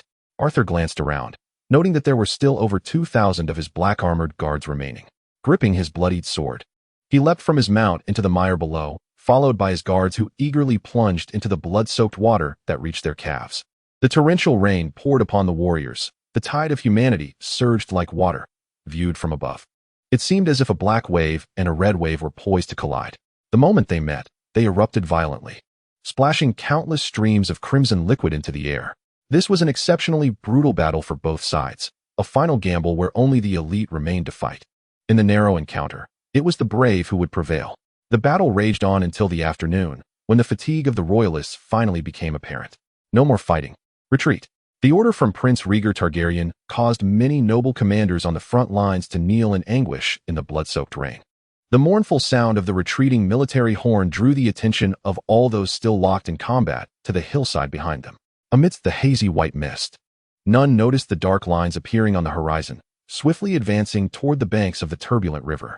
Standing on the opposite slope, Rhaegar Targaryen's face was ashen. His eyes filled with an overwhelming sense of frustration. The odds of victory in this battle were growing ever slimmer. After a day of fierce conflict, the river ran red, and as the royalists slowly withdrew, the curtain fell on yet another clash in this contest for the river, leaving the exhausted rebels to scour the battlefield amidst the bloodied, muddy banks. Some refugees from the nearby riverbank areas have come seeking their loved ones, wandering like restless spirits in the night, devoted yet solitary in their search. They meticulously drag out bodies from the heaps, mourning as they lay them to rest, their whispers resonating with heart-wrenching sobs. Those who remain unfound continue their quest. Yet the fierce battles rendered the surroundings chaotic, with various broken weapons and bloodied fragments carried away by the rushing river. The acrid scent of carnage still lingers in the air, a testament to the brutal close-quarters combat that claimed numerous lives, leaving many bodies unaccounted for. Swept away towards an unknown destination by the surging waters, numerous individuals from the riverbank crouch by the tumultuous stream, their anguished cries piercing the air. The river wind howls fiercely, while the raindrops in the evening sky cease to fall, revealing a distant, multicolored twilight as golden rays beam down through the clouds, adding a touch of melancholy to this sorrowful time. As Arthur traversed the riverbank, he averted his gaze, unable to bear the sight. From his vantage point on the earthen slope, the white shrouds of the deceased below cast a pallid hue over the embankment. With 8,000 bodies sprawled across the vast plain behind, the embankment was alive with the movements of those searching through the remains, as soldiers silently sought their surviving comrades. Civilians hoped to discover information about their kin, yet the only response came in the form of mutilated bodies being carried down from the embankment. Lined up in rows behind it, with an ever-growing crowd gathering, everyone meticulously searched, hoping to uncover a surviving brother. Just like Eddard Stark, the nobles of the rebellion were also active along the embankment, exhausted to the point of collapse, yet personally examining the pulses of the bodies. Until every soldier was accounted for, the officers could not rest. Regardless of life or death, they must remain intimately aware of their soldiers' fates. Together, the officers would document each body's ashes, ensuring they were entrusted to their families. Upon returning to his camp, Arthur found Jahamel seated wearily in a chair. Lost in thought. What could have exhausted you so? Surely it wasn't the enthusiastic girls from the riverbank that left you in such a state. One must be mindful during wartime. What a pity that I am still too young, I teased with a mischievous grin. My lord, you jest. This is a letter from the Lannisters, Jahamel replied with a weary smile, handing it to Arthur. Arthur glanced at it and inquired, what do you think? My lord, it would be prudent to let the Lannisters take the lead, for our assault on King's Landing offers little tangible benefit. Haven't they always sought to marry Cersei Lannister to a king? We could simply follow behind and make our presence known, Jahamel analyzed. Chapter 32. The smiths roar as evening approached. The sun withdrew its blinding radiance, transforming into a resplendent golden disk. The sky, devoid of clouds, stretches infinitely blue, resembling a pristine celestial lake. Gradually, the hues deepen, akin to the water of the lake growing ever more profound. In the distance, the majestic mountains, bathed in the golden glow of the setting sun, appear extraordinarily resplendent. Moments later, the sun, with its rosy visage, tenderly kisses the mountain peaks, casting a fiery blush upon the earth and sky. This is the enchanting evening glow. The sun, revealing its beauty, joyfully leaps and vanishes behind the western hills. Long before the Battle of the Trident commenced, Grayson proposed a strategy to divert the royalists' attention with the rebels while he maneuvered the remaining troops to flank the royalists. To ensure the success of this plan, Arthur performed a ruse, concealing the scheme from the rebels. However, he intended to keep the rebels unaware that these nobles were merely a hindrance and unworthy of trust. During the Battle of the Trident, Grayson ordered the troops to withdraw silently. Let us begin. Grayson nodded to the heavily armored cavalry beside him. The 30,000 assault cavalry, having rejuvenated themselves and feasted heartily, awaited energetically for an hour. Rows of Alexander heavy cavalry stood tall and proud upon their steeds, their capes billowing like battle flags. 5 miles was the optimal distance for cavalry to stride forth and launch their sprint after warming up. Advance. Upon receiving the command, the commander of the heavy cavalry donned his helmet and raised his gleaming sword high. Countless warhorses thundered forward, and the newly risen morning sun pierced through like a brilliant red thread, illuminating the cavalry galloping below. A wave of black surged down the gentle hills, the steeds shedding their face guards, and the cavalry's long pikes held steady, glimmering like gold in the dawn light. Charge! Shatter them! The spirited cavalry roared their battle cry. As they closed the final 2 miles, the warhorses surged into full speed, with the leading cavalry captain thrusting his pike forward. A multitude of black cavalry surged forth from the distant morning light, moving like rolling waves. As they drew nearer, the thunder of hooves became audible, a cacophony akin to thunderclaps, merging into a singular tumultuous roar. At that moment, the earth trembled as countless black cavalry descended upon the exhausted right flank of the royalists with a ferocity unmatched, advancing at a breathtaking pace. Enemy attack! The chilling cries echoed as soldiers were trampled beneath the pounding hooves. The sight before them was utterly terrifying. The galloping warhorses, shrouded in a flurry of blades, transformed into crimson specters. The cavalry's sharp lances effortlessly toppled the foes before them, and as they beheld the horrified expressions of the enemy, severed heads soared into the air, and a striking column of red blood erupted from the decapitated torsos. In the face of this sudden onslaught, Rhaegar Targaryen was utterly bewildered. Rhaegar Targaryen cast a heavy gaze to the side. From his vantage point, he could see rows of black cavalry surging forth like ferocious beasts. These heavily armed melee riders formed a sharp front that tore through the flanks of the army like claws, their thunderous battle cries reverberating through the air. With their pikes held steady, propelled by the swift charge of their steeds, they pierced through the ranks like blades. The sudden onslaught of such a formidable cavalry was akin to the sound of fabric being ripped apart, as the warhorses advanced in perfect unison, creating an unstoppable force, exuding an aura of lethal intent. The glint of their drawn pikes shimmered like a hurricane, ripping the earth beneath them as blood flowers erupted in a dazzling display. Countless souls were trampled into mere flesh beneath the relentless hooves. The pounding of innumerable hooves stirred the fragments of snow from the ground, conjuring a scene reminiscent of a white dust storm. The once silent Alexander, clad in heavy armor, finally charged forth like a ray of dawn.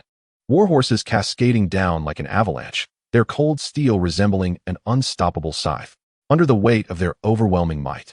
Throngs of royalist soldiers had yet to form their ranks before being violently hurled aside by the black cavalry, akin to arrows released from a bow.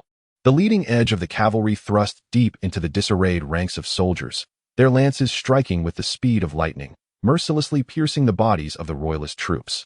The corpses of these soldiers were swept away like debris caught in a typhoon, consumed by the galloping steeds, leaving no trace of existence behind.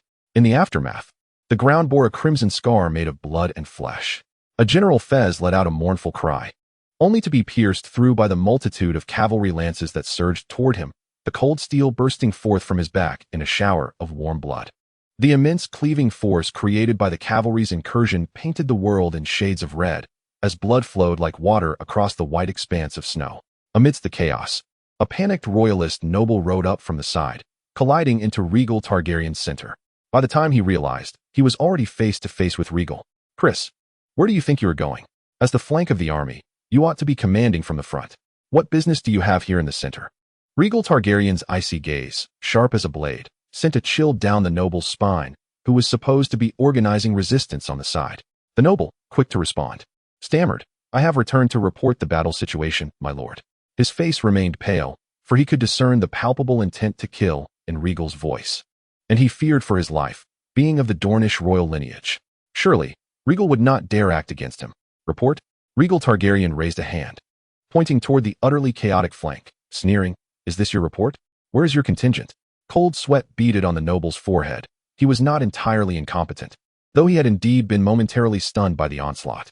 Countless cavalry, akin to a black tide, surged forth, overwhelming the soldiers at the front who had barely mustered any resistance before being scattered like bees. The thought of having endured so much to reach the precipice of victory against the enemy forces, with imminent prospects of significant promotion and entry into the ranks of the kingdom's esteemed officials, filled him with dread at the notion of dying in this desolate wilderness. A moment's hesitation resulted in the complete disarray of his troops, and in a state of confusion, he found himself crashing into the center of the Targaryen army. Chapter 33. The blacksmith's roar. Rhaegar Targaryen gestured sharply to the mounted attendants behind him, directing their attention to the returning general, and commanded with a fierce tone. Seize this coward. A coward? What are you planning? I am of the Martell bloodline. Even as a prince, you cannot condemn me to death. The noble's expression shifted upon hearing Rhaegar's accusation.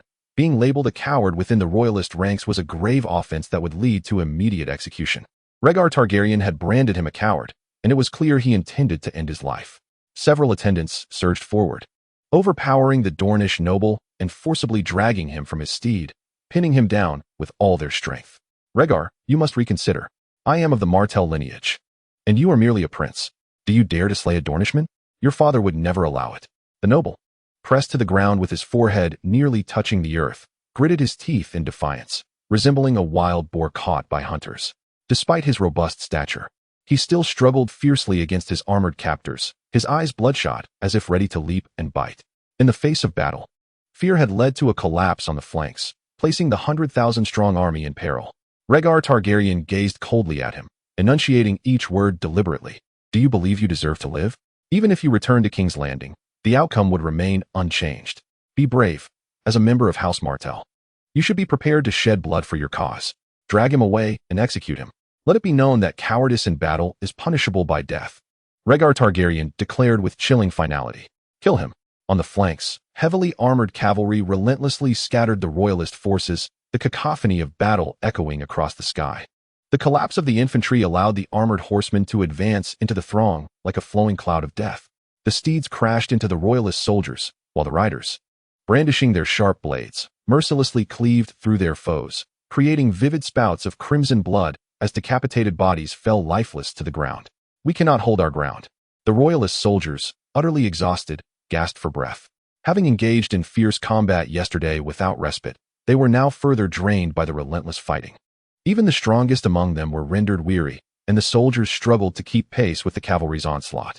What had appeared to be a steadfast line of spears was cleaved through by the charging cavalry, like a sharp knife slicing through soft flesh. The blades fell, heads tumbled, and the entire flank resembled a disturbed beehive, with royalist soldiers scattering in all directions in a frantic bid for survival. The charge of 30,000 heavily armored cavalrymen resembled a realm devoid of life, with blades glinting amidst swirling smoke, as hooves kicked up splashes of crimson. The weapons of the royalist soldiers struck against the heavy armor, sparking like fireflies, yet the chilling brilliance at the forefront continued to flash rhythmically, descending with precision, severing cleanly and efficiently. For the first time, the nobility of the royalist army grasped the true meaning of slaughter, akin to harvesting vegetables. They watched as their hard-fought forces fell like wheat before a farmer's scythe. Only this time the armored knights reaped human lives instead of mere crops. Under the bright, cold glint of steel, bodies were truly cleaved apart. Infantry, cavalry, shield-bearers, and pikemen alike could not withstand the relentless advance of the armored knights, who had seized the tempo of battle. The soldiers who stood in their path found themselves either scattered or bisected, as blood sprayed like rain from the weapons of the heavy cavalry. The royalist soldiers crumbled like an avalanche before them, their previous dazed expressions now appearing laughable. Engage! Shouted the frantic nobility of the royalists, witnessing over 10,000 armored horsemen crashing into their ranks. The heavy cavalry smashed through the royalist soldiers head-on, transforming the battlefield into a chaotic scene reminiscent of a snowstorm, with fleeing units colliding with those advancing. Run, they cried, or you shall lose your lives. Forward, everyone, forward. Various commands were shouted as the ranks became congested, leaving the soldiers in utter confusion. The disarray was such that even the enforcement troops were dispersed. Despite the desperate shouts of the noble officers, their commands failed to reach the men. The heavy cavalry thrust their lances wildly, resembling a pack of famished wolves descending upon a flock of sheep, like massive blades descending upon withered stalks of grain. The royalist soldiers were crushed and severed, swept away by the torrent of armored knights. With morale and stamina faltering, the royalist army ultimately succumbed. Over 100,000 wavering soldiers retreated like a tide, sweeping their commanding officers along with them. Cavalry is upon us. Flee if you wish to live. Soldiers turned to escape, while the nobles desperately attempted to maintain order, even resorting to violence against their own men. Yet, all efforts proved futile. The collapse of such a massive force was akin to a dam bursting before a flood, unstoppable and devastating in its path. Everywhere, chaos and destruction reigned. Fleeing cavalry collided with their own infantry lines, dragging soldiers down as they escaped, creating a tangled mess of horse and man, armor, and weaponry discarded. The battlefield was littered with disarrayed soldiers scattering in all directions. The thunderous sound of galloping hooves echoed like a torrential storm, as the weary royalist forces faced a fierce assault from the rear. The earth trembled violently as the heavy cavalry advanced like a sharp blade, carving through the very fabric of the battlefield, revealing the crimson flesh within. The troops, tasked with stabilizing the situation behind, were the first to be breached. Those still regrouping were also swept into the fray. As the phalanx of spears was shattered by the cavalry's charge, the royalist forces, gripped by panic, were oblivious to the collapse at the front. The hastily formed squares had barely taken shape before they were ravaged by the heavily armored horsemen, as effortlessly as a carpenter cleaves wood. It was evident to all that, at this moment, the 100,000 royalist soldiers were akin to a grand edifice crumbling beyond repair. "My prince, we can no longer hold the front. The flanks have also collapsed. We must retreat immediately," reported a weary messenger, breathless from his ride. "Where else can I flee? If we are defeated, King's Landing will be in peril. If King's Landing falls, where can I go?" lamented Rhaegar Targaryen bitterly. Chapter 34. The blacksmith's roar. The biting wind lashed against him. Rhaegar Targaryen's grip on the reins creaked as he surveyed the battlefield, his heart heavy with despair. The distance to the rebel camp was less than 10 miles. A threshold that had once seemed surmountable, yet now it had become an insurmountable barrier. Until now, Rhaegar could not fathom how. After a year of facing the enemy with over 100,000 royalist troops, the forces from the east, having joined the fray for less than 3 days, could bring about such a complete collapse with merely a few tens of thousands of Alexander's soldiers. Who would believe such a tale? Crimson blood seeped into the earth, creating a landscape riddled with craters that rendered the ground akin to the terrifying realms of myth. These depressions obliterated any semblance of order for the retreating royalist troops. The black-clad heavy cavalry surged like a flood, scattering the royalist forces in disarray, leaving rivers of blood in their wake, as if the very soil had turned red. The battlefield was strewn with the remnants of short swords and broken spears, alongside heaps of corpses, both men and horses alike. The heavy cavalry marched methodically across the battlefield, while many of the royalist soldiers, paralyzed by fear, were left to wail in despair. Some knelt in surrender, others lay prostrate in the bloodied ground, feigning death. Yet the majority were numbly kneeling, their long swords and shields discarded at their sides. The faith and resolve of these soldiers had utterly shattered. More royalist troops, after running for a time, collapsed to the ground, their fates unclear. Having fought fiercely the previous day, they were already exhausted. The chaos of the final collapse had drained their strength. Their minds screamed to flee, but their bodies felt as heavy as iron, and apart from their labored breaths. They resembled the deceased. Had it not been for the soldiers tasked with capturing prisoners, they would have faced starvation. In the end, the Battle of the Trident claimed over 90,000 royalist lives and left 30,000 captured, ensuring that even a decade later, the plains of the Trident would still bear witness to the remnants of those royalist soldiers. Rhaegar Targaryen silently observed the unfolding scene, opting not to flee. He raised his hand and, with an extraordinary calmness, declared the lowering of the military banner and the raising of the white flag of surrender, expressing his earnest intention to capitulate, hoping to spare lives. "Prince," upon hearing that the most distinguished of princes, Rhaegar Targaryen, sought to surrender, the royal knights knelt on one knee, their anguished cries echoing in the air. Rhaegar Targaryen was sacrificing his lifelong honor to ensure the survival of others. This battle had obliterated the hard-earned legacy of House Targaryen. "My lord, observe, the enemy has raised the white flag of surrender," exclaimed a cavalry captain, his voice trembling with excitement as he pointed toward the royalist formation, where the once mighty dragon banner had been lowered, now replaced by the white flag. "Relay the order to all commanders to accept the enemy's surrender." Riverrun, seeing the white flag, hesitated momentarily, his stern visage betraying a flicker of disbelief that this distinguished prince would indeed capitulate. Yet, his surrender would not alter the grim fate of those destined to perish. It merely aimed to lessen the toll. Perhaps he had already come to terms with the fate of House Targaryen. A few riders, escorted by a contingent of cavalry, traversed the stone path along the outskirts of Harrenhal. Among them were Eddard Stark and Robert Baratheon, their expressions grave as they gazed upon the vast encampment extending beyond the castle. This immense encampment resembled an endless spider's web, sprawling nearly 10 miles, with waves of black-armored, menacing Alexander heavy cavalry weaving through its midst. Line upon line of infantry stood in precise formation, their famed Alexander crossbows arranged neatly in rows. Heavy cavalry, light cavalry, infantry. and skirmishers formed a sea of military banners, the glint of armor dazzling the eye. The thundering of hooves and a cacophony of sounds filled the air, while the banners of the lilac flower, the sword, and the rose fluttered in the storm, their vibrant colors striking against the backdrop of rain. As they beheld this magnificent tableau, the riders felt a tremor of apprehension. In the distance, they spotted groups of captives clad in the uniforms of the royalist army, holding various noble banners aloft. Royalist soldiers toiled diligently, excavating stones and gravel from the roadside. It was hard to believe that the Alexander family had so decisively shattered the royalist forces. Yet, witnessing such scenes evoked an unparalleled sense of shock. As the riders rounded the bend, their faces turned ashen. Before them lay the main thoroughfare of the town beneath Harrenhal, a road resembling a great dragon. Densely packed with countless royalist prisoners, completely filling their line of sight, the sheer number beyond comprehension. The loyalist soldiers are widening the main road under the watchful eyes of the eastern soldiers or transporting goods. The number of eastern soldiers guarding the nearby captives is minimal, with typically one soldier overseeing dozens of loyalist prisoners, and they appear rather inattentive. Some soldiers even engage in quiet conversation, seemingly oblivious to the possibility of a prisoner escape. In contrast, the captives exhibit an unusual earnestness, showing no inclination to seek an opportunity for flight. Eddard Stark, overwhelmed by a sense of dread, mutters to himself, "By the Seven, I never wish to confront this monstrous crowd again. I am truly frightened." Robert Baratheon gazes in disbelief at the scene before him. His adversaries of over a year are now being herded like ducks by Alexander's men, leaving him fearful and devoid of any other thoughts. These are loyalist prisoners. So many of them. It's truly terrifying. Eddard hears a shout from across the way, emanating from a middle-aged noble adorned with the Tyrell golden rose insignia.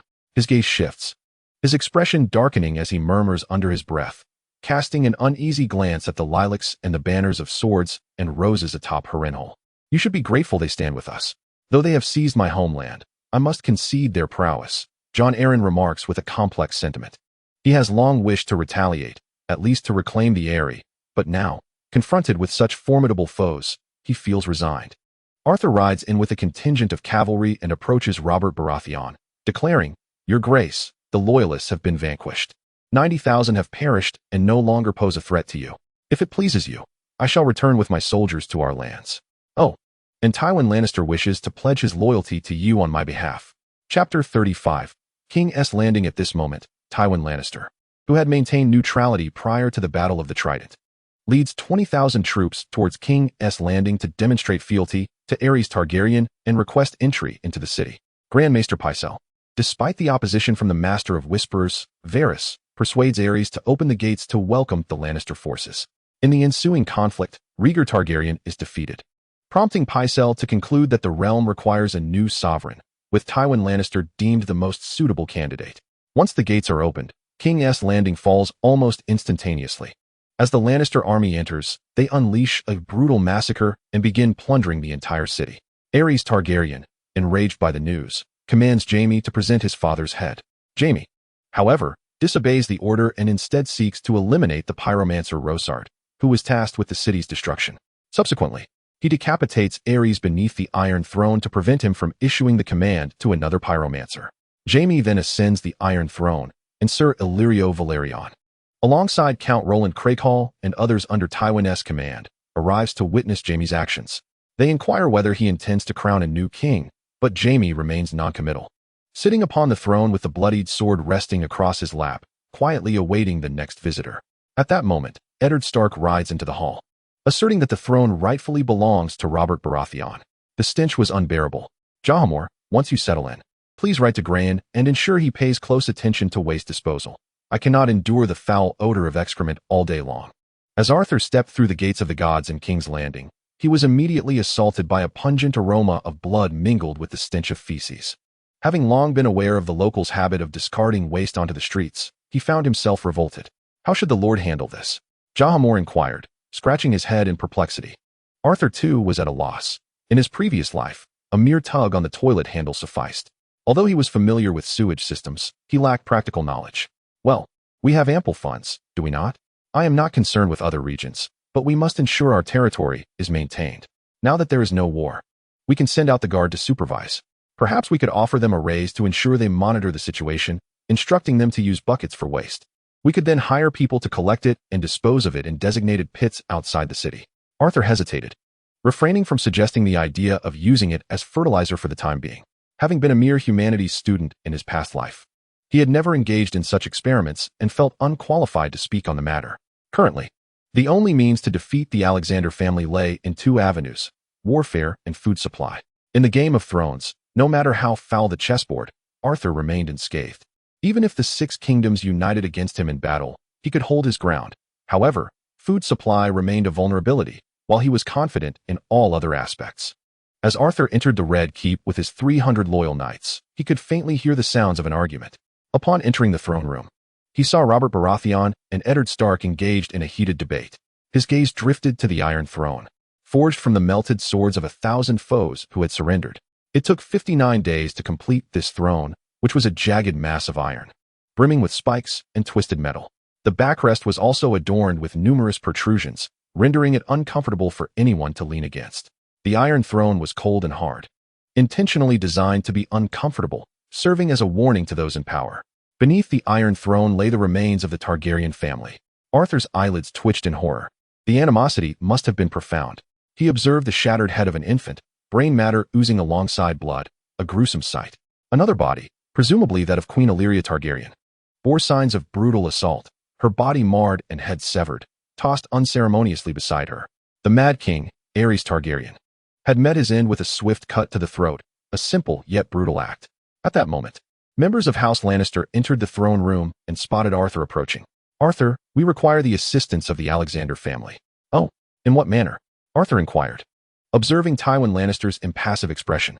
"For instance, Jaime cannot don the black cloak, and Cersei must become the queen of Robert Baratheon. You could secure 2 to 3 seats at the Royal Council. What do you think?"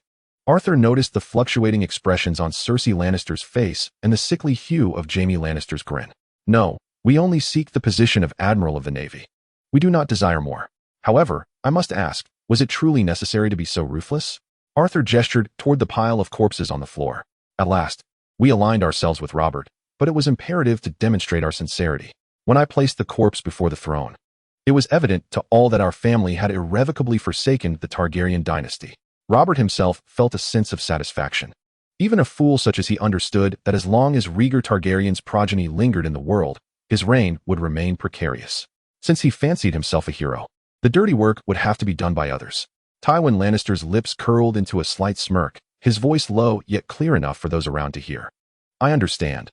I shall interject momentarily, but whether it bears fruit is your concern."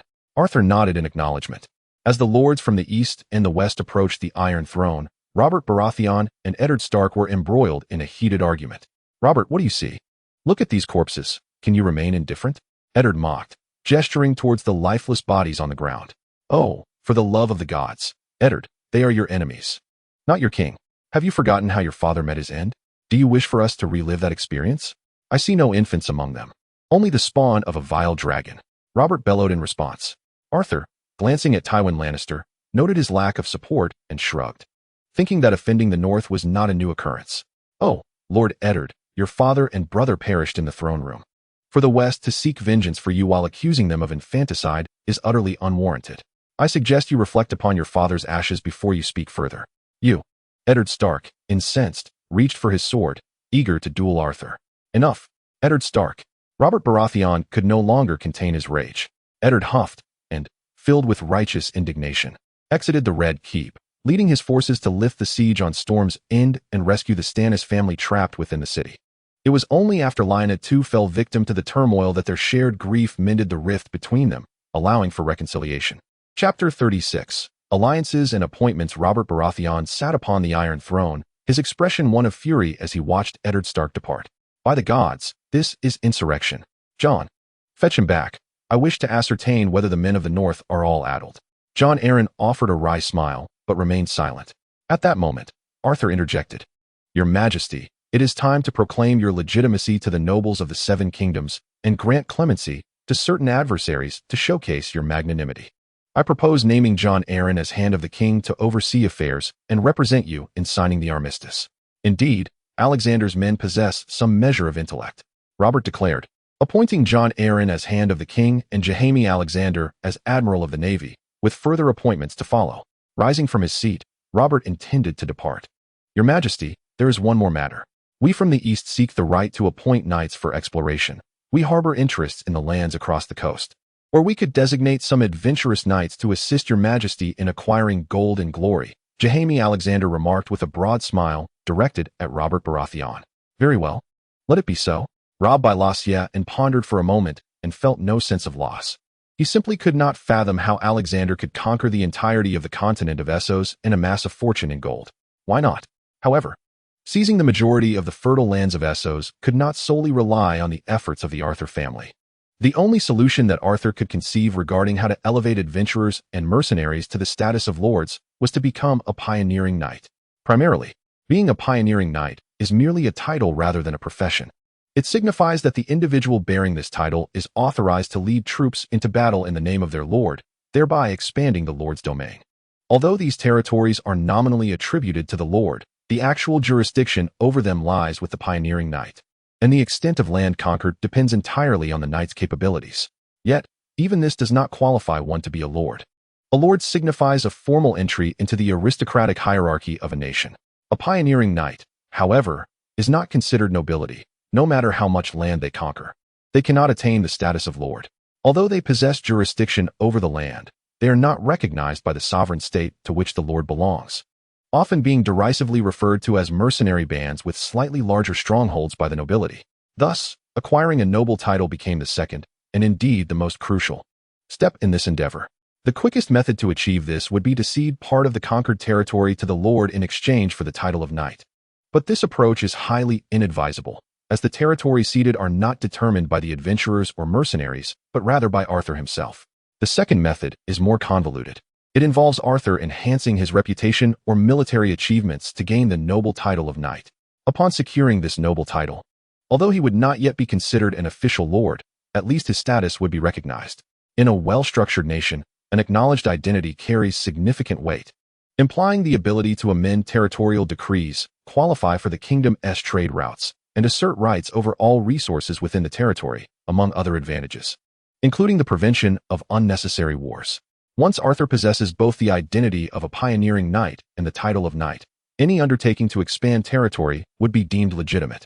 Following this, through a series of appropriate measures, transforming the title of knight into that of nobility would equate to becoming a legitimate landholding noble.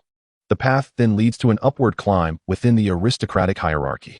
However, this noble title is for life rather than hereditary, meaning the territory he has conquered cannot be inherited by his successors. Upon his demise, the land would revert to the lord's possession.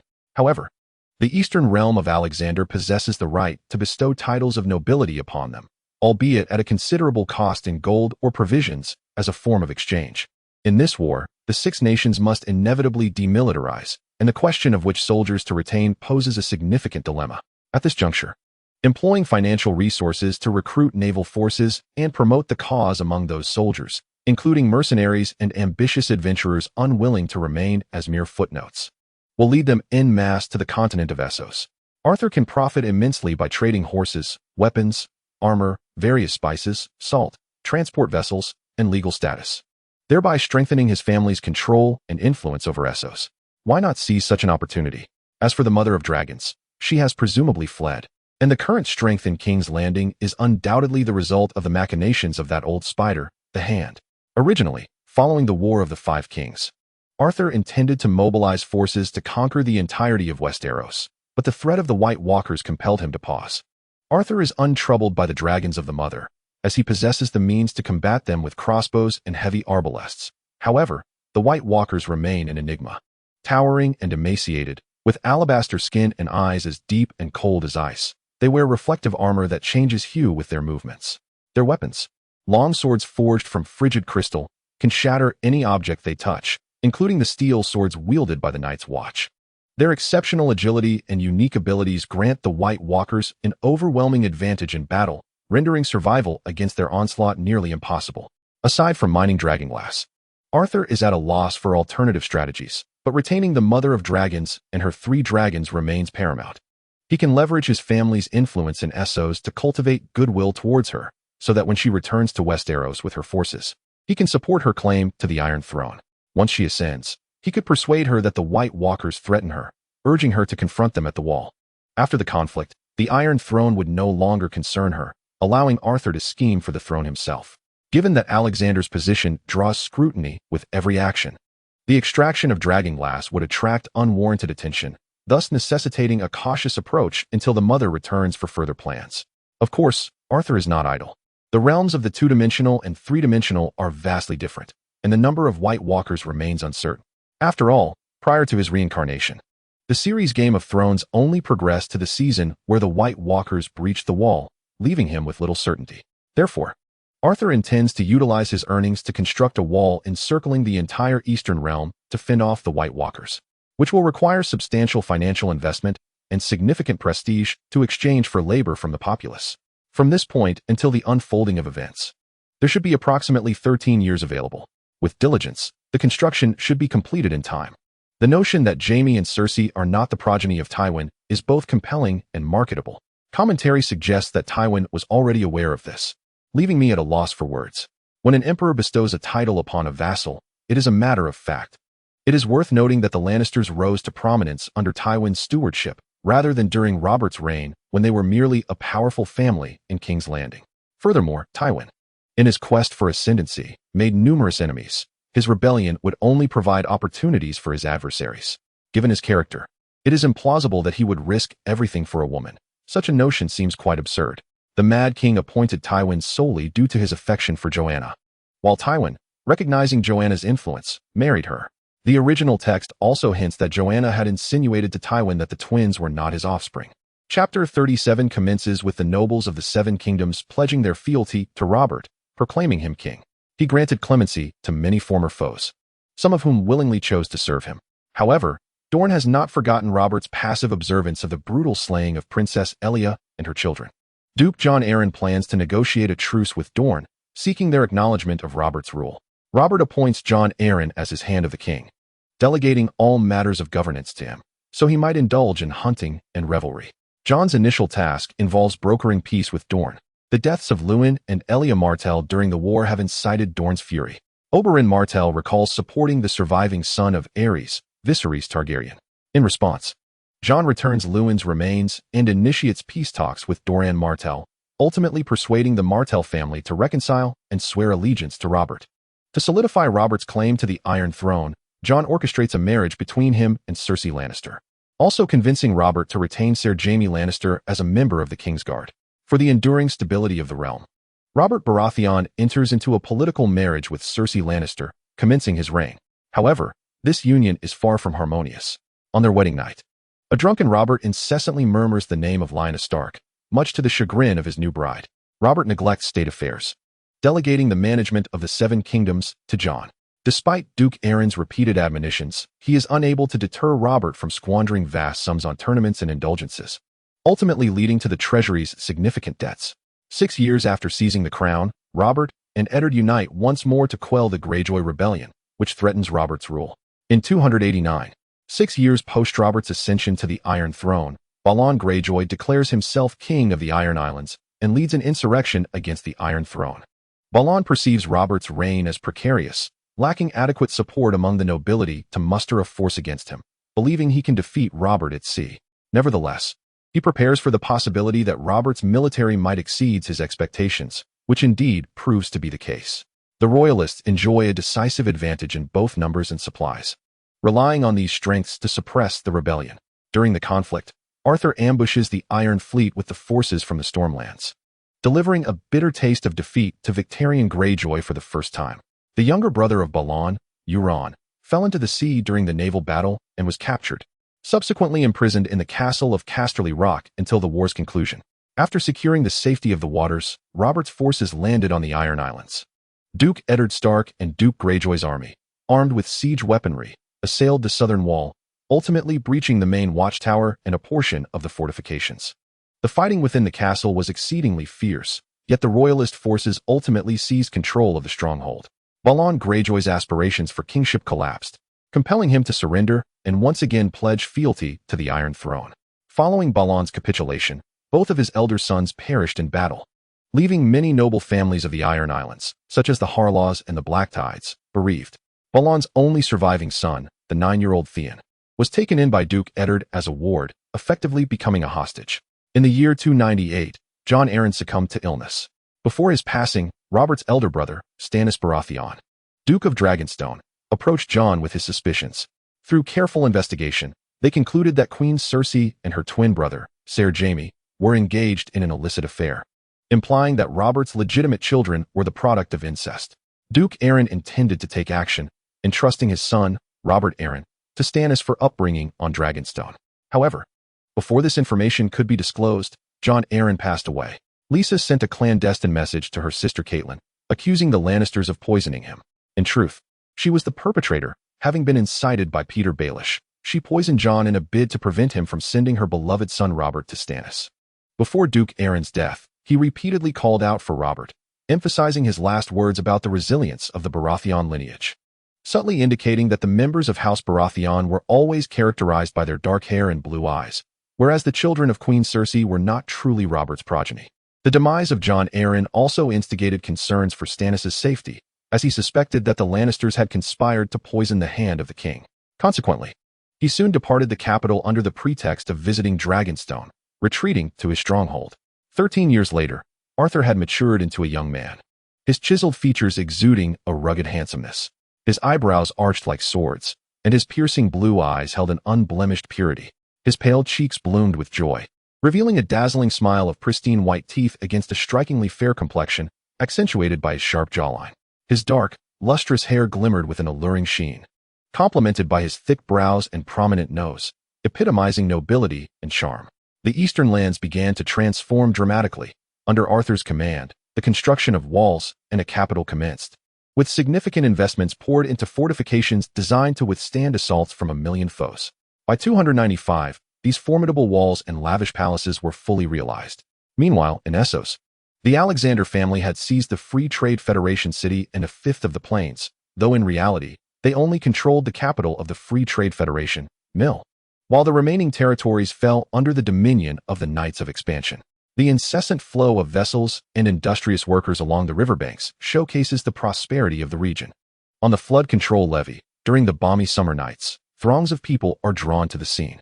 As the twilight envelopes the landscape, the river flows serenely, and the myriad stars reflect in the crystalline waters, illuminating the river's surface with a shimmering glow. A gentle breeze wafts through, refreshing and delightful. These 13 years have felt interminable for Arthur. He is perplexed by how those who have traversed time seamlessly integrated into the feudal society. Yet, he finds himself unable to do so, constantly yearning for the home beneath the red banner and the parents he left behind. Arthur strives to blend into this archaic society, but remains an outsider. The memories of his parents, who shared 2 decades of his life, now exist only as vague outlines in his mind.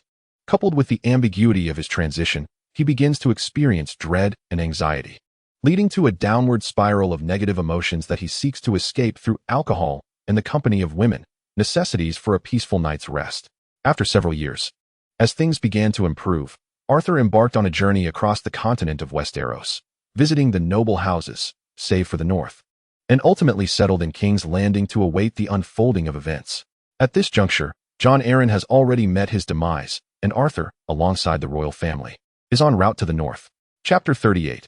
The north is vast, nearly equivalent to the combined area of the other 6 kingdoms, yet sparsely populated, characterized by expansive wastelands, dense forests, and snow-capped mountains. The winters in the north are brutally cold, with the possibility of snowfall even in summer. During the night, the sparsity of inhabitants adds an air of tranquility and serenity. After a long day of travel, the royal entourage and Arthur can sit by a roaring fire, savoring a cup of hot tea, enjoying a fine drink, and relishing steaming meals, fully embracing their warmth and comfort. The geography and climate dictate the harshness of life in the north. The bitter cold of winter sets the northerners apart from their southern counterparts, who reside south of the neck. From birth, they are aware that winter is coming, and they must be prepared for survival. In such an environment, the northerners have little time for hollow courtesies, courtly rituals, elaborate cultures, or tournaments. Having never encountered southern customs, the northerners, particularly the Stark family, adhere strictly to honor. Shunning intrigue, some northerners dwell in remote areas, resembling uncivilized tribes. Although these clans are geographically isolated, they nominally owe allegiance to House Stark, retaining their own customs and traditions as long as they pledge loyalty to Winterfell. Robb, the maidens of the north can chill one's heart. And this damned weather. I now understand why the Starks are so grim, Arthur remarked, taking a hearty sip of wine as he complained to Robb Baratheon. Damn it, we should hurry. I'm fed up with the incessant chatter of the Lannisters, Arthur continued. Robb, reclining on the bed, feasting on meat and drink, responded to Arthur's grievances. You are a king. Why heed the Lannisters? Do as you wish. If they misbehave, give them a slap.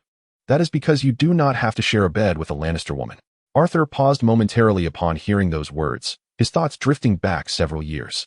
At that time, he had shared drinks with Robert Baratheon, reveling until the depths of night, only to be lured to bed by Cersei. The following morning, as he contemplated a confrontation, he found himself captivated by Cersei's gentle advances, ultimately succumbing to her charms for 2 years, indulging in fleeting encounters thereafter. Cersei Lannister was far from the portrayal of an aged matron. She was now a captivating blonde beauty in her 30s, exuding allure with a figure that epitomized Arthur's ideal. Her regal status as queen further enhanced her appeal, fitting perfectly into Arthur's vision of a desirable woman. While he recognized her indiscretions as a matter of her own morality, Arthur refrained from judgment. Over the past 13 years, he had come to understand the complexities of this era. Some families encouraged licentious behavior to preserve their lineage, while Cersei's predicament stemmed from her royal position, wherein her illegitimate offspring threatened the line of succession. Arthur was well aware that the private lives of medieval nobility were often tumultuous. Of course, Arthur could not be merely a fleeting affair. His charm, combined with his background, made him quite successful in romantic pursuits. Yet, a mere dalliance had become the talk of the Seven Kingdoms, largely due to his deliberate efforts to enhance his reputation while constructing city walls, which led poets to perceive his private life as a source of intrigue, transforming into gossip mongers eager to uncover scandals surrounding this newfound celebrity, leaving Arthur somewhat exasperated. His camaraderie with Robert Baratheon arose from Robert's jovial nature and temperament, which Arthur found agreeable. Their bond was characterized by lively discussions about the various brothels and the follies of nobility, punctuated by hunting excursions and hearty feasts. However, their relationship remained strictly platonic. Arthur had his own motives for associating with Robert, though his ambition to rule had dulled over the past 13 years, transforming the conquest into a mere game. He understood the futility of such aspirations in a realm so disconnected from reality. In a different era, he might have pursued revolutionary inventions, but this particular land offered little in terms of practical application for the future heirs under the Red Banner, leading him to a state of detachment. His primary objective was to eliminate Bran Stark, the potential seer capable of unveiling all truths, as this posed a significant threat to Arthur's plans. The knowledge Bran possessed would render Arthur vulnerable, perhaps explaining the friction often experienced among time travelers. Additionally, Arthur sought to immerse himself in the unfolding narrative, for he found himself utterly bored. Catelyn Tully, no, Catelyn Stark, had never been fond of the Godswood. Hailing from the Tully family of the Riverlands, she had been raised in Riverrun, a vibrant locale along the Red Fork of the Trident. There, the Godswood was a radiant sanctuary, where towering weirwoods cast shadows upon the brook, birds serenaded from their hidden nests, and the air was perfumed with the fragrance of blooming flowers. In stark contrast, Winterfell presented a different atmosphere. It was a dark, primordial place, where the ancient castle stood resolutely amidst ancient trees, exuding an aura of dampness and decay. In this place, no rosewood grows. The forest is composed of sentinel trees adorned with gray-green pine needles, robust oaks, and ironwoods as ancient as the realm itself. Here, stout black trunks jostle against one another, their twisted branches weaving a dense canopy overhead, while the gnarled roots below engage in silent struggle. It is a domain steeped in profound stillness and oppressive shadows, where the resident spirits remain nameless. Catelyn found her husband, Eddard, seated quietly upon a moss-covered rock beneath the fishleaf tree. His sword lay diagonally across his lap as he washed the blood from its blade in the ink-black waters of a nearby pool. A thick layer of millennia-old humus blanketed the forest floor, muffling her footsteps, yet the fishleaf tree's crimson eyes seemed to follow her intently. Eddard, Catelyn softly called. What is it, Catelyn? Eddard replied, his tone solemn. Catelyn grasped Eddard's hand. Today, we received sorrowful news, my dear. I am deeply saddened. Jon Arryn has passed away. Is this news true? Eddard asked, concern etched on his face. The letter bears the king's seal, and it was penned by Robert himself. He states that Lord Arryn departed hastily, with even Maester Pycelle at a loss. However, the Maester administered poppy milk, so Jon suffered little. I suppose that is a final act of mercy, Eddard said, his expression grave. Catelyn observed the sadness upon Eddard's face, Yet his thoughts first turned to her. Do you have news of your sister and Jon's son? The letter only mentions that they are safe and have returned to the south. I truly hope they return to Storm's End, Catelyn replied, worry etched upon her features. Chapter 39. Doubt the letter also mentioned other matters. The king is en route to Winterfell, seeking to discuss affairs of state with you, Catelyn stated, holding Eddard's hand with seriousness. It took Eddard a moment to grasp the implications of her words, but when realization dawned, the clouds of gloom dissipated from his eyes. Robert is coming? Catelyn nodded, and a faint smile tugged at the corners of Eddard's otherwise stoic face. Damn, Robert, how many years has it been since we last met? He did not even bother to notify me beforehand. Did the letter indicate how many would accompany him? Eddard stood, pulling Catelyn to her feet as well. I believe at least 1,000, along with their attendants. Cersei and her children are also coming.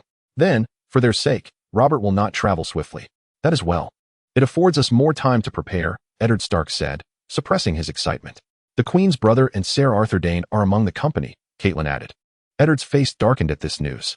Catelyn knew well of Eddard's disdain for the Queen's family. The Lannisters of Casterly Rock had been the last of the great houses to join Robert's cause, only declaring their allegiance once victory seemed assured. And Eddard had never forgiven them. His aversion to Arthur was particularly intense, for Arthur had once mocked Eddard's family beneath the Iron Throne, and had frequently made jokes about the North at feasts. Well, if the price of Robert's visit is those insufferable Lannisters and Alexanders, then so be it. However, it seems Robert has brought half his court along with him. Wherever the king goes, the kingdom follows, Catelyn replied. It is quite nice to see those children. The last time I encountered that Lannister woman, Robert's youngest son was still nursing at her breast. Has it been a few years already? He must be around 5 now. Prince Tommen is 7, Catelyn informed Eddard. He is the same age as Bran. Eddard, please choose your words carefully. That Lannister woman is our queen. And it is said she has become increasingly haughty due to her close relationship with Alexander's heir. Ned squeezed her hand. We must hold a banquet, and of course, invite musicians and singers. By the gods, how are we to feed all these people? You say he is already on his way? That bastard. This king of ours is truly insufferable. Robert, perhaps you should go see your beloved soon. Oh damn, I thought your beloved was still in the brothel. Arthur jested leisurely atop his horse. For the love of the gods, do not jest about Lyanna with me. I cannot help but feel inclined to smash a hammer against your head, Robert retorted with annoyance as he shoved Arthur aside. Your Majesty, everyone has been on the road since early morning. They are cold and weary and should rest a bit first. There is no need to rush to see the dead. Cersei Lannister interjected bluntly. The atmosphere instantly turned icy as Cersei and Robert Baratheon exchanged cold glares. Just as Robert was about to dismount and deliver a few slaps to Cersei, he was interrupted by Arthur. Robert, surely you cannot be serious. Hitting your queen in front of over 1,000 people would not reflect well, would it? By the 7, regicide, take care of your sister, that damn foolish Lannister woman. Robert bellowed. Cersei attempted to retort, but her brother Jaime quietly took her hand, and she fell silent. In truth, Arthur understood. Even a proud woman like her could not tolerate being compared to another. Such scenes were not uncommon. Arthur also shot a cold glance at Cersei, signaling her to refrain from causing a scene. Observing this, Cersei slowly lowered her head and turned back towards her carriage. Alexander had maintained quite a formidable presence over the past 13 years. Those envious of his wealth had attempted to rob a shipment, only for their entire family to perish shortly thereafter, their heads displayed on pikes at the city gates. Consequently, no one dared to challenge the authority of the East. And Arthur, as the heir, was quite persuasive. Arthur, do you not think there are too many Lannisters around me? Their incessant chatter is quite bothersome. Ha, Robert. Do not test me. I know not what you wish to do, nor will I concern myself with it. After all, you are the king. If you cannot abide them, you may hang them all, Arthur quipped nonchalantly, his handsome face betraying no concern. It is always about the Lannisters and their affairs, that mad woman. Do not forget, you still owe Lannister and me money. It seems those debts will never be repaid in this lifetime. Robb Baratheon rode furiously towards Winterfell, his countenance resembling that of a pig's liver, while his Kingsguard hastily followed suit. Indeed, suspicion had arisen within Robb, though not directed at the Lannisters, but rather at Peter Baelish, the cunning little finger, whom he believed orchestrated the poisoning. To incite chaos across the 7 kingdoms, Jon Arryn's demise was essential. Arthur, too, had faced attempts on his life through poison and assassination. It became apparent that initially, Peter intended to exploit Arthur's death, but upon realizing he survived the poison, he shifted his schemes. Peter understood that conflict between the Vale and the West was implausible, and that plotting against the Old Rose was tantamount to courting destruction. Hence, he focused his machinations towards the north and the west. Peter Baelish hailed from an inconsequential family, dedicating the majority of his life to elevating his humble status. Yearning for power and prestige, aspiring to become a figure of great renown. Gifted with an innate talent for finance and trade, Peter was also an unparalleled master of intrigue. Yet, towering above his intellect was his insatiable ambition. Peter, of diminutive stature and average build, possessed a strikingly handsome visage. His gray-green eyes sparkled. A small tuft of beard adorned his chin, and his dark hair was interspersed with strands of gray. He fell in love with Catelyn Stark. Yet she regarded him merely as a brother, devoid of any romantic sentiment. When Catelyn became betrothed to Brandon Stark, Peter, in a fervent display of devotion, challenged the significantly larger Brandon to a duel. Brandon easily triumphed, but spared Peter's life at Catelyn's behest. Following this event, Catelyn ceased all communication with him, ultimately incinerating a letter he had pinned to her after Brandon's death. Consequently, he harbored an intense hatred for House Stark. Peter Baelish's wealth and influence secured him numerous allies and connections, including the guard forces of King's Landing. He operated brothels, not solely for monetary gain, but also to gather intelligence. With these resources as his foundation, Peter swiftly ascended in political power through a web of deceit and betrayal. To further his ambitions, he incited Jon Arryn's wife to murder him.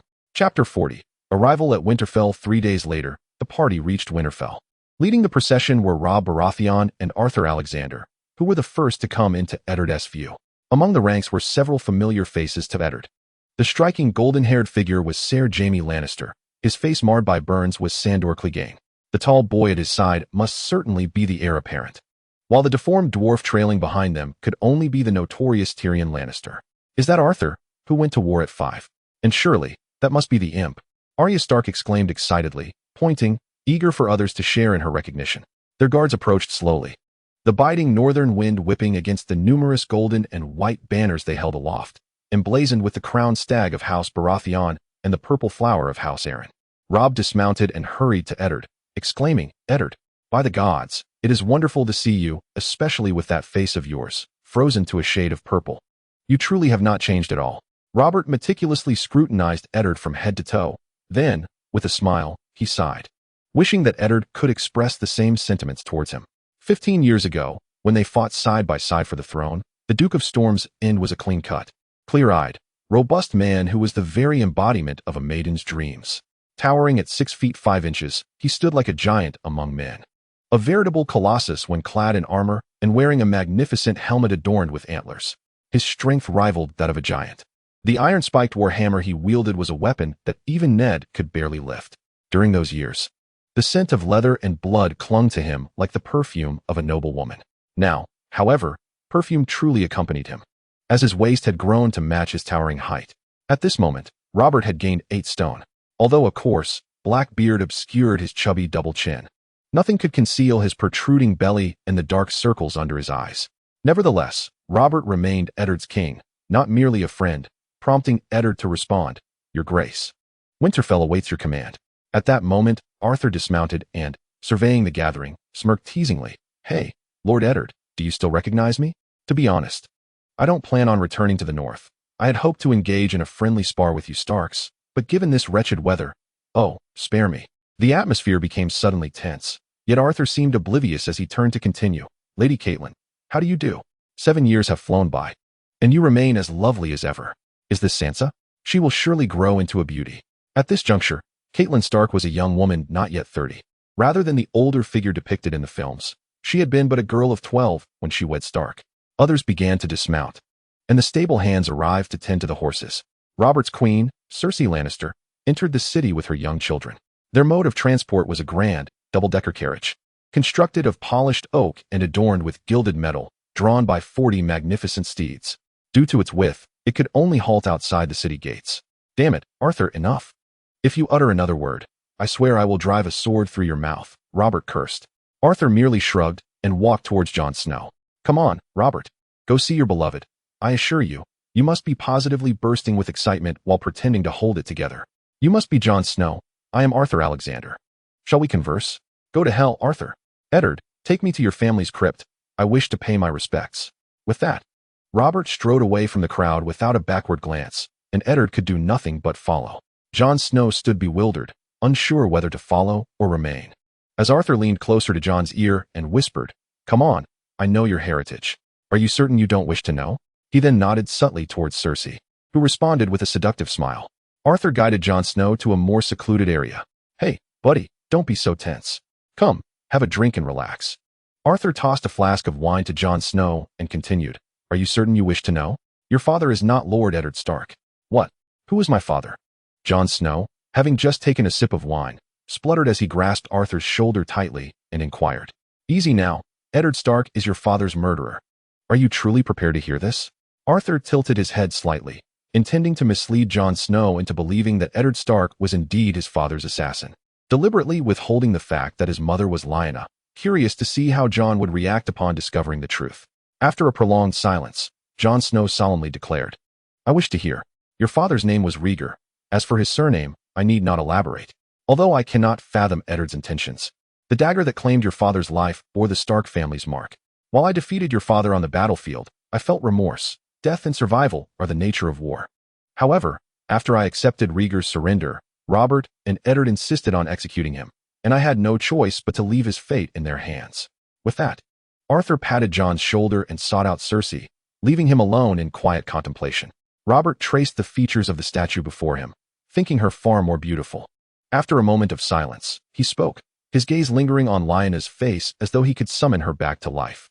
Eventually, he rose, though his steps were unsteady due to his girth. "Damn it, Eddard, was it truly necessary to bury her in such a place? She should not dwell in darkness." Robert's voice cracked with the pain of memory. "She is of House Stark. She belongs here," Eddard replied calmly. "She ought to rest upon a picturesque hill, with a fruit tree adorning her grave, basking in sunlight, accompanied by clouds, and embraced by the elements." Eddard reminded Robert, "In her final moments, I was by her side. She yearned to return home, to lie beside Brandon and her father." Even now, Eddard could still hear Lyanna's murmurs before her passing. "Promise me." Lyanna had called to Eddard in that blood-soaked and fragrant room of roses, "Promise me." The relentless fever had drained her of all strength, her breath barely a whisper. Yet, when Eddard vowed to uphold his promise, the fear in her eyes vanished. Eddard remembered her final smile and how she clutched his hand tightly before departing this world. Rose petals cascading from her palm, dark and lifeless. What transpired thereafter was a blur for Eddard. When they found him, he remained tightly holding Lyanna's lifeless body, grief rendering him speechless, lost in his own desolation. Chapter 41. The game begins. "I will bring flowers to her whenever I can." Lyanna always adored flowers, Eddard said calmly, though his voice quivered, betraying his inner turmoil. Robert caressed her cheek, his fingers gliding tenderly over the rough stone surface, as if caressing a living lover. "I swear to avenge her by killing Rhaegar." "You have already slain him," Eddard reminded him. "Only once," Robert replied, his heart heavy with sorrow. "Every night within the realm of dreams, I find myself compelled to slay him anew. Even if I were to execute him 1,000 times over, his demise would still be justly deserved." Robert seethed through gritted teeth. Eddard was at a loss for words.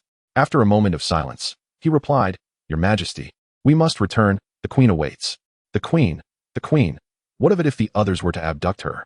Robert muttered bitterly, yet he staggered forward, his heavy footsteps retracing their path. "Furthermore, should you dare to address me as your Majesty once more, I shall ensure your head adorns a pike for all to see. Our relationship transcends mere lord and subject." "I am acutely aware of that," Eddard responded quietly. Observing that the king remained silent, he ventured, "Pray, tell me of Jon." Robert shook his head. "In my lifetime, I have never witnessed a man's condition deteriorate so swiftly. To celebrate my son's name day, we hosted a tournament. And on that day, you would have deemed him robust enough to live a century. Yet, merely 2 weeks later, he succumbed to an illness akin to a raging fire, consuming him utterly." Robert paused beside a stone column, standing before the long-departed Stark. "I held that old man in such high regard." "We all did," Eddard said calmly. "Enough of this. Guess why I have come." Eddard had his suspicions regarding Robert's visit, yet he refrained from voicing them. "I presume you seek my company?" he said lightly. "Otherwise, it must pertain to the wall. Your Majesty, you must visit, walk the ramparts yourself and converse with the Night's Watch. Their ranks have not retained the vigor of your," Robert replied. "Banyan assures me I will soon have the opportunity to speak with your brother. As for the wall, how long has it stood?" "Over 8,000 years. A few more days should pose no issue. I have more pressing matters to discuss with you. The current political climate is fraught with tension, and I require a trustworthy aide, someone akin to Jon Arryn. He is not only a Southern lord but also the hand of the king, and finding a suitable replacement will not be an easy task. His son, Eddard began. His son will inherit the ducal title and all the taxes from his lands, Robert interjected. Thus it is settled. I have engaged in considerable disputes with House Tyrell over those southern territories. Once he comes of age, I shall deliberate whether to return them to him. Robert continued, however, my immediate concerns are for this year and the years to come. Eddard, a 6-year-old boy, cannot command an army. This title is but an honorific in times of peace. Let the child retain the title. For the sake of his father, who devoted his life to the realm, it is only right. Robert's expression soured at this, and he withdrew his hand from Eddard's shoulder. Jon's loyalty was his duty. He was meant to serve his king. Eddard, I am not an ungrateful man. You should know this best. But that child is not his father. A mere infant cannot govern those lands. Robert's tone softened. Let us speak of more pressing matters. I will not permit you to argue with me this time. Gripping Eddard's elbow firmly, Robert stated, I have a request for you. Your Majesty, I am forever at your service, Ed declared, though he was deeply concerned about Robert's next move. It seemed as if Robert was oblivious to his words. Continuing on in a reverie, think of the years we spent together in the Eyrie. What a delightful time it was. Ned, I wish you could be by my side once more. I hope you will journey south to King's Landing to discuss matters of state with me. Rather than isolating yourself at the world's end, doing naught of consequence. Robert gazed into the dim distance, suddenly adopting a melancholic demeanor akin to a Stark. I swear to you, governing the realm from the Iron Throne is 1,000 times more arduous than seizing the crown. The arbitration of law is an exhausting affair, and reconciling the treasury is even more troublesome. And those incessant commoners. I sit upon that accursed iron chair all day, listening to their endless grievances, which numbs my mind and leaves my backside sore. Every time they speak, it's either for money or land or legal arbitration. They are nothing but a bunch of fools, and my lords and ladies are hardly better. I am surrounded by imbeciles and sycophants. Ed, it truly drives one to madness. They are either utterly confused or deceitfully disingenuous. Sometimes, when I lie down to rest, I genuinely wish we had lost that battle at the Trident. Oh, not that I wish for defeat, but rather, I understand. Ed spoke softly, and Robert regarded him thoughtfully. Old friend, I believe you are the only one who can comprehend. With a smile, he continued, Ed Stark, I hereby appoint you as the hand of the king, the prime minister. Ed knelt on one knee, unsurprised. What other reason would Robert have for journeying so far north? The hand of the king is a position of great prominence, second only to the king, wielding authority to command the realm, lead armies, and oversee justice. In the absence of the king, whether due to illness or unforeseen events, he could even take the Iron Throne and govern the realm directly. In essence, Robert was entrusting the kingdom into his hands, a burden he most fervently wished to evade. Your Majesty, I fear my abilities are insufficient for such a lofty position, Ed replied. Robert chuckled with feigned impatience. If I truly cared for you, I would have retired you long ago. I intend for you to govern the realm and lead in battle, while I indulge in merriment and revelry. He patted his belly and laughed. You know that old saying about kings and prime ministers, right? Ned was well aware. The king dreams, while the prime minister builds dreams. A fisher girl I once bedded told me a more amusing saying from the lower classes. The king dines, while the prime minister defecates. At this, he erupted into boisterous laughter. The echoes reverberating in the darkness, while the dead of Winterfell seemed to observe with indifferent eyes. When the laughter subsided, Ed Stark remained kneeling, his gaze uplifted. Chapter 42. The feast begins. Since you have helped me attain this accursed iron chair, you must also assist me in keeping it. We are destined to govern the realm together. If Lyanna were still alive, we would be bound as brothers by blood and marriage. Oh, it is fortunate that it is not too late. I have a son, and you have a daughter. My little Chow and your Sansa shall unite our families. Reminiscent of the days of Lyanna and myself. This proposal startled Eddard immensely, but Sansa is merely 11 years of age. Robert, with a wave of his hand, dismissed the concern. She is already of an age suitable for betrothal. Marriage can be discussed in due time. Robert smiled, saying, You fool, rise and express your agreement. Your Majesty, it is a supreme honor and delight, Eddard replied, though hesitance crept into his voice, but this truly takes me by surprise. May I have some time to ponder? I must speak with my wife. Very well, of course, take your time. Go and discuss it with Catelyn. Think it through thoroughly. Robert urged, patting Ned's hand and pulling him to his feet. Just don't keep me waiting too long. You know my patience is limited.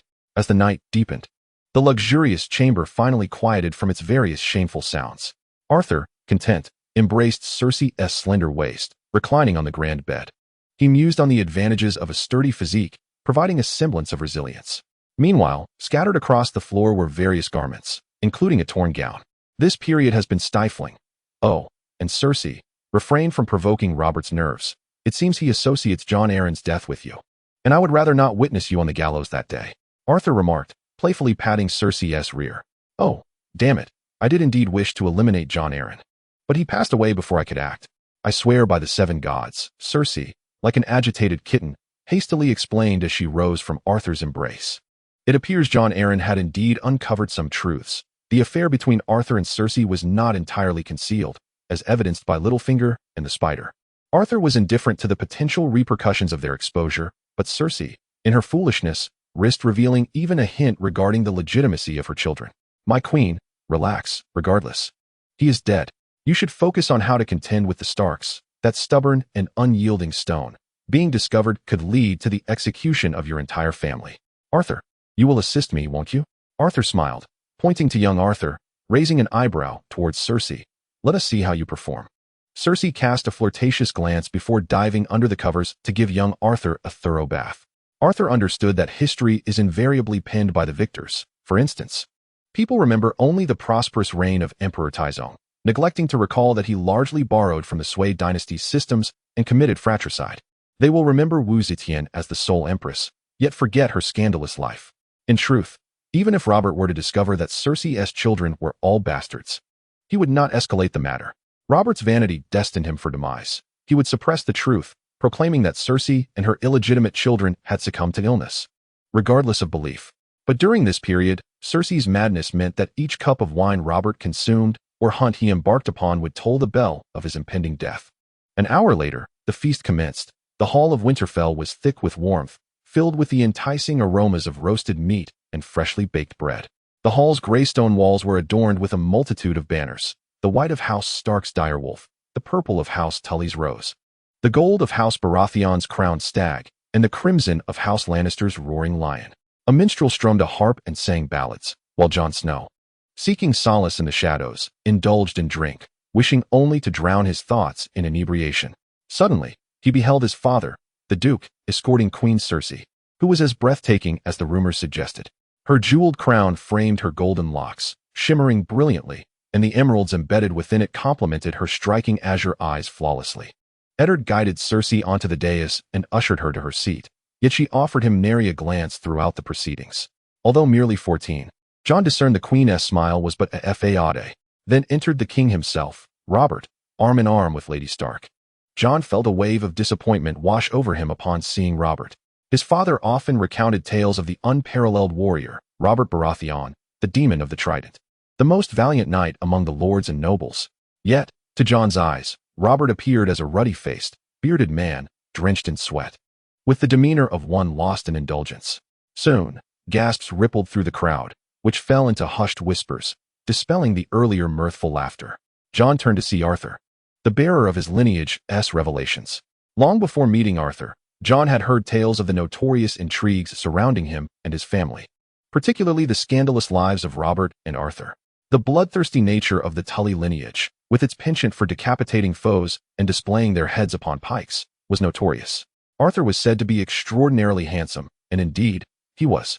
His striking features were chiseled and defined, an exquisite visage that hinted at a roguish charm. Yet the intensity in his eyes commanded respect.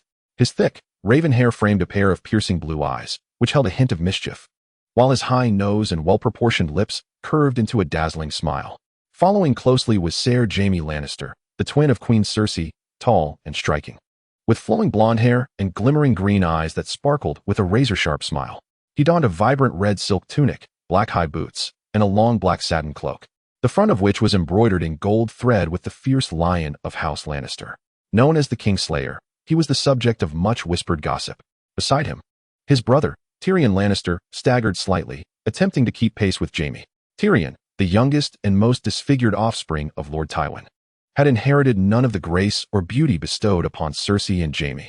He stood barely half the height of his brother, struggling with his malformed legs to match Jaime's stride. His head was disproportionately large, with a swollen forehead that housed a twisted visage. His mismatched eyes, one green and the other black, peering out from beneath a mop of nearly white, straight golden hair. Jon observed him with keen interest as he passed by. Chapter 43. The banquet and conversations. Arthur strode directly to the head of the table, taking a seat beside Cersei, who, with a surprising warmth, poured him a glass of wine, shedding her earlier cold demeanor. This transformation caught the attention of Catelyn and Eddard, prompting Catelyn to subtly shake her head, signaling Eddard to refrain from reacting. "My lord Eddard, thank you for your banquet. By the gods, I scarcely encountered anyone on my journey from the north. I do enjoy a lively gathering.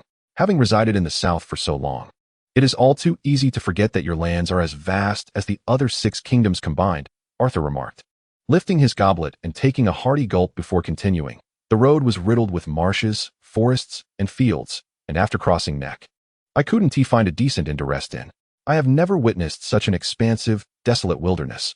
Where have your people hidden away? Perhaps they are merely shy and reluctant to emerge. In the north, one does not encounter the king every day," Eddard jested. Robert snorted.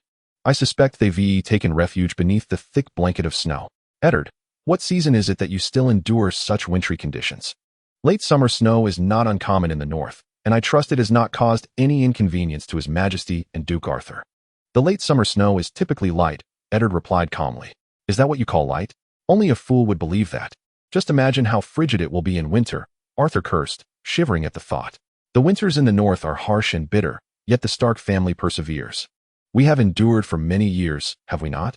You truly ought to visit the south," Robert urged Eddard, "while summer still lingers. The fields of Highgarden are a sight to behold, awash in golden roses. The fruits are so ripe that they burst in your mouth, sweet melons and peaches. I guarantee you have never tasted anything so delectable. I've brought some with me for you to sample. Even at storm's end, when the warm winds rise, the heat can render you nearly immobile. Eddard, you must witness the bustling towns of the south. Everywhere is adorned with blossoms, the markets overflow with food. And summer wine is not only exquisite but astonishingly affordable. Merely inhaling the aroma in the marketplace can intoxicate you. Everyone is well fed, drinking merrily, and indulging in feasts." Robert grinned, patting his beer belly. "And let us not forget the southern maidens," Arthur interjected, his eyes sparkling with excitement as he raised his voice slightly. "I assure you, once the heat arrives, any semblance of modesty vanishes. They will bathe nude in the rivers near the castles, even when they stroll through the streets. The heat renders them unable to don woolen or leather garments, so the wealthy wear silken short sleeves, while the less fortunate settle for cotton. However, once they begin to perspire, their garments cling to their skin, leaving them little better than unclothed." Arthur and Robert zealously endeavored to entice Eddard. Yet, under Catelyn's stern expression, Eddard refrained from joining in the banter, for the Stark family had already borne a bastard, Jon Snow, and she was exceedingly sensitive regarding such matters. Unable to tolerate the prospect of another, Robb intended to say something further to Eddard, but was interrupted by Arthur. "Enough, Robb. Our Lady Catelyn Stark is displeased. Come, let us raise our glasses to celebrate this joyous occasion." He inwardly added, "This is also the last joy the Starks will experience. Cheers. Cheers." After everyone had finished their drinks, Arthur rose and approached Jon Snow. "Mate, drinking alone is rather dull. Why don't you join the Stark brothers?" Jon Snow regarded the man before him with a wry smile. Today, Arthur had revealed his lineage, which should have been a cause for celebration. Yet, the news landed like a heavy bombshell, leaving his heart in disarray.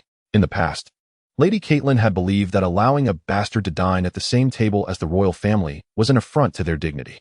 Jon's tone was somber, revealing nothing of his true feelings. Arthur observed Jon and understood that he must have come to believe his words. The more he believed, the less he would inquire. "I see," Arthur remarked, glancing toward the long table at the end of the hall. "Your father does not seem in the mood to celebrate tonight." Jon also noticed this.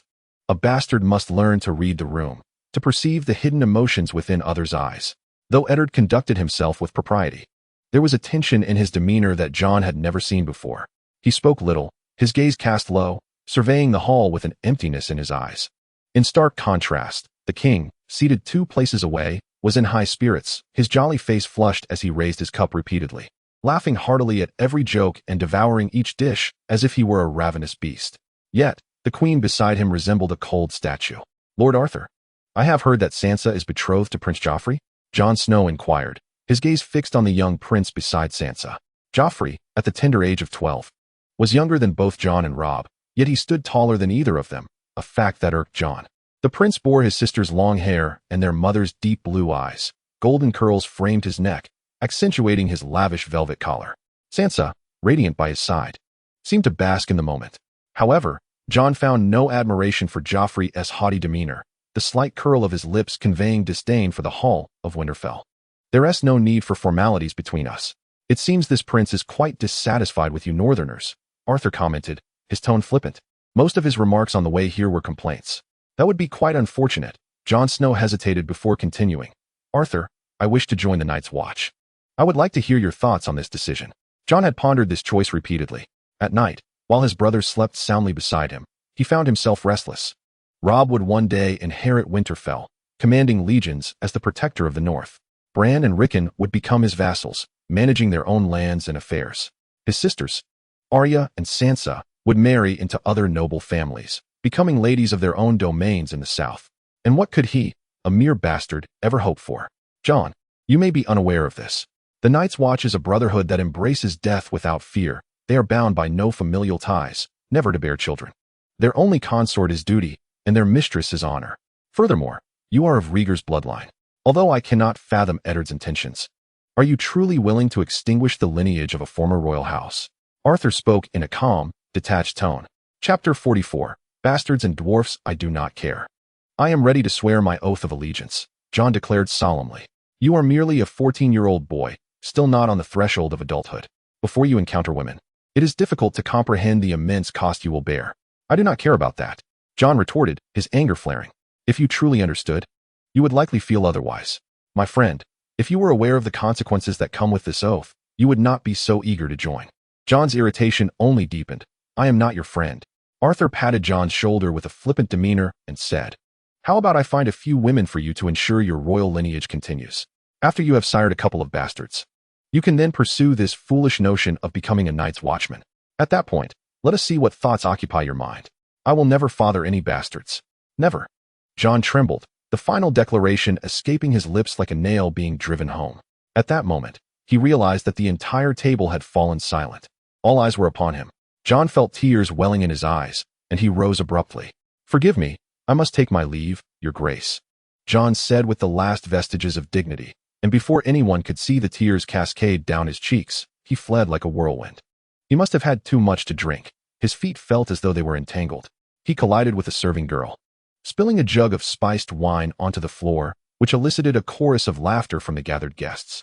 Tears streamed down Jon's face, and though someone reached out to assist him, he brushed aside the kind gesture. His vision blurred as he continued to run toward the door, plunging into the enveloping darkness of night. The empty courtyard was eerily quiet, and on the inner wall, a solitary guard huddled against the cold, pulling his cloak tight around him. Though he appeared bored and sorrowful, Jon wished 1,000 times to exchange places with him. Beyond that, the entire forsaken castle lay shrouded in darkness, steeped in solitude. Jon recalled a desolate manor he had once visited, where silence reigned, and a somber atmosphere enveloped the surroundings.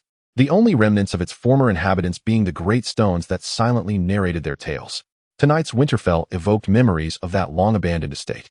The sounds of revelry spilled from the open windows behind him, the very melodies he most wished to escape. Jon wiped away his tears with his sleeve, chiding himself for his lack of composure, and prepared to turn away. Arthur scratched his head as he watched Jon Stark leave in such disarray. Jon Stark had been his favorite character from the past. He had originally intended to unveil his lineage, igniting hatred and ambition within him. Hatred, after all, is a source of strength. Jon Snow found himself devoid of wealth and support, while Arthur possessed both. His assistance was merely a matter of personal choice. Jon wished to forsake the notion of becoming a Night's Watchman, yet he was taken aback by the unwavering coldness instilled in him by the North. Sitting upon the frigid ground, he bitterly sipped his drink, yearning for intoxication to silence his troubled thoughts. Ah, you must be Eddard Stark's bastard, correct? Tywin Lannister approached him slowly, inquiring. A chill coursed through Jon's body as he silently prayed that the dwarf had not overheard his earlier conversation with Arthur. Should this secret come to light, not only would he face execution as a royal bastard, but the Stark family who had raised him for 14 years would also suffer dire consequences. He pressed his lips tightly together, choosing silence. Have I offended you?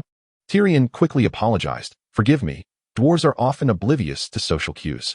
Historically, those of my kind have been rather unrefined and outspoken, and I suppose I've followed suit. He chuckled. However, you are indeed a bastard. Eddard Stark is certainly my father. Jon exhaled with relief, cautiously responding to the dwarf. Well, that settles it, Tyrion remarked, scrutinizing Jon's face.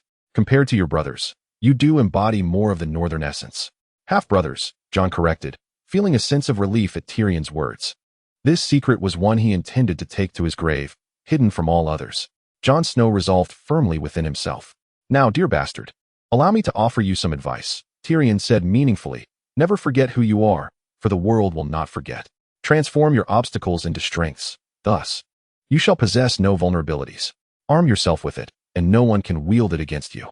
Jon was now certain that Tyrion was unaware of his true heritage, leaving him disinterested in the dwarfs' council. And how would you know what it is to be a bastard? To all the world's dwarves, we are no different from bastards in the eyes of our fathers. You are, after all, your mother's true son, a genuine Lannister, Tyrion said with a bitter smile. You might as well share that sentiment with my father. My mother perished during childbirth, leaving my father to regard me as a familiar stranger. But I digress. It's a tale you need not hear. I do not even know who my mother was. Just a woman, Jon replied. With a sorrowful smile, Tyrion said, remember this. While the world may see all dwarves as bastards, not all bastards need be seen as dwarves. With that, he turned, hunching his back as he made his way back to the banquet hall, humming a love tune. As he opened the door, the light from within illuminated his figure against the courtyard. Jon Snow watched Tyrion Lannister depart, addressing the empty air. My lord Arthur, how much longer will you linger? Arthur slowly emerged from the shadows, a grin on his face. Ah, you've noticed. I apologize for what transpired earlier, but are you certain you will not reconsider? Jon sighed and addressed Lord Arthur. You may consider me a bastard of House Stark. He looked up at Arthur, whose face bore a playful grin, and continued. I am uncertain where you acquired this information, but I implore you to keep it a secret. I do not wish for House Stark to face any repercussions. Arthur gazed at Jon Snow before letting out a soft sigh. Very well, I swear by the 7 gods. With that, he drew his sword, offering it to Jon. This may prove useful to you. One cannot venture to the wall without a fine blade. The sword, forged from dragon glass and exceptional iron, was specifically designed to combat the White Walkers, and it remained equally effective in duels against men. Arthur possessed only 3 of them. Jon Snow stared at the exquisite sword, momentarily taken aback, and before he could express his gratitude, Arthur waved his hand dismissively and returned to the banquet hall. Chapter 45. The arrival of the White Walkers within the castle of Winterfell. None of the chambers felt as stifling as Catelyn's bedroom, rendering the need for a fire nearly obsolete. The castle was built atop natural hot springs, with steam rising like the blood coursing through the human body, banishing the chill from the stone halls and infusing the glass garden with warmth and moisture, preventing the soil from freezing. In the numerous smaller open courtyards, the hot springs bubbled day and night. In summer, this might seem trivial, but in winter, it often made the difference between life and death. Catelyn preferred her bathwater to be scalding hot, enveloped in steam, and the walls of her chosen chamber always felt warm to the touch. This warmth evoked memories of Riverrun, recalling the sunlit days spent frolicking with Lisa and Edmure, though Edmure could never tolerate such heat. Ed would often tell her that the Starks were meant to endure the cold, to which Catelyn would always reply, if that were true, then our castle is certainly built in the wrong place. Ed stood quietly by the window, entirely unclothed, devoid of any possessions, gazing into the vast, dark sky. As the cold wind swirled and howled around him, Catelyn pulled a warm fur blanket up to her chin, silently observing her husband, who appeared to have grown small and fragile. As if he had suddenly transformed back into the young man she entrusted her life to 15 years ago in the halls of Riverrun. Catelyn's body still throbbed from Ed's vigorous actions, yet it was a pain laced with pleasure, as she could feel Ed's essence within her. She prayed that this essence would blossom and bear fruit. Young as she was, Catelyn hoped to bring another son into the world for Ed. I refuse him. That is certain, Ed stated, turning to face Catelyn, his expression clouded and his tone rife with doubt. Catelyn sat up in bed. No, you cannot refuse. My duty lies here, in the north. I have no desire to assume the role of hand to Robert. He understands none of this. He is a king now, and a king cannot be viewed as an ordinary man. If you refuse him, he will inevitably question your motives and, in time, suspect that you harbor ulterior intentions. Do you not perceive the peril that may follow such a refusal? Ed shook his head. Robert would never act against me or my family. He loves me more than a brother. Should I refuse him, he would erupt with fury, uttering endless curses, yet a week later we would scoff at the matter. I know him well. What you perceive is his past. The current king has become a stranger to you. Catelyn must find a way to make him see the truth. Eddard, the king's pride, is everything to him. Robert has traversed great distances to visit you, bestowing upon you such lofty honor. You must not outright reject him. for that would be akin to publicly slapping him across the face. Honor? Eddard laughed bitterly. In Robert's eyes, there is no higher honor. Catelyn replied. And what of your eyes? In my eyes, it is the same. Catelyn exclaimed, suddenly incensed. Why does Eddard not understand? Robert's willingness to have his eldest son wed Sansa. What could be more honorable than that? Sansa may one day become queen, and her children will reign over the vast lands from the Wall in the north to the mountains of Dorne in the south. Surely that is a good thing? Good heavens. Catelyn, Sansa is merely 11, Eddard remarked, while Joffrey. Catelyn interjected. He is the current prince, the heir to the Iron Throne. When my father betrothed me to your brother Brandon, I was only 12. This statement drew a bitter twitch at the corner of Eddard's mouth. Brandon, yes. Brandon knew how to act. He approached everything with confidence and certainty. You and Winterfell were meant to belong to Brandon. He was destined to be a prime minister and a father to a queen. I never claimed to want to drink this bitter cup. Perhaps you did not, Catelyn said. But Brandon is long gone, and the cup has now passed to you. Whether you like it or not, you must drink from it. Eddard turned once more, retreating into the shadows. He stood still, gazing into the darkness outside, perhaps contemplating the moon and stars, or perhaps surveying the sentinels on the walls. Seeing Eddard in pain softened Catelyn's demeanor. According to custom, Eddard Stark had married her in place of Brandon. However, the shadow of his deceased brother still loomed between them, much like that of another woman, a woman whose name he dared not utter, yet who bore him a bastard child. In the dead of night, hurried footsteps shattered Arthur's sweet dreams. My lord, a message from Lord Grain requires your immediate attention, shouted a guard outside the door. Arthur groggily pushed aside the naked leg of an unknown woman draped across him. Go to the study. I shall be there shortly. Arthur knew that unless there was an urgent matter, the soldiers would not disturb him at such an hour. Grabbing a fistful of his hair in frustration, he rose to dress. Upon entering the study, he found his captain and a soldier, covered in mud and snow, barely able to stand. Arthur pointed at the soldier and commanded, Go, prepare a room, clothes, and warmed wine for this brave warrior. Come, sit. What is the urgency? My lord. This is a letter personally entrusted to me by Lord Grain. The soldier stammered, shivering as he produced a note for Arthur. After Arthur took the note, he did not hastily open it. Help this brave warrior down so he can recuperate properly. Once the surroundings were clear, he unfolded the note, only to see 8 words that made his pupils constrict and his hands tremble slightly. The message read, Winter is coming. The others are approaching. Although a flicker of hope lingered within him, Arthur knew that Grain must have confirmed the threat before delivering the letter to him. The construction of the wall had merely been the first step. Subsequently, men had been dispatched to the wall to infiltrate the Night's Watch and secretly monitor the movements of the others. Moreover, decrees had been issued stating that corpses could only be cremated and not buried directly, leading to the systematic exhumation and incineration of many graves. Arthur understood that the others, akin to the undead in games, could resurrect anyone whose remains were present. If the others could even use magic to revive ashes, Arthur would have no choice but to accept such a grim reality. Soldier, come in. The captain of the guards entered and stood at attention. What is the actual number of troops under the ministry's control? My lord, Alexander openly commands an army of 32,000, but other lords are our allies, giving us actual control of over 90,000. Arthur calculated that 90,000 should suffice, at least until the wall could no longer hold. Notify the noble lords of the eastern territories to prepare and stockpile provisions for the winter. Chapter 46. The Free Trade Federation city Daenerys Targaryen stood by the window, gazing longingly at the bay. The black silhouette of the square towers of Pentos loomed in the twilight, and she could hear the chanting prayers of the Red Priests as they lit the night fires, along with the sounds of children playing outside the high walls. In that fleeting moment, she wished fervently to be outside, barefoot and frolicking with them, clad in tattered garments, breathless and free, without a past, a future, or the obligation to attend the evening banquet at Drogo's estate. Tonight, she would be wed to her brother, Viserys Targaryen, and taken to the grasslands. Daenerys was a member of the former royal Targaryen family of the Seven Kingdoms. Her father was Aerys II, and her mother, who was also her father's sister, was Rhaella Targaryen. Daenerys was born during the time of the Usurpers' War, when her family's reign was precarious, following their defeat at the Battle of the Trident. For safety's sake, her pregnant mother was sent along with her brother Viserys from King's Landing to their family's ancestral lands on Dragonstone. A fierce storm struck Dragonstone at Daenerys' birth, hence the name Stormborn. Her mother perished shortly after childbirth.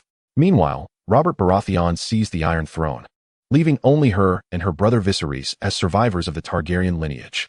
The garrison on Dragonstone, seeking to protect themselves, planned to surrender to the rebels and hand over the siblings. However, before the plan could be executed, other loyalists to the Targaryens secretly smuggled them to the free city of Braavos. In Braavos, they resided in a house with a red door. An elderly, ailing woman treated Daenerys with great kindness. Years later, after the woman passed away, Daenerys and Viserys were cast out by the servants. The house with the red door and the tears she shed upon her expulsion became her only childhood memories. Daenerys's brother often spoke of the land that was rightfully inherited from their true dragon lineage. Although it was seized through treachery, it still belonged to them, eternally theirs. No one could pilfer from the hands of a true dragon. It was utterly impossible, for true dragons never forget. Perhaps they do remember, but Daenerys herself does not. The land, situated across the narrow sea, which her brother fervently claimed as theirs, was a realm she had never set eyes upon. The names uttered by the men of Viserys, Dragonstone, Eagle's Nest, Highgarden, and the Palace of Alexandria, Dorne and the Isle of Faces, were mere strings of letters to her. When they fled from the advancing rebel troops, forced to escape King's Landing, Viserys was but an 8-year-old boy, while Daenerys was merely a fluttering life within her mother's womb. Yet, having heard her brother's tales countless times, Daenerys sometimes found herself conjuring images of the past in her mind, her mother and the others sailing under the shadowy sails by the light of the full moon towards Dragonstone. Her elder brother Rhaegar engaged in a bloody duel on the Trident with Alexandria, sacrificing his life for his beloved country. The Lannister and Stark forces, those whom Viserys labeled the usurper's lackeys, plundering King's Landing, while Princess Elia of Dorne desperately pleaded, only to witness her and Rhaegar's flesh and blood. An infant still suckling at her breast, brutally taken away and met with a bloody demise. The gleaming skulls of the dragon progeny suspended high upon the walls of the throne room, their empty eye sockets gazing as the regicide grasped a golden sword and slit their father's throat. 9 months after their flight, Daenerys was born on Dragonstone amidst a summer tempest that seemed intent on tearing the castle to shreds. It was said that the storm was fearsome, annihilating the Targaryen fleet moored in the harbor, boulders crashing from the battlements, while the furious tides surged towards the strait. Her mother died in childbirth, a fact for which Viserys never forgave her. Initially, the governors, lords, and merchant magnates of the free cities were welcoming to the Targaryen heirs. But as time passed and Robert Baratheon solidified his grip on the Iron Throne, the doors that had once been flung wide open began to close one by one, and their lives grew increasingly arduous. Over the years, they pawned all their jewels, and now even the coins earned from selling their mother's crown had been entirely spent. In the taverns and alleys of Pentos, her brother was nicknamed the Beggar King, and Daenerys could scarcely bear to imagine what they called her. A gentle knock sounded at the door. "Come in." Daenerys, lost in thought by the window, returned to the present. She regarded the newcomer, adorned in opulent attire, her gaze narrowing at the 5-petaled golden flower embroidered on the left breast. Daenerys recognized the sigil. It belonged to the new protector of the East, the House of Alexandria. To have the golden insignia embroidered upon one's garments signified that this was a person of great stature, while those adventurous knights, though they bore the purple blossom, were mostly in white or purple. Daenerys recalled how her brother Viserys would turn pale with fear, even refraining from speaking ill of the Alexandria family behind their backs. The mere thought sent a shiver through her body. "Greetings, Princess Daenerys Targaryen of House Targaryen, ruler of the Vale and guardian of the Eastern Realms. Lord Arthur Alexander of Castle Eagle's Nest extends his regards to you." Although Jehamor was perplexed by the multitude of titles Arthur insisted upon when greeting, he complied nonetheless. Daenerys, momentarily taken aback, responded, "Greetings, I am Daenerys Targaryen," pausing briefly before adding, "Princess of the Targaryen dynasty." Though initially flustered, Daenerys soon quelled her trepidation. Standing tall to confront Jehamor, "Have you come to take me back for judgment? You have no authority to judge me. I am the rightful heir." "No, that is not the case. I am here to assist your highness," Jehamor replied in a calm tone. "Lord Arthur believes that Robert Baratheon's ascension to the Iron Throne is utterly illegitimate. Of course, the rebellion was a desperate measure against the Mad King's temperament, which you are well aware of. Had there been no resistance, death would have been the fate of all. Furthermore, Prince Rhaegar, after surrendering, was under Arthur's protection. Yet Robert Baratheon insisted on executing him, believing Rhaegar had abducted Lyanna Stark. We were unable to protect him and had to relinquish Rhaegar into their hands. Lord Arthur perceives you as the true dragon, which aligns perfectly with our loyalty, hence my mission to aid you." Jehamor, astute enough to withhold Arthur's exact words, recalled Arthur's instructions: deceive her, provide her with a few soldiers to explore, and when the White Walkers arrive, guide her back. The method of deception is your responsibility, Jihamor. I only require results. How will you assist me, and why do you not aid my brother? Daenerys inquired. Your Highness, I have already stated that only you are the true dragon, and true dragons do not succumb to threats. I have learned that you are being coerced into marriage with the nomads, which prompted my swift arrival. The preferences of these savages are particularly unsettling, as they are known to engage in unspeakable acts, even with young boys, horses, and sheep. Jihamor menaced, resembling a sinister figure attempting to intimidate a young girl. Noticing Daenerys' expression of disgust and fear, Jihamor continued with satisfaction. As for how we shall assist you, I have orchestrated everything. Soon, a band of knights will arrive with an army to rescue you, and they will serve as your forces. Rescue me? Daenerys echoed incredulously. Indeed, they are descendants of the former royal guard, who betrayed Alexander and their oaths, having no connection to him whatsoever. We, in our fury, marched to quell the rebellion, and those troops are intended to safeguard you. Do you comprehend my meaning? Daenerys nodded in understanding. We require you to gain experience. Thus, the number of soldiers provided is limited to 10,000, which should suffice for self-defense. You must conquer a territory to hone your governance skills. Even if you were to ascend to the Iron Throne now, you would be ill-prepared to rule. Daenerys hesitated, her words unvoiced, while Jihamor, undeterred, continued. Since you are now aware, I shall take my leave. I hope we meet again beneath the Iron Throne one day. At this moment in Winterfell, the sound of argument occasionally emanated from Eddard's chamber. Just as Catelyn was about to rise and approach Eddard, a sudden knock on the door pierced the air. Startling in its unexpectedness, Eddard turned, frowning, and inquired, "Who is it?" A soldier's voice responded from outside. "My lord, Ser Lewin is here, claiming urgent business." "Did you not relay my instruction to allow no one to disturb us?" Eddard asked. "I did, my lord, but he insists on speaking with you." "Very well, let him enter." Ser Lewin waited until the door closed behind him before speaking. "My lord, I beg your forgiveness for interrupting your rest. A letter has arrived from the south." He handed the letter to Eddard and departed. Catelyn, trembling, extended her hands to grasp the envelope from Eddard's hold, the furs sliding from her shoulders as she momentarily forgot her vulnerability. The blue wax bore the sigil of House Aaron, a crescent moon with a falcon. It was a letter from Lisa, and Catelyn feared it would not deliver good tidings.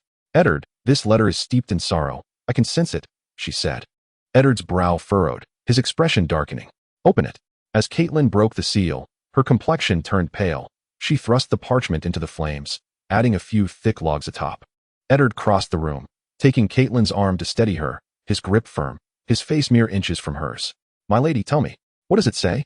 Catelyn stiffened under Eddard's intense scrutiny. "It is a warning, if we are wise enough to heed it." Eddard's gaze bore into her as he urged, "Continue." "Lisa claims that Jon Arryn has been murdered." Eddard's fingers tightened further. "By whom?" "The Lannisters and the Tullis," Catelyn revealed, naming the current queen and the heir to the east. Eddard released her, leaving distinct crimson imprints on her arm. "By the gods, your sister is distraught. She does not know what she speaks. If Jon has provoked Arthur, I would sooner believe the madman would march to Jon's doorstep and mount his head on a pike." She was aware of Lisa's impulsive nature, yet this letter was meticulously crafted, carefully concealed. Lisa must have understood that if it fell into the wrong hands, her life would be forfeit, indicating the gravity of the situation. She would not have risked so much otherwise. Catelyn gazed at her husband. "We truly have no choice. You must become Robert's hand. You must journey south to uncover the truth. I know that the south is a realm teeming with treachery. It is best I remain away. The Tullis may be manageable, but the Lannisters, Eddard, the hand of the king wields immense power. He can reveal the true cause of the Lord Arryn's demise and bring the murderer to justice, even if circumstances turn dire. We must protect Lady Arryn and her young son." Catelyn exclaimed with excitement, noting how Ed's voice bore an air of exhaustion and melancholy, the corners of his eyes slightly glistening. "My father ventured south but once in his lifetime, answering the king's summons, and never returned. The times have changed, and so has the king, has it not?" Ed responded with a numbed acknowledgement, seeking a chair by the hearth. "Catelyn, you must remain in Winterfell." "No." Ed's words pierced Catelyn's heart like shards of ice. Trembling, she replied, "It is imperative." Ed's tone brooked no argument. "While I descend south to assist Robert, you must govern the north in my stead. Regardless of the circumstances, a Stark must oversee Winterfell. Robb is already 14 and will soon mature. He must begin to learn the art of leadership, and I cannot be there to guide him. You must involve him in your confidential meetings. He must be thoroughly prepared for the time when he must stand alone." Ed paused momentarily, adding, "Jon Snow will also remain in Winterfell." At the mention of that name, Catelyn's body went rigid. Ed, sensing her ire, withdrew from her. Catelyn had long understood that noblemen often father illegitimate children. So when she learned shortly after their marriage that Ed had sired a bastard with a peasant girl during the war, she felt no surprise. After all, Ed had his needs, and during that tumultuous year of conflict, he had spent a mere few days with Catelyn before hastily departing south, leaving her safely in her father's stronghold, far removed from the battlefield. At that time, Catelyn's thoughts were consumed by the infant Robb, often neglecting the husband she scarcely knew. In the chaos of war, Ed naturally sought solace, and once he had fathered a child, Catelyn hoped he would at least ensure the boy was well cared for. Yet Ed did more than that. The Stark family was unlike others. He brought his bastard home and openly acknowledged him as his son. When the war finally concluded and Catelyn returned to Winterfell, Jon and his wet nurse had already settled in the castle. Chapter 48. Bastards and Princes. This revelation wounded Catelyn profoundly, for Ed not only refused to divulge the identity of the child's mother, but he also said not a word about their relationship. However, castles are not built with impenetrable walls, and Catelyn soon heard various speculations from her handmaidens. Whispered tales gleaned from soldiers who had fought alongside her husband. They spoke in hushed tones of Sir Arthur Dayne, the Sword of the Morning, reputed to be the most skilled knight among the Kingsguard, yet her young lord had slain him in single combat. They vividly recounted how Ned had carried Arthur's sword to Starfall on the shores of summer, seeking the knight's sister. They described Lady Ashera Dayne as fair-skinned, tall, with deep, cool violet eyes. After 2 weeks of contemplation, she finally mustered the courage to inquire one night in bed. However, that was the only time in their many years of marriage that Ed ever frightened her. Never inquire about Jon. Ed's tone was as cold as ice. He is my own flesh and blood. That is all you need to know. Now, my lady, I wish to understand where you heard that name. Catelyn assured Ed that she would not bring it up again and proceeded to disclose the source of her information.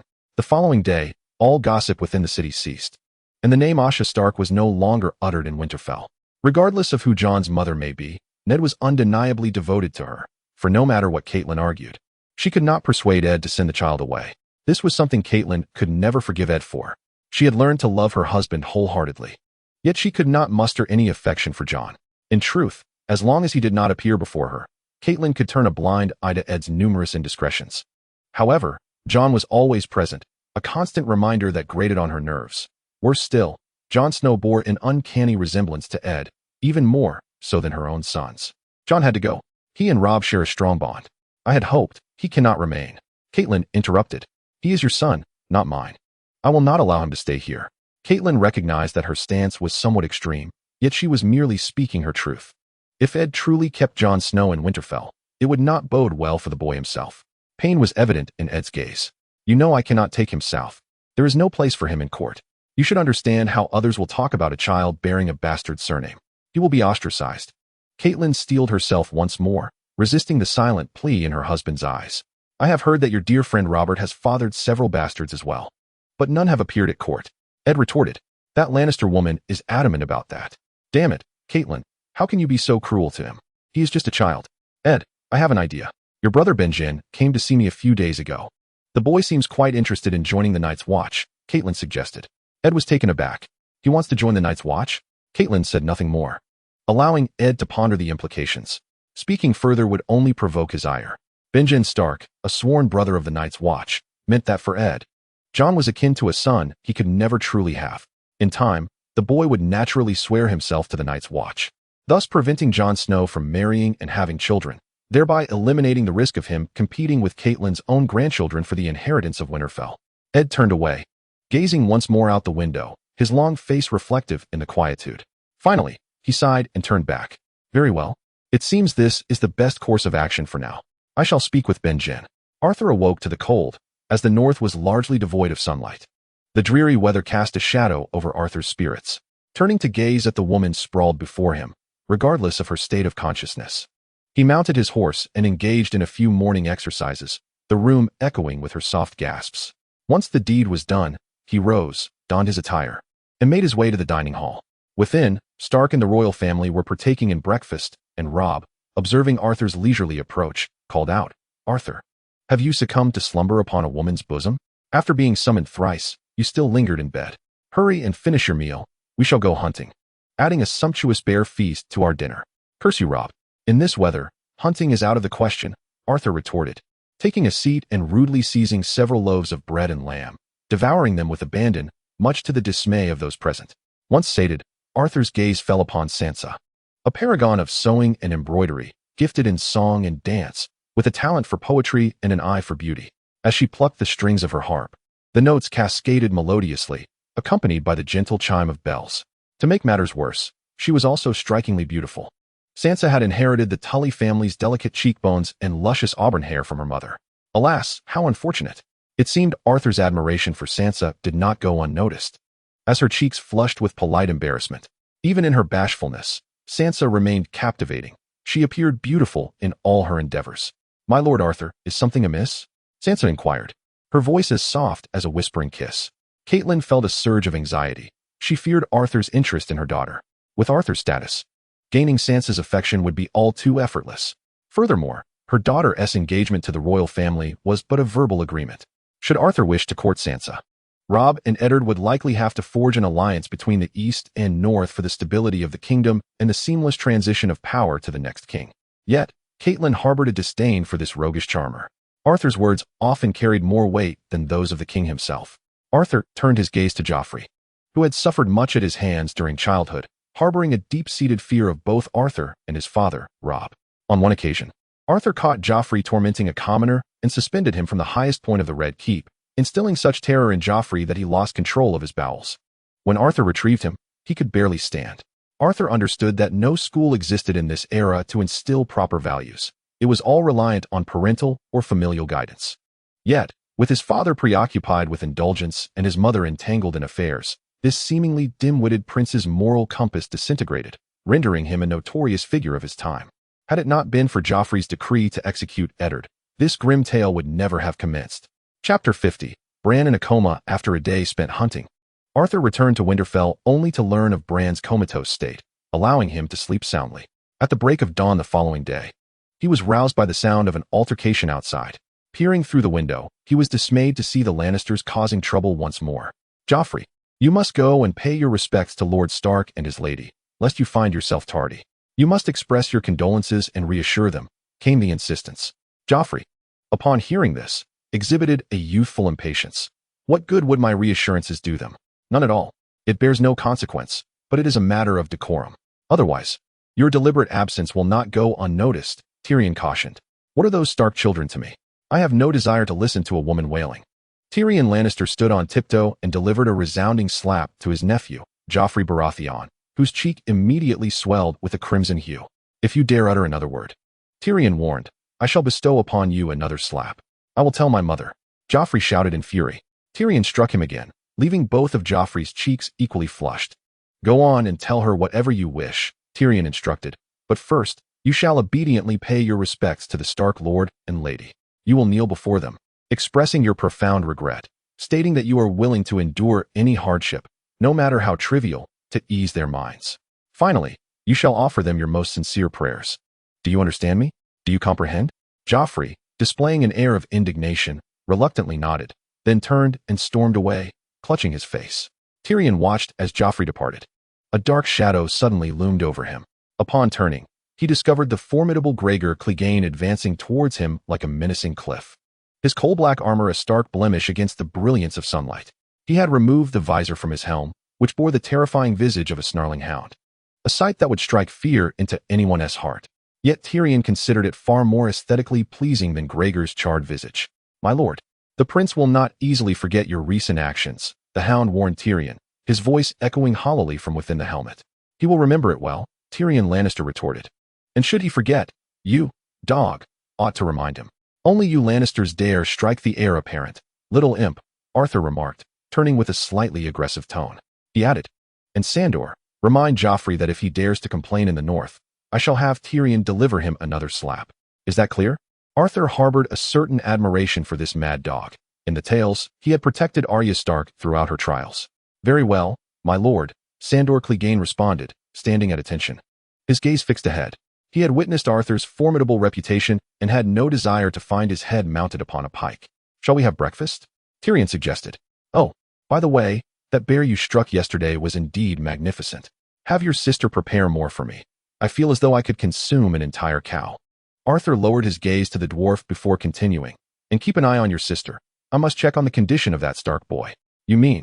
Arthur did not respond, believing Tyrion had made an educated guess but lacked certainty. He turned and waved a hand dismissively. Tyrion observed Arthur's retreating figure, then lifted his misshapen legs, straining to depart quickly, secretly speculating whether there was some connection between Arthur and his beloved sister.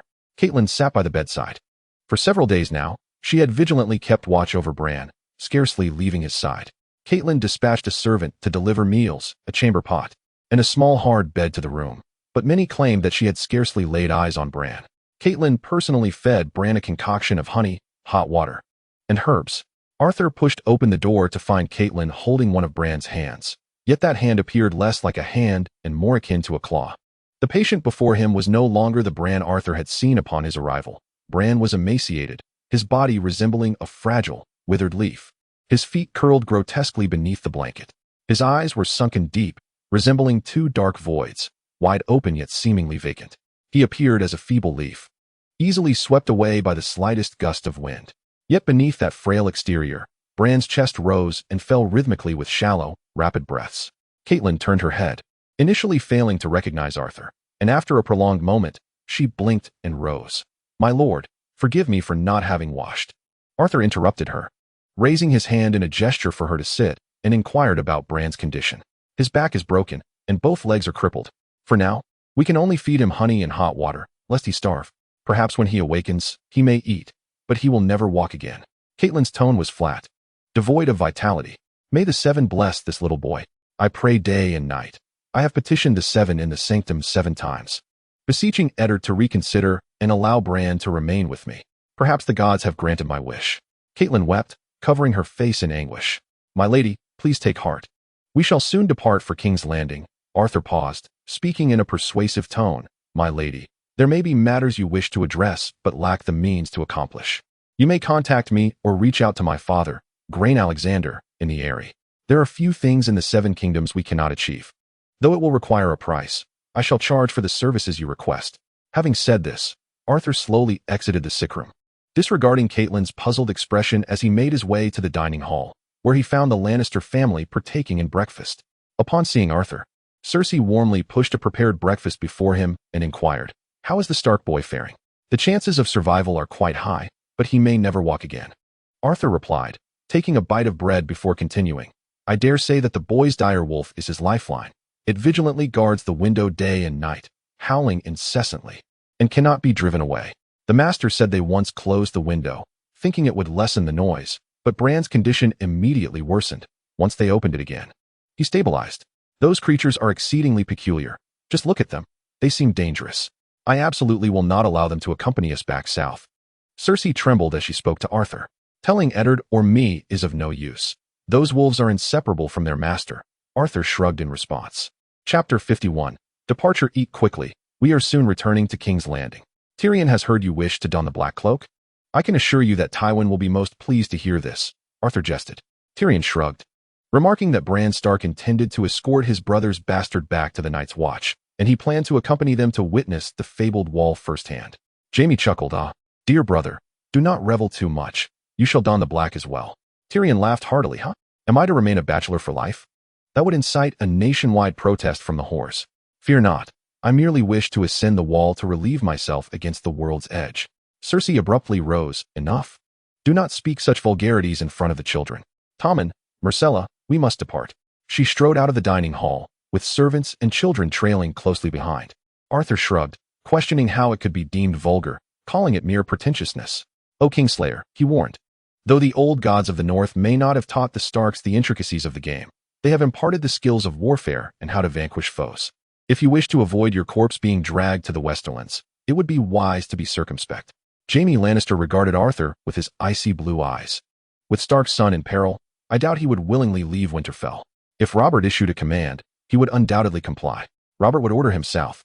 As Lord Stark cannot assist his son, you should count yourselves fortunate that Stark is the hand and not someone else. His honor may very well save your lives."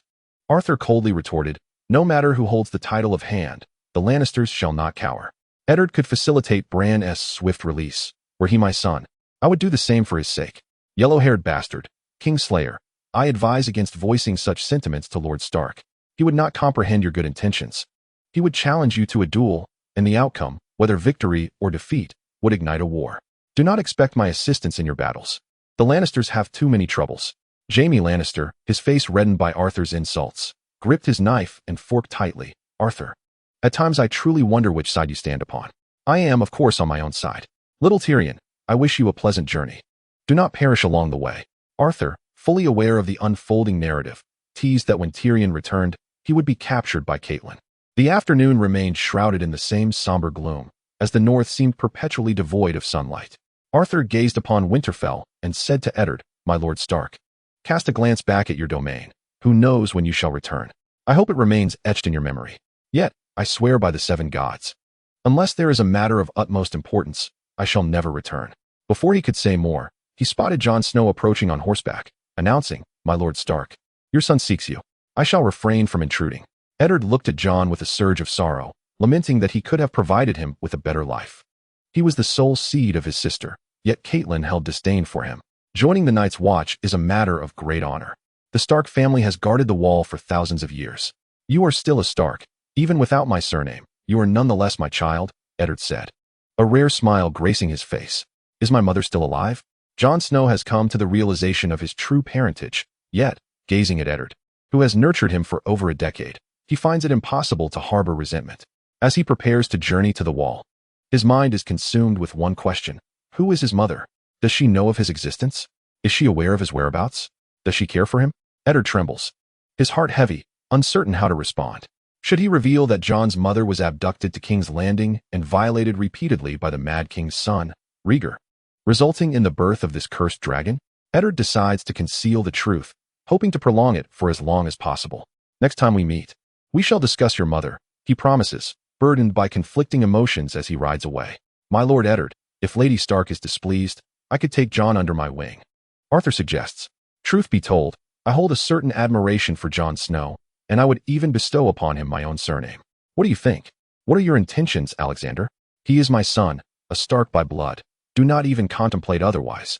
Perhaps others may fear you, but we Starks do not. If you seek conflict, then come forth, Eddard retorts vehemently, brandishing his riding crop, mere inches from Arthur's face. Arthur, unfazed, wipes his face, indifferent to the spittle that landed upon him during Eddard's outburst. My Lord Eddard, opportunities will arise. In due time, I shall place your heads upon the bodies of dogs. Arthur recalls the trajectory of events. After Robert was slain by Cersei, Eddard, having assumed the role of Hand of the King, met his demise within mere months. His youngest son, Robb Stark, led an army and allied with House Tully to vanquish the Lannisters, capturing Jaime Lannister in the process. At that juncture, Arthur aims to ensure the deaths of Bran, Jaime, and Eddard, and the ensuing conflict would rage within proximity of the Eyrie and the Riverlands, a mere 50 kilometers apart. Seizing control of the Tully stronghold at Riverrun would be advantageous indeed, for dominion over Riverrun signifies control over the war's trajectory, whether the north advances southward or the west retreats northward. As the golden rays of the rising sun pierce through the morning mist, a vast expanse of land unveils before the group. Beyond the gently rolling hills stretches barren stretches of brown earth. Damn, Robert. Look where your Kingsguard has led us. Into a graveyard. Arthur scowls. Have we ridden into a graveyard, your grace? Eddard replies. The north is riddled with graves. This is ancient land. It is a cold and desolate place, Robert mutters, tightening his cloak as their retinue halts atop a ridge. Robert, look at this. My father had a messenger bring this from the east last night, Arthur says, drawing a piece of parchment from his belt and handing it to Robert. After reading it, Robert grimaces and passes it to Eddard, exclaiming, damn it all. Some wretched merchant from Pentos has concealed those siblings behind walls, guarded by a host of eunuchs. And now there are 1,000 soldiers at their disposal. I should have acted years ago when it was difficult to kill them, but Jon, like you, is cunning. Yet I was the greater fool for heeding his counsel. Arthur, can your men eliminate her entire entourage? Arthur shrugs. She and her soldiers have vanished into the plains. My men cannot trace her whereabouts. I merely placed the families of those pioneering knights upon the execution platform. Chapter 52. The Malevolent Dragon and Bran's Demise. Eddard glanced at the note and said, Your Majesty, she is but a child. Surely, you would not indulge in the indiscriminate slaughter of innocents like Tywin Lannister? It is said that when they forcibly dragged Rhaegar's young daughter from her bed to face her fate, she wept bitterly. His son was merely an infant in swaddling clothes. Yet Tywin's men callously tore him from his mother's bosom and dashed him against the wall, brains splattering forth. Who knows how long she can remain blissfully innocent? Before long, this child will spread her legs, birthing a host of cursed dragon offspring to trouble me. That said, the murder of children is truly reprehensible. Reprehensible? Robert thundered. What your brother Brandon did to the Mad King is the true atrocity. Consider how your father met his grisly end. That is what is truly appalling. And Rhaegar, do you believe he violated your sister on numerous occasions? Robert's fury caused the steed beneath him to whinny restlessly. He yanked on the reins to calm the horse and, in a fit of rage, pointed at Eddard. I shall personally slay every last Targaryen, leaving none alive. I will ensure they die as thoroughly as dragons, and in the end, I shall urinate upon their graves. My lord Eddard, they are not merely Dothraki confined to the shores of the narrow sea. They possess ships and armor, and I have received word that her brother intends to sell her to the horse lords. It is said that this Khal Drogo commands an army of 100,000. Arthur gleefully remarked, those savages may lack ships, but the free cities abound with them. Do not look to me. I shall not divert a significant number of soldiers to the Essos continent to swat at mosquitoes. The eastern lands are their true home. Robert shifted uneasily in the saddle. Perhaps, but the free cities have plenty of ships. Eddard, I must confess, I am not at all fond of this marriage. Even now, there are those in the kingdom who call me a usurper. Have you forgotten how many nobles rose in arms for the Targaryen family? They may be biding their time now, but should an opportunity arise, they will eagerly seek my life and that of my son. If one day this beggar king brings a Dothraki army across the sea, these traitors will undoubtedly rally to his side. Even if the Targaryens do return, we can unite to drive them back into the sea. Your Majesty, the North stands ready to answer your call, Eddard replied. By the Seven, Arthur. Explain to this fool what will transpire should the dragons land in the Seven Kingdoms. My lord Eddard, if it were the pioneering knights, it might be manageable. They may still possess a semblance of honor. However, those horse lords will not assault castles. Instead, they will burn, pillage, and slaughter villages, executing every able-bodied man while enslaving women and children, seizing the fruits of their labor without a care for any so-called honor. By the Seven, that is 100,000 men. How long will it take to vanquish them all? They will drain your blood like mosquitoes. Even if Robert remains king, how long can he sustain that? Beneath the surface, many nobles still support the Targaryens. I assure you, once those dragons set foot upon our homeland, the Seven Kingdoms will descend into chaos, Arthur cautioned Eddard. At this moment in Winterfell, Catelyn gazed through the open window, witnessing flickering red lights. A wave of relief washed over her. Bran was safe, for the library tower lay beyond the castle walls, and the flames could not possibly reach this place. Outside, the square echoed with cries of fire, accompanied by screams, the frantic pounding of feet, the whinnies of startled horses, and the barking of panicked dogs. Through the battlements, she glimpsed long tongues of fire shooting from the library tower's windows.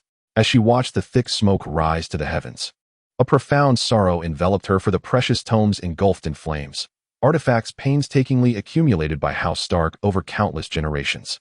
Turning around, Catelyn discovered the presence of a man in the room. You should not be here, he muttered darkly, producing a dagger. No one should be here. This is for his own good. After all, he is no better than a corpse. No, you must not do this, Catelyn cried, sprinting toward the window in a desperate attempt to scream for help. But the man's movements were swift. He covered her mouth with one hand, yanking her head back while the cold blade pressed against her throat. The stench emanating from him was overwhelming, and she felt as though she might suffocate. With both hands, Catelyn grasped the dagger, desperately pulling it away from her throat. His curses filled her ears, and though her fingers were slick with blood, she refused to relinquish her grip. The hand that covered her mouth tightened, making it increasingly difficult to breathe. With a fierce twist of her head, she found his hand between her teeth and bit down hard. The man let out a muffled groan of pain, and she clamped her jaws tighter, forcing him to release her. Blood filled her mouth as she inhaled deeply and let out a piercing scream. In response, the man seized her hair and shoved her forcefully, causing her to stumble and fall to the ground. He stood beside her, panting heavily, trembling, his right hand still clutching the bloody dagger. You should not be here, he clumsily repeated. Suddenly, two guards burst into the room. My lady. One guard thrust his sword into the man's abdomen from behind. The man let out a scream before collapsing lifelessly. My lady, are you unharmed? The assassin is dead, the guard said, sheathing his sword. You appear to be in need of medical attention. Shall we escort you? Catelyn, trembling and covered in blood, sat on the cold ground, softly murmuring unintelligible words. No, I do not need help. Protect him, protect Bran, she managed to say before succumbing to unconsciousness. The two guards exchanged glances and nodded. My Lord Arthur. Is he a seer? How does he know the Lannisters would assassinate Bran Stark after setting the fire? I do not know. All I am aware of is that we must act swiftly. Lord Arthur requires that this young lad passes without suffering. With that, the guard picked up the dagger from the floor and plunged it into Bran's heart, then swiftly exited the room, disappearing into the night. When Robb, Maester Luwin, and Ser Roderick burst into the chamber with more than half of Winterfell's guards, they beheld this harrowing scene. Catelyn lay on the ground, the wounds on her hands deep enough to expose bone, and her scalp bled profusely from where chunks of hair had been violently torn away. She lay there, uncertain whether she was alive or dead. Bran's pallid visage was marred by the crimson stains that had seeped into the bedding, a finely crafted dagger embedded in his chest, its blade wrought of Valyrian steel and its hilt fashioned from dragon bone. On the ground lay a foul-smelling man, pierced through the abdomen by a sword, blood continuing to flow profusely. Send men to guard the city gates, prohibiting any entry or exit. Instruct the soldiers to search every household and apprehend all unfamiliar faces that have recently arrived in Winterfell, Robb Stark bellowed. Chapter 53. The players have assembled. Arthur, weary and famished, felt every ache in his body as he traversed through the stench of King's Landing, a nauseating blend of excrement and decay wafting through the air. As he rode through the towering bronze gates of the Red Keep, his thoughts were consumed by the desire for a hot bath, a roasted chicken or duck, and a fine goblet of wine, followed by a restful slumber upon a feather bed. The steward, upon noticing Arthur's arrival, bowed deeply and said, My Lord Arthur, Lord Peter Baelish has been awaiting you for some time. Why has that old crow come here? Is he not concerned about our new Prime Minister's footwear? Arthur cursed. Tell him to meet me in the dining hall. Half an hour later, Arthur devoured his meal with the fervor of a starving wretch, while Peter Baelish stood quietly beside him.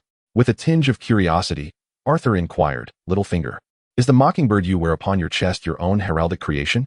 It suits one such as you, who has risen from humble beginnings. After all, you have many tales to tell. Peter inclined his head slightly. My Lord Arthur, I am delighted that you appreciate it. Those of noble lineage are indeed fortunate, while others must rely solely on their own merits. I once heard a ballad about a lowly boy who managed to approach a prestigious family and fell in love with their eldest daughter, though she was unfortunately already taken. Arthur, with a mischievous glint in his eye, jested with Peter. When young men and women find themselves in a room together, the atmosphere often becomes awkward.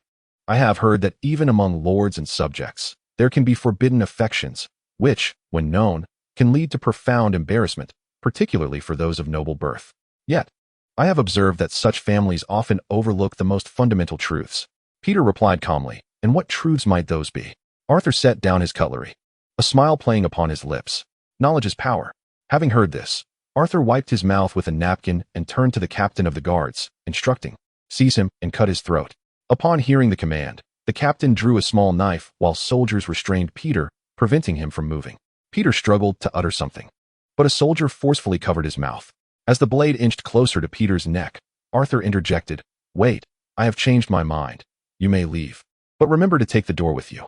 Peter Baelish, his eyes bloodshot from the pressure, knelt beside Arthur, retching.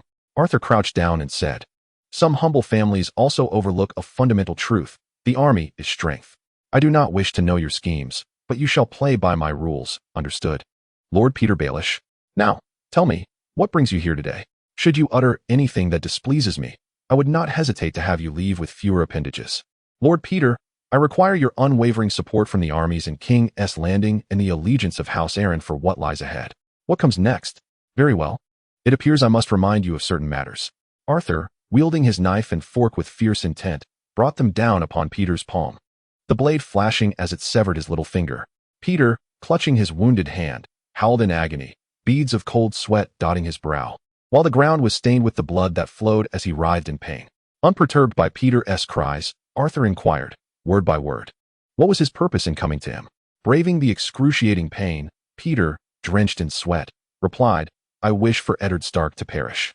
Inciting a war between the Westerlands and the North, Stark's kin have taken away my beloved. I wish for them to endure a similar torment. Excellent. A mere pinky. I shall leave 500 soldiers for you in King's Landing. Should the need arise, I can offer clandestine support, but my family must remain uninvolved. Do you understand?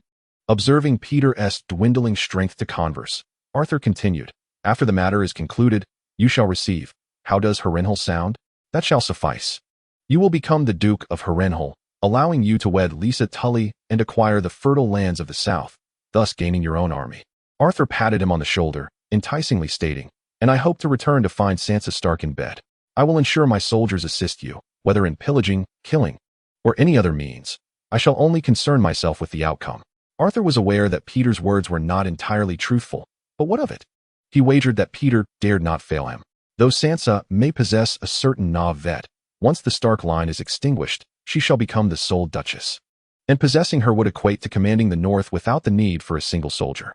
The weary Eddard strode into the council chamber, discovering 3 of his chief advisors awaiting him. The chamber was adorned with exquisite opulence. The floor was laid with fine carpets rather than rushes. In one corner stood a wooden screen from the Summer Isles, intricately carved with a plethora of vividly colored and lifelike exotic creatures. The walls were adorned with splendid tapestries from Norvos, Qohor, and Lys. Flanking the door were a pair of Valyrian Sphinx statues, their rounded garnet eyes gleaming with vitality against their black marble faces. As Eddard set foot in the room, the eunuch Varys, whom he found most repugnant, approached him. Lord Stark, I have heard of the troubles you encountered on King's Road. How unfortunate. We all lit candles for Prince Joffrey at the September, praying for his swift recovery. Varys's hands left traces of powder upon Ned's sleeve, exuding a cloying scent reminiscent of flowers that bloomed from a grave. Lord Stark, it seems you have arrived safely, Lancel declared. As have you, Eddard replied candidly. I must say, at times, you and your brother Robert appear to be cast from the same mold. This was indeed true. Duke Lancel was clad in a dark green velvet tunic, embroidered with 12 golden stags, a lavishly woven half-cloak draped gracefully over one shoulder, fastened with an emerald brooch. When Robert ascended to the throne, Renly was merely a 7-year-old boy. Now, he has matured into a young man, bearing a striking resemblance to Robert, which makes Eddard feel exceedingly uneasy. Each time he encounters Renly, it is as though time has reversed, bringing forth the image of the spirited Robert returning victorious from the Trident. How could I possibly compare to him? Renly shrugged. What of Lord Peter Baelish? Please excuse him, Varys replied. He may have urgent business at the estate of Lord Peter Baelish and shall return shortly. Let us proceed. The Grand Maester placed his hands upon his ample belly and rubbed it repeatedly, expressing that if they waited any longer, he might succumb to slumber. As you wish. The king's seat at the head of the table remained vacant, adorned with the golden-threaded sigil of House Baratheon, depicting a mighty stag. Eddard chose the position to the king's right, symbolizing the king's right hand. My lords, he stated with gravity, I apologize for the delay. Lord Stark, as the king's hand. It is our duty to serve you, Varys replied, as the other lords settled into their customary seats. Eddard Stark suddenly became acutely aware of his own dissonance in this gathering. He recalled Robert's words in the crypts of Winterfell, where he had lamented, I am surrounded by fools and sycophants. Eddard gazed at the table, silently pondering who among them were fools and who were mere flatterers. The answer was already clear to him.